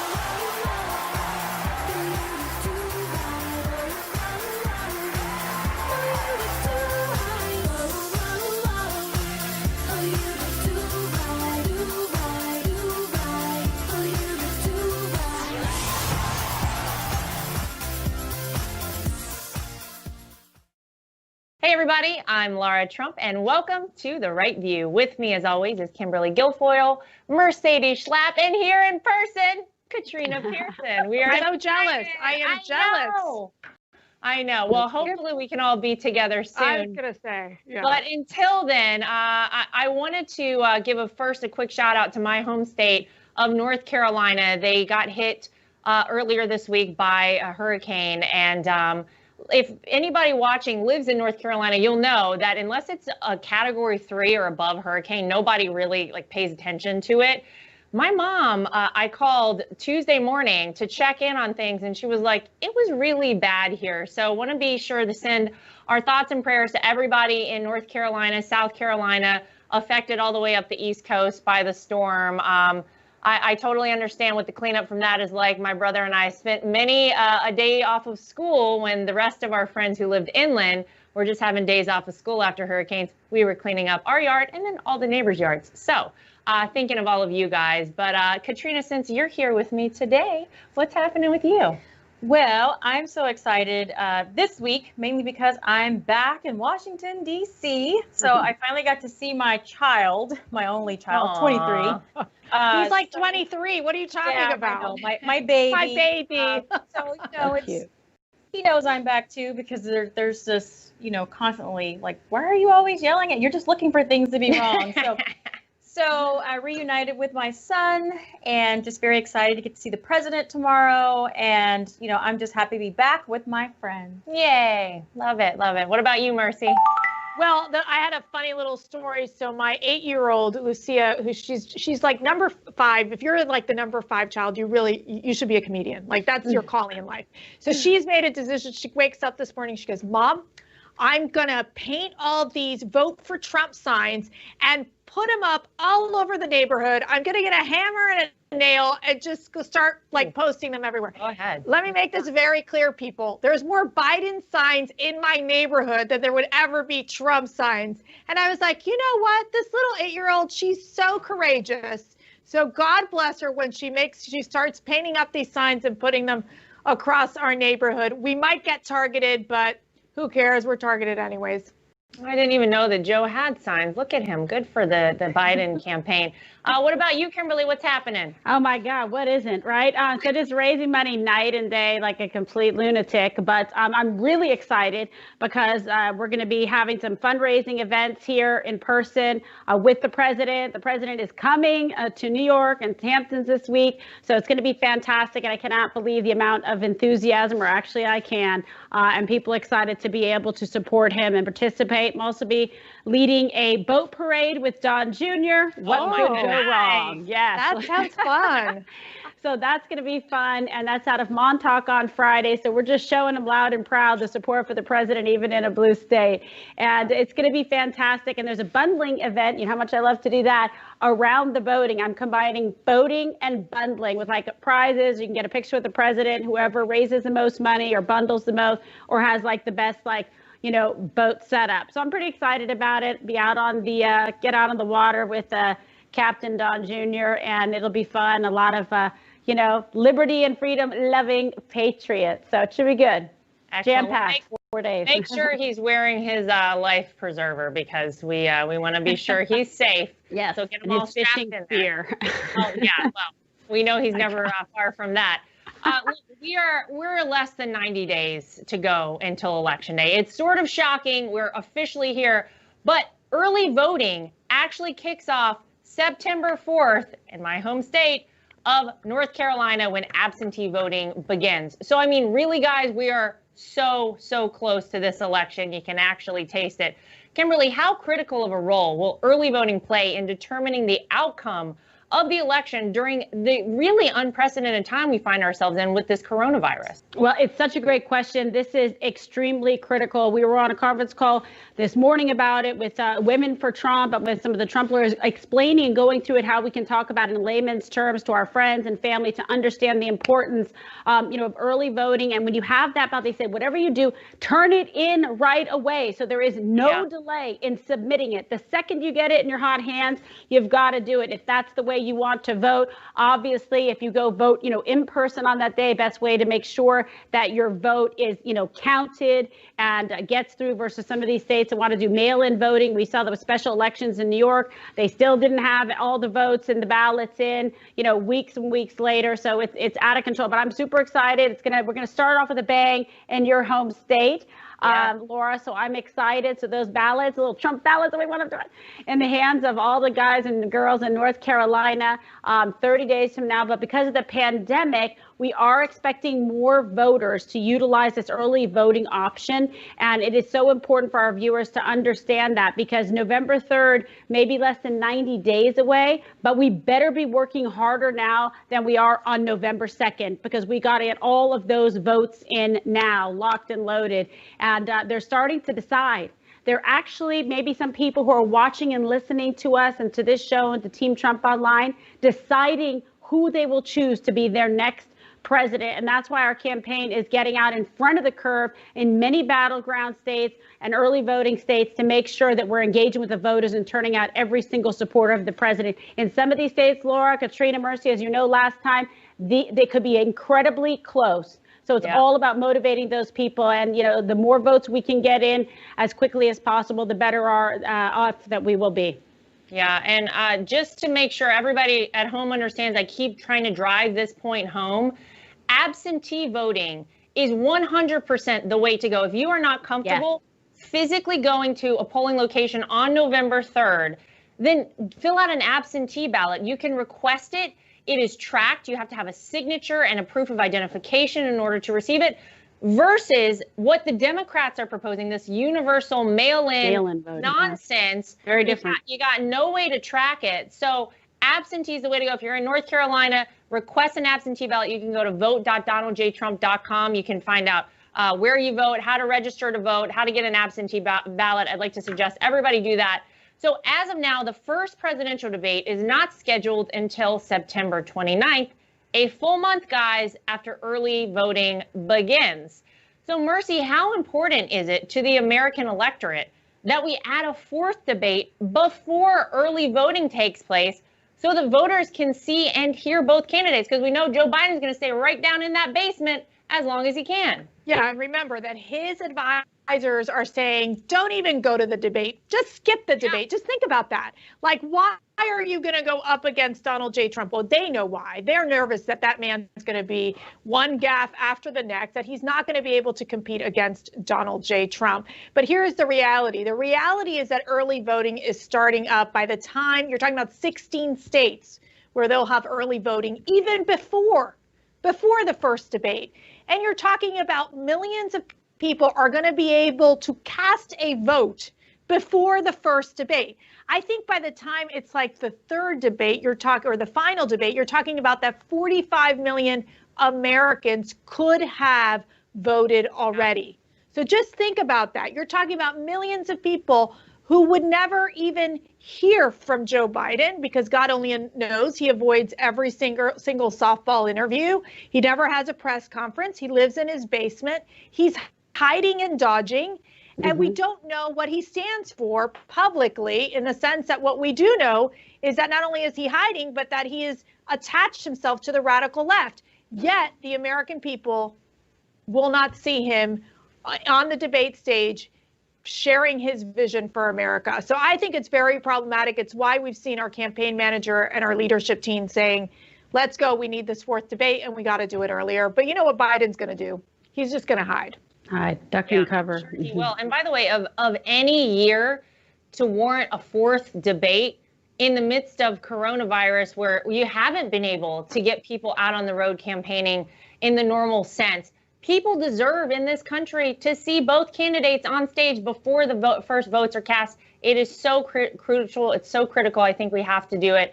Meanwhile, members of the mainstream media and Democratic Party are pushing Joe Biden to back out of those debates. So let's watch this absurd clip of former Clinton press secretary Joe Lockhart. Former Clinton White House Press Secretary Joe Lockhart wrote an op-ed for CNN.com titled, "Joe Biden Could Still Lose This Election." And as I read it, I was struck by this provocative paragraph, quote, "Whatever you do, don't debate Trump. Trump has now made more than 20,000 misleading or false statements, according to the Washington Post. It's a fool's errand to enter the ring with someone who can't follow the rules or the truth. Biden will undoubtedly take heat from Republicans and the media for skipping the debates, but it's worth the risk, as trying to debate someone incapable of telling the truth is an impossible contest to win." Okay, well, there you have it. Katrina, got to get your reaction to that. Well, I think what we see is the media is going to do what the media does, and that is to protect and defend Joe Biden. Because look, they know the moment he steps on the stage with President Trump, it is over. Because most Americans look at Joe Biden and they think, this is just the guy that Obama chose. No big deal. Joe Biden has been out there for nearly a century, and his record has never been vetted. And so on day one, in that first debate, they know that Joe Biden will be vetted for the very first time, and he does not have a leg to stand on. He cannot defend any of his actions, any of his statements, or any of his policies. So the media is going to get behind this notion that somehow they can skip the debates, but I don't think that America is going to let that happen. Well, I certainly hope not. I mean, let's see if he can figure out how to get on the stage, if he knows where he is when that happens. No kidding. Well, can you imagine, though? It says he could lose the election if he actually gets up there to answer questions and the American people hear him. Wow. Yeah, I mean, this is crazy stuff, but we're not surprised anymore hearing it from the mainstream media. And we touched on this a minute ago, Mercy, but the media has been totally lying about the really important issue that we just discussed, the difference between absentee voting and universal mail-in voting. So can you really clarify for our audience the difference between them? Because there's a lot of confusion out there. And also I want to let you talk about what just happened in Nevada. It's crazy. Yeah, well, first of all, I think we're all taking a crash course on absentee ballots versus mail-in ballots. I always feel like I'm talking to the political team and going, all right, let's go through this one more time. Let me make sure I have this. So, for example, the president sent out a tweet encouraging people in Florida to vote mail-in, which, as we know in Florida, it actually is the absentee ballot process, which means that if you are absent from your home state or you can't vote in person, you request a ballot. They send over the ballot, you're able to fill it out and send it back in. In what we just call the universal mail-in voting, it literally is that they look at the election file and they say, all right, let's just go and send all these ballots out to these and match these addresses to the election files. Well, you know, people move all the time. You know, you end up with the dead cat voting and you have Cody problems Tim's the dead cat's name, dead for 12 years. That's right. Got a mail-in ballot. Dead for Right. 12. So it's not verified. And I think it's important to understand the difference. I think one important thing to note on Nevada is that these liberal Democrats have fundamentally changed the voting system in Nevada 90 days before the general election. And what they're allowing for, this is great, that let's say President Trump wins in Nevada. You can, Joe Schmo, basically you say, get your ballot, get your friends, and cast your ballot 3 days, as long as it's 3 days after the election or 7 days after the election. 3 days if it's not postmarked, 7 days if it is postmarked. Just think about that. Meaning that if you're short by 5,000 votes, you can find your friends and say, wait a second, did you cast your ballot? Let's cast it right now, day after the election. And that's what's so disgraceful. They're allowing for ballot harvesting, which we know is bad for our seniors because they can go to someone over the age of 65 and be like, let me help you fill out your ballot. I will take your ballot. And this is just prone to voter fraud. And I think that it is a huge problem that these Democrats are pushing for universal mail-in voting because we are not set up to handle such at a national scale mail-in voting, especially without verification or with weakened verification.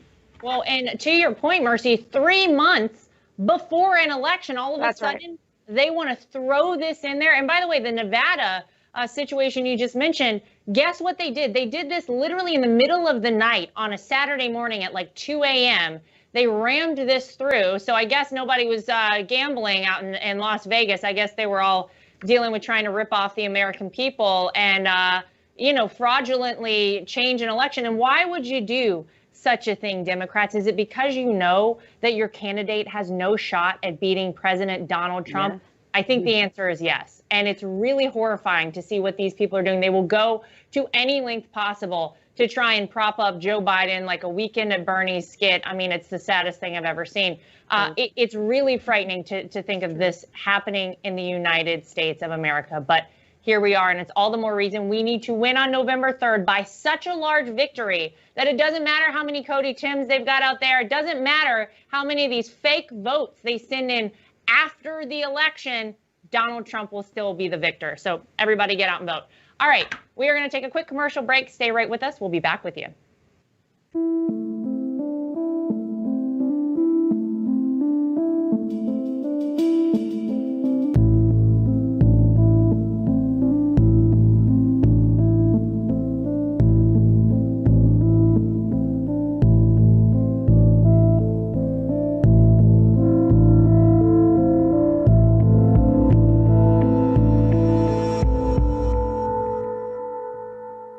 I'm Donald J. Trump, and I approve this message.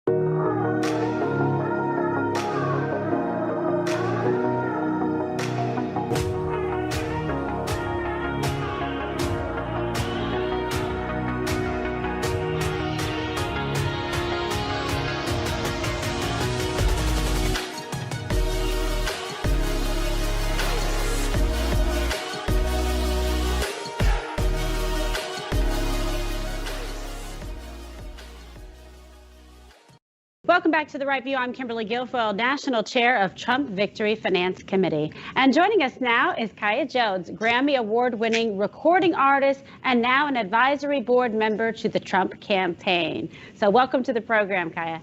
Thank you for having me. All right, fantastic. So can you please share your story with our viewers? Ooh, that's a big one. I don't know if we have time for all of that, but in a nutshell, I've been singing most of my life. I started with the Pussycat Dolls. I left due to my personal convictions and abuse that the girls endured in that group. I went on to continue to make music, became a DJ, created a record company, was the youngest female in history to do so at the time when I was 26. Went on to do a fashion brand, and then in 2016, I was DJing opening for Calvin Harris. A month later, I came out as a Trump supporter, and that was the end of me performing and doing anything. Wow. My brand was kicked out of the store that it was in, and that was the beginning of me really understanding, like, what do I do now? And so to harness that and really kind of focus on speaking out more for our president, speaking out more for our country, and really following my passion and my faith. And that subsequently led me to singing Christian music, and I was able to win a Grammy last year from it. So, yes, fantastic. And I'm also serving on an advisory board for the president. So how incredible is that? Yes, well, God blesses us in many ways, especially when we show our courage and our faith. We're really proud of you, and that was an incredible moment when you were able to get that, get the award. So perfect. Yeah, Kimberly, I agree. I mean, this is, now we have you.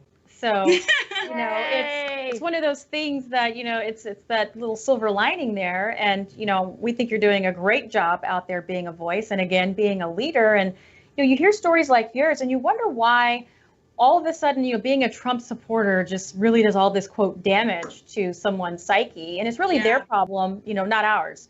So, but having said that, we do see Democrats on the other side, right, who have major issues and children you don't want to look up to. And it's just one of those things that this double standard that continues. It's a horrible Trump, but hey, all this other horrible stuff, let's go ahead and support that. And it's very intolerant, even though the left claims to be tolerant. Mm-hmm. We know that just simply is not true. But why is the left, why are the Democrats, why is the media so intolerant to individuals that don't fit their required ideology? I feel that I would blame the media because, majority of Americans, when you walk outside your door, if you go grocery shopping, you don't hate anyone. You don't hate your neighbor. The media is perpetually creating this narrative that's very divisive and very, in a nutshell, chaotic. It's created a narrative that is now putting people against people to a point where family members don't want to talk, people don't want to work with one another. It's divisive, it's bad, and it's downright scary because it's creating a narrative that win or lose, they're still making money. If we go into a civil war, they're there to shoot it, they're making money. So this is the thing, is that we have to be careful on who do we blame, because I have friends on the left that have called me up and they said they're voting for Trump. So I can tell you it's not all just left or right. I think people are now starting to see that this is a media issue and media really needs to be held accountable. Absolutely. Well, first of all, Kaya, I want to say I have 5 daughters who all love to sing, and they try to outcompete each other, and we kind of call them the Von Schlaps, which I'm sure if they would meet you, they would love you. So let's get them on the show, Mercy. Book them on The Right View. I'd love it. You know what would happen? They would hijack the whole entire show. They can't get a word in with the Schlaps. Bring them on. And if you throw my husband in, it's even worse. But I really you mentioned something that's so important, which is those people who come to you, and we call them the Trump whisperers. Are kind of quiet and they don't want to speak up. And really, we're so proud that you did speak up, because you are a voice for so many young girls out there who are afraid that they're going to be bullied because they believe in the work and the record that Donald Trump has been able to achieve. But first of all, I'd like to get your reaction. Let's play this new ad that was just released by our campaign featuring a silent majority voter. Okay.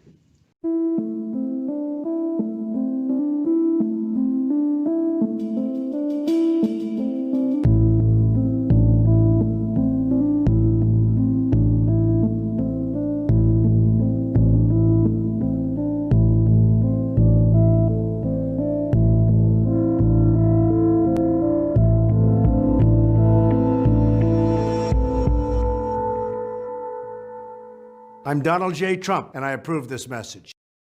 So, Kaya, let me get your reaction to this ad. In liberal Hollywood, are there these silent majority Trump supporters? There are. I'll go as far as to say there are people that have been outspoken against the president that voted for him. And I know that they did, but they don't want to lose their job. And I think they understand that now we're moving into a time. At that time, it made sense why they chose to be, you know, playing the game that I can't do. I'm not very good at lying. But I think now what we're seeing, I have literally really important high profile friends that people know calling me and saying, I was really wrong about him. I was really wrong about you. I feel like I'm waking up. Like, have I been blind to what's going on? And I think that's the thing is the media has been perpetuating divisiveness. They're looking at the two candidates. They're looking into what's going on. And I think across the board, people can get behind someone who's combating human trafficking. He's doing so much for the country. And I think that's like a bipartisan issue. When you talk about that, that's something that everyone can really get behind. And a lot of people feel that Hollywood has really kind of gotten away with a lot of things that they shouldn't have gotten away with. And this president's now speaking up for them in a really big way. And I think you're going to see a red tsunami. I said that to Lara Trump, you know, a year and a half ago, but I mean it. I think you're going to see a red tsunami, and I think it's going to be really great. And it's time. You know, I don't know if they're going to stay as silent as they did in 2016. You're starting to see more energetically. People are getting stronger. I would say everyday people now you see flags everywhere. You see flags, you see Trump flags, you see American flags. People are starting to get really, and especially with the masks, you have to wear a lot of masks now. Everyone's wearing a mask now. And I've seen so many, you know, Star Spangled Banner masks. And that to me is their way of speaking through this mask. Like, you want to silence me, but I'm with my country. And this is the most pro-America president we've had in a really long time. He's really doing a fantastic job, and I think we need to get behind him. We need to support him. We're in a war, and it's serious, and I think we need to get out there and do as much as we can. Yeah, I think you're totally right, Kaya. And you know, it is really astonishing that we have found ourselves in a very short period of time in a space in America where you are courageous. You are the Lone Ranger. If you stand with your hand over your heart for our national anthem and you play on a professional sports team instead of kneeling with all the other people. And I think you're right. I think people are waking up and they're saying, this is not the America that I love. Why aren't we championing our flag? Why aren't we thanking the folks in our military who lay their lives on the line every single day, and some give their lives for our freedom? So I think you're right. You did say it to me, a red tsunami. I think the silent majority is very real. I think it's bigger in 2020 than it was in 2016. By the way, for all the reasons that you just laid out, people get it, and they don't like when they see what we have seen in, again, a very short period of time take place in this country. But again, we all want to thank you, because what you're doing by speaking out, by making your voice heard, you are such a presence on social media. And it's really, really, it's empowering to a lot of people, I think, to see that. But you're taking direct action to help reelect President Trump this November. Talk about some of the ways and some of your efforts and how other people can get involved. Well, I talk about you guys and him 24/7 to as many people as I can. I urge everyone to, if you're not following the president, if you're not following Lara, Katrina, Kimberly, Mercedes, you need to get involved. You need to see the day-to-day action, especially what Ivanka did, you know, this morning. It's important to know what's going on. It's important to stay activated. You can also text 88022 to get immediately connected in, and then you'll be looped into what's going on. If you want to know what's going on, you can also go to donaldjtrump.com and, you know, get plugged in. There's multiple coalitions for every kind of American, as there should be. And I think right now I want to just kind of pivot and say to religious leaders, because this is important. We're seeing what's happening right now with not being able to worship in our places of worship and really having to plug in our homes, which is very disheartening for many.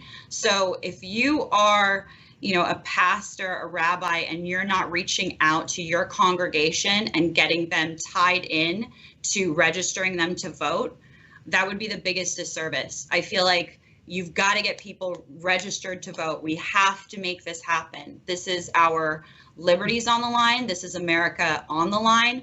And they're not just coming after Donald Trump. They're coming after our flag, our anthem, our Constitution, and everything that we have been built by. And so, you know, if you didn't lose your land as a Native American, your family fought to protect the land, or your family built the land. And so it's really important that everyone understand how serious this is. This is outside indoctrination, and we need to combat it, and we need to get him reelected, because it's literally him between us and them. And so we got to make it happen. And also, I appreciate you bringing that up about Ivanka and our great Attorney General, Bill Barr, $35 million to get people displaced from human trafficking. And this is really one of the most horrific crimes also that I saw as a prosecutor, in the child and sex trafficking that's going on, and really now shining a bright light on it, getting those people the resources for housing and assistance that they need to escape a life of enslavement like that. It could not be more important. It's another reason to really just applaud the president, the administration, and Ivanka for what she did. Kai, what a pleasure to have you on the program, and enjoy DC, and keep being vocal, loud and proud. I will. We really appreciate your leadership. I'm honored. I love you all. All right. God bless you, my friend. Thank you. All right, everyone, we're going to be right back after this short break with more of The Right View. Stay with us. As we have already seen, his America First agenda has lifted all Americans up and have empowered them with true economic emancipation that has once again made the American dream possible. That's why I want you to text EMPOWER to 88022 right now if you want to keep America great and deliver 4 more years for President Donald J. Trump.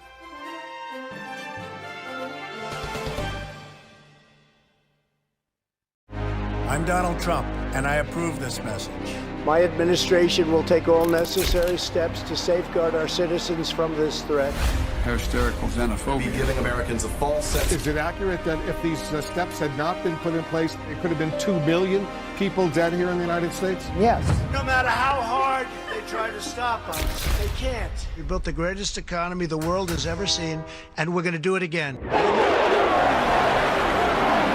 Together, we're beating back the invisible enemy. What the federal government did was a phenomenal accomplishment. Through it all, the world has witnessed the unyielding resolve of our incredible American people. Promise made, promise kept. And I'm fighting for you, and I love doing it with everything that I have. And you know that. With the grace of God, we will win this war, and we will win this war quickly. And we will make America great again. And welcome back to The Right View. I'm Katrina Pearson, Senior Advisor to President Trump's re-election campaign. And now let's take a look at the other new ad recently released by the campaign called Takeover. Joe Biden has embraced the policies of the radical left. Trillions in new taxes, crushing middle-class families. If you elect me, your taxes are going to be raised, not cut. Amnesty for 11 million illegal immigrants. Citizenship for 11 million undocumented folks. Reducing police funding. Yes, absolutely. The radical left has taken over Joe Biden and the Democratic Party. Don't let them take over America. I'm Donald J. Trump, and I approve this message. Okay, so Laura, why would voters want to relinquish all of the progress and the massive accomplishments that was given to all of America by President Trump in exchange for Joe Biden? Well, I think the answer is they don't. And I think whenever you see that ad, it becomes very clear where Joe Biden stands and where President Donald Trump stands.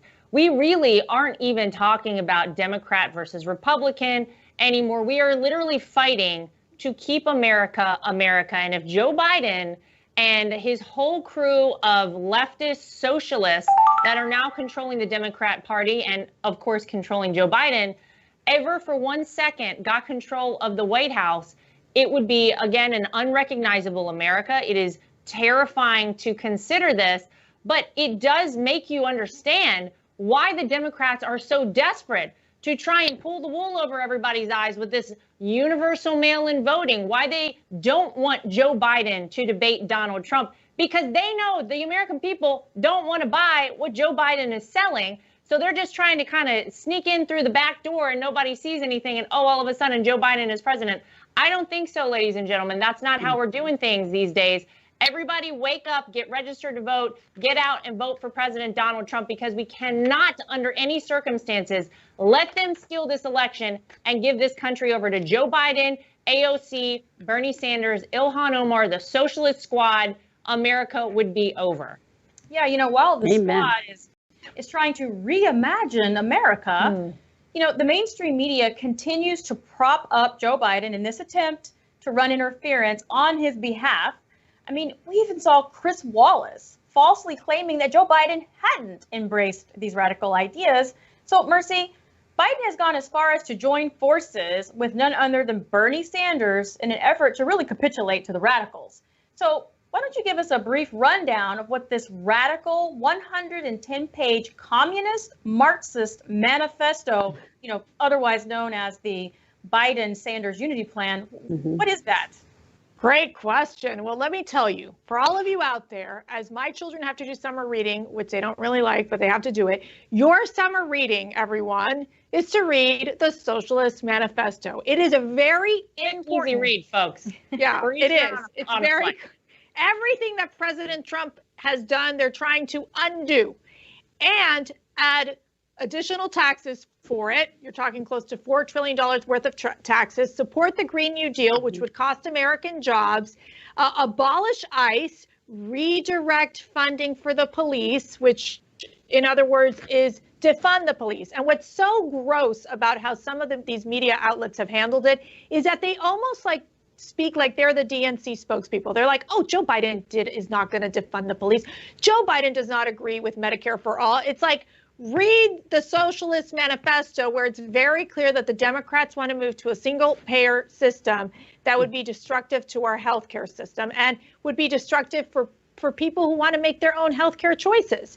So I think it's important to become very familiarized where the socialists want to take our country. It is very clear that, as Bernie Sanders has said, as even Joe Biden has said, he wants to be the most progressive president in the United States. Yep. For me, that I come from, you know, my family comes from Cuba, progressive equates socialism. And that you've seen these socialist and communist leaders use the word progresista, which is progressive, day in and day out in their speeches. And it is, I think, very dangerous for that to happen and creep in our society. Yeah, he's not trying to hide it, though, Mercy. He put out a unity plan with a known socialist. So that tells you exactly where Joe Biden is and what he stands for. You're right. And self-proclaimed socialist. Correct. So, you know, that's a huge deal. Big difference. This is not something they're doing in secret. They're not hiding. They're actually telling America that they want to fundamentally transform it and reimagine our way of life. Such a nice word. You know, it's funny to me, and I actually mean funny as in I laughed when, you know, Joe Biden kicked off his Made in America tour. Oh, I like the malarkey tour. Was it on a bus or a train? What did he do? You got to tell me. Like, did he go on a, you know, what did he do? He had the record player on the train, Mercy. That's what it was, I love it. Good. That's what it was. Yeah. But I mean, this is so offensive. This is the guy who actually championed the Trans-Pacific Partnership as the gold standard of trade, not to mention NAFTA, right? And all of a sudden, he has this Made in America, literally plagiarizing his way through the presidential campaign. So, Kimberly, let's zero in on how Joe Biden's record of embracing these globalist trade deals cuts directly against his new campaign message. Because this is the same guy who not long ago, again, bragged about all of these partnerships and deals and trade authorities that essentially decimated the middle class and outsourced our jobs. Is he good for trade? It's unbelievable. I mean, Joe Biden does not have a campaign message at all, okay? And he's not driven by some philosophy or deep policy belief whatsoever. Maybe at one time he was, you know, like sort of a mainstream liberal. Those days are long gone. Now Joe Biden is just some vessel. Okay, empty vessel with a teleprompter, barely functioning. And honestly, it would be sad if the threat to this country was not so serious. They can't be real thinking this guy could be president. He can't find his way out of his own house, okay? His campaign advisors and the people hoping to get rich by pulling his strings are literally going to put whatever they need to do in order to carry him across the finish line on election day and into the Oval Office. And that's why they're pandering to the socialists and the communists. Joe Biden does not have any intention of delivering on anything he is saying or taking care of or looking after this country because he does not know what he's doing, okay? He's like 44 years of total abject failure. And the reality is, if Joe Biden wins, you can bet that the people pulling the strings, like y'all pointed out, AOC, the Squad, Elizabeth Warren, and the left-wing rioters tearing apart and burning down our cities and people's businesses across this country, they will advance these extremist policies in order to, as they put it, reimagine America. We don't want to be reimagined, okay? We know what we stand for, and it's not what these people are espousing. They hate America. We love America. We have a president that loves America, and they're hoping to use Joe Biden as a tool to advance their radical agenda and tear this country apart. And we are not going to let it happen because we're going to reelect Donald Trump on November 3rd and shut them down. Can't wait. I mean, San Diego Nation. Whoa, like hot Latina. That's awesome. The Puerto Rican came out. This is great. I love it. Well, we need that. We need that. Yeah, you should see when Junior gets out of line around here. Let me tell you. Oh, that's what happened. Okay, now that makes a lot more sense. A lot more calm. Kimberly's got it under control. So that's right. You know, look, while they're reimagining America and reimagining our way of life, we reimagine media. And that's why we're here with you all tonight. Ta-da. So stay right there. We're going to take one more commercial break, and we'll be right back.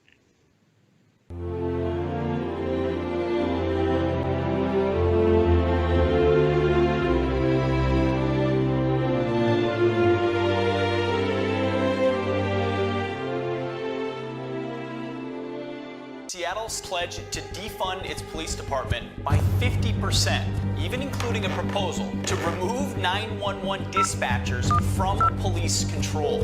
Joe Biden said he's absolutely on board with defunding the police. Listen closely. Yes, absolutely. Hello, you've reached 911. I'm sorry that there is no one here to answer your emergency call, but leave a message and we'll get back to you as soon as we can. Crime will rise significantly. Welcome back to The Right View. I'm Mercedes Schlapp, Senior Advisor for Strategic Communications. I want to get everyone's final thoughts, but first, we need as many patriots as possible to get involved in our country and help reelect President Trump this November. You know, early voting is starting. As Kimberly mentioned, we got to stay on it. We got to get out there and vote. So make sure, look at the dates in your states and get out there. Also, if you want to stay connected, download the new groundbreaking Trump 2020 app, now available on Apple and Android. Sign up to volunteer, register for events, and win exclusive prizes. I know I want to win one. To stay in contact with us, please text Trump to 88022. If you or your friends, family, or neighbors not want to get involved, but we need you to get involved to re-elect President Donald J. Trump, please visit armyfortrump.com to sign up. So, ladies, we finally reached to the end of the show. So let's get your final thoughts. Laura, I'll start with you. Well, I had a really incredible opportunity earlier this week, to interview our incredible Vice President, Mike Pence. I got to go visit the Vice President's home. It was beautiful. And what just a gracious host he was to have us there and to allow us in and sit down with me.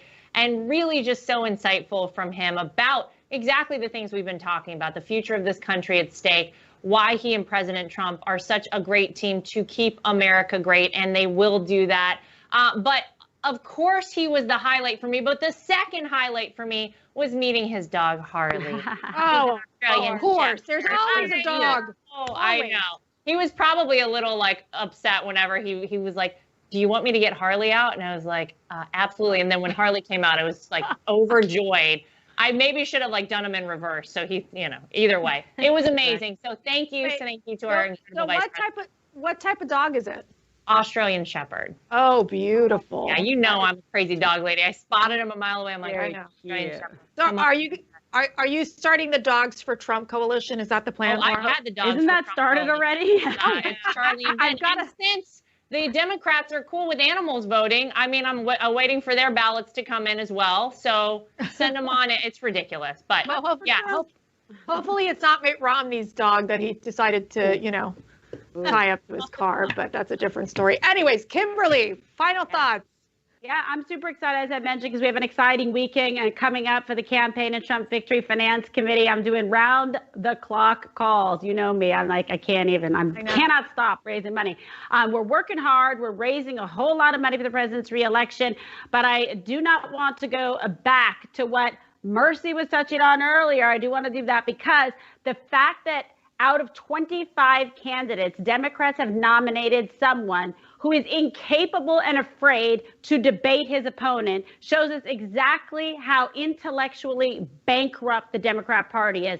They don't have the leadership. They don't have the ideas for making America great again or restarting this economy. They do not have anyone that can stand toe-to-toe with President Trump. And they know that Joe Biden cannot walk himself through a crowd, let alone defend his disastrous record, 40 years of abomination in a debate. I am desperate to get these debates out there because the American people deserve to hear from the two people that are trying to be president of the United States. And the Democrat Party is the party of failure, of despair, and of victimhood. And if you don't believe me, just look at their nominee. Wow. That is why this election is so important. And it's not just about November 3rd. It is about today and every day. We must wake up and do everything we absolutely can to ensure this president is reelected. Do today what you would do on November 4th if you could change the outcome of the election. That's what I tell people every single day, and I terrify them into giving money and getting involved with President Trump. Can I hear an amen? I mean, amen. Seriously, you're so right. And I think we got to take Kimberly's passion out there. And you all, seriously, there is no time to sleep. There's no time to rest. Literally. The clock is ticking, and we got to get this moving. Katrina, I don't know how you're going to beat Kimberly on this one. This is tough. No. I'm not even going to try to beat Kimberly. What I will do is I will piggyback off of Kimberly. There you go. There you go. That out of all of the choices, all of the candidates, we got that guy, the guy that cannot string two sentences together, cannot do an interview without a note card and still get it wrong. This is the guy the Democrats chose. Now he gets to choose his running mate. Yep. So look, it doesn't matter to me who he picks. It doesn't matter. No one can beat Donald J. Trump, period. But what I will say is there is a video that is circling around the internet right now about one of his potential picks, Pocahontas herself, Elizabeth Warren. If we have the video, we have to show it. But look, guys, this is a woman who ran for president, who ended up, selling herself out to Hillary, now sold herself out to Joe Biden. And she's doing this podcast interview with him, and he gets stuck on words again. And he's trying to get it out, and she's on camera rolling her eyes. So I just want to say thank you, Elizabeth Warren, for sharing all of America's sentiments about your candidate, Joe Biden. Maybe she can stand behind him and sniff his hair and be like, let me help you, Joe. This is how you He would like it. finish that. I know, it's so bizarre. Just so weird. But I got to tell you, I love spending the hour with all four of you. It's always such a blessing. But so I just want to say to all of you watching, thank you so much for supporting this president and all the work that we're doing. Keep working hard. We got to get this president reelected. And remember, God bless you all out there. God bless this great president. Keep praying for all of us as we keep praying for this country. And God bless America. Take care. Have a good night.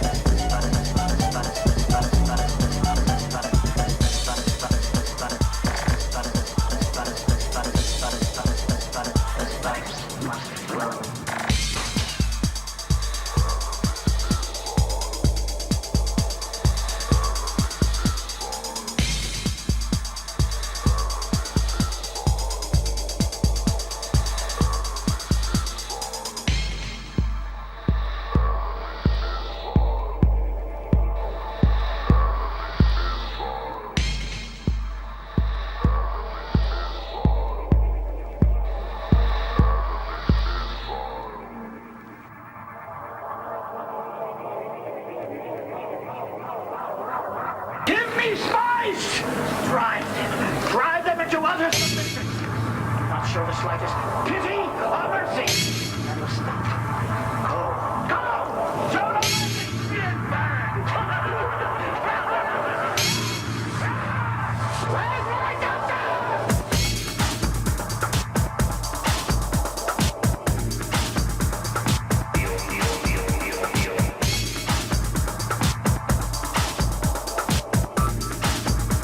The spice must flow.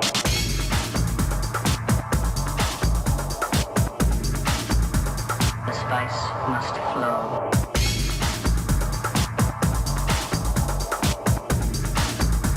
The spice must flow.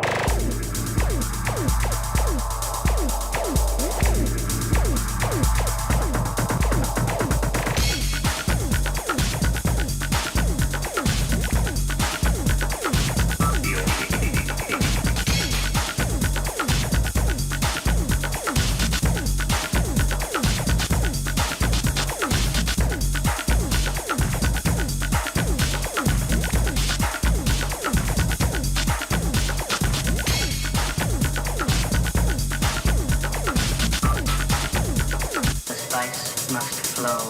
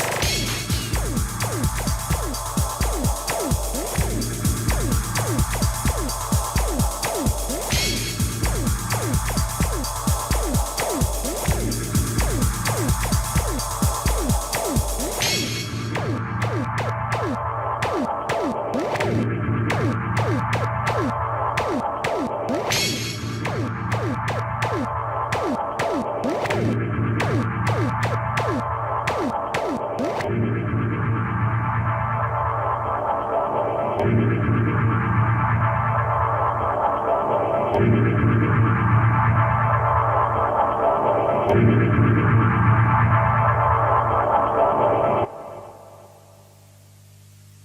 who controls the spice controls the universe.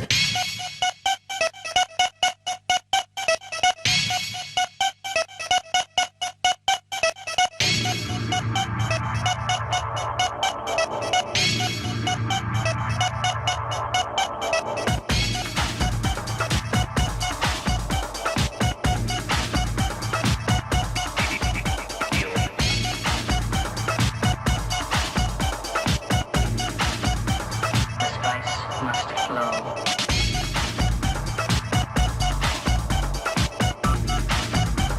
The spice must flow.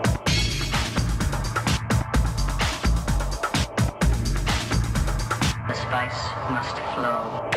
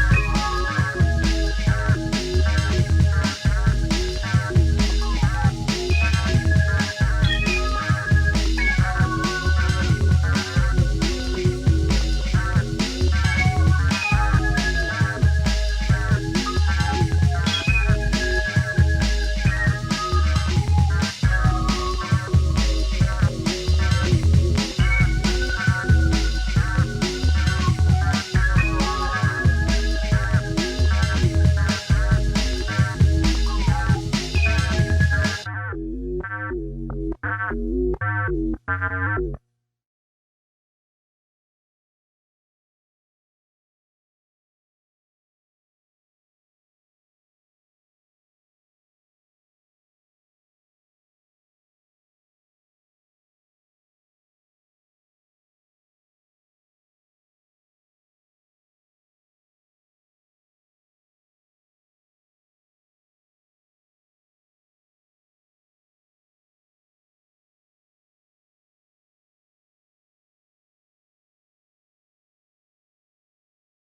who controls the spice controls the universe.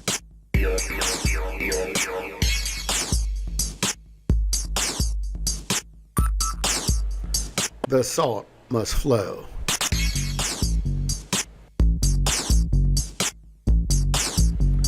The salt must flow.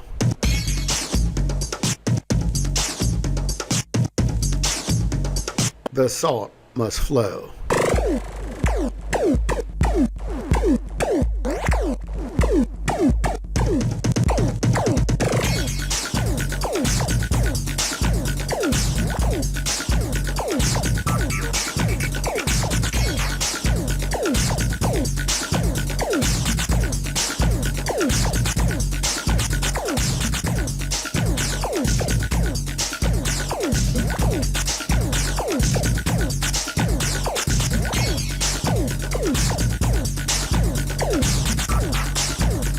The salt must flow.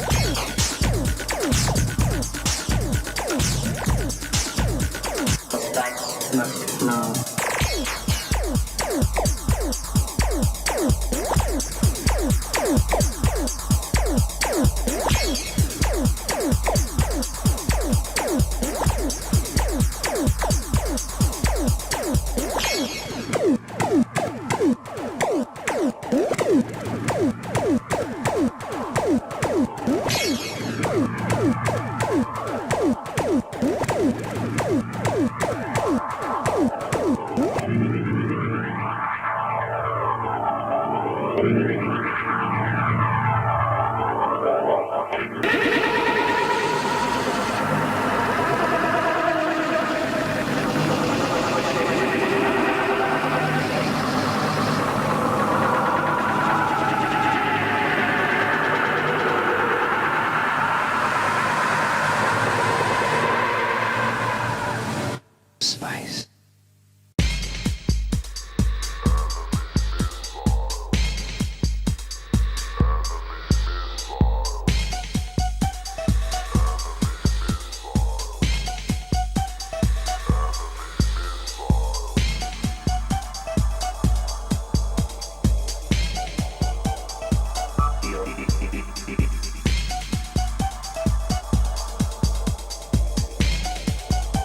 The spice must flow.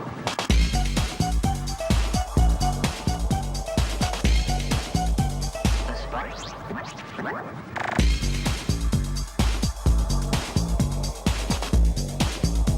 The spice must flow.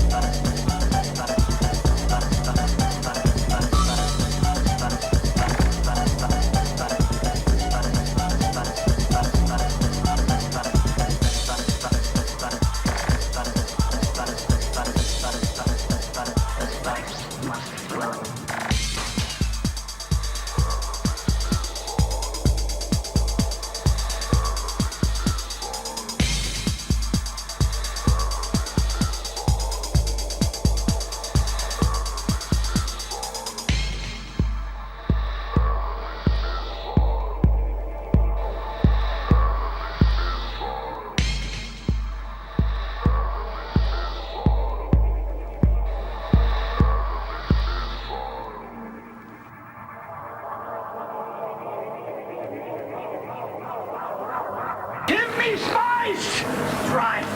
Drive them into other submission. Not show the slightest pity or mercy. Never stop. Go! Show no mercy! Get back!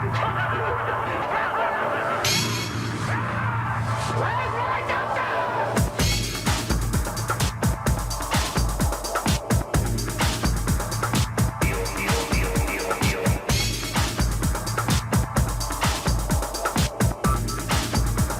The spice must flow.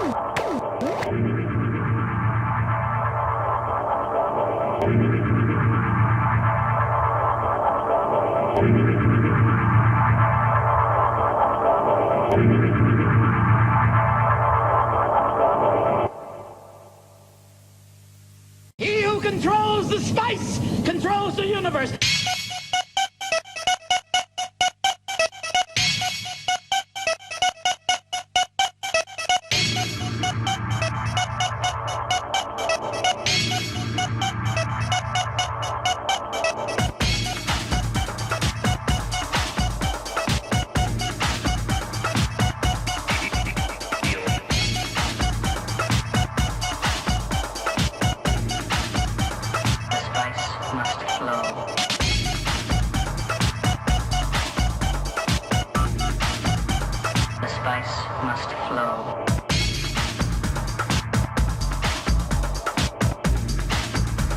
The spice must flow.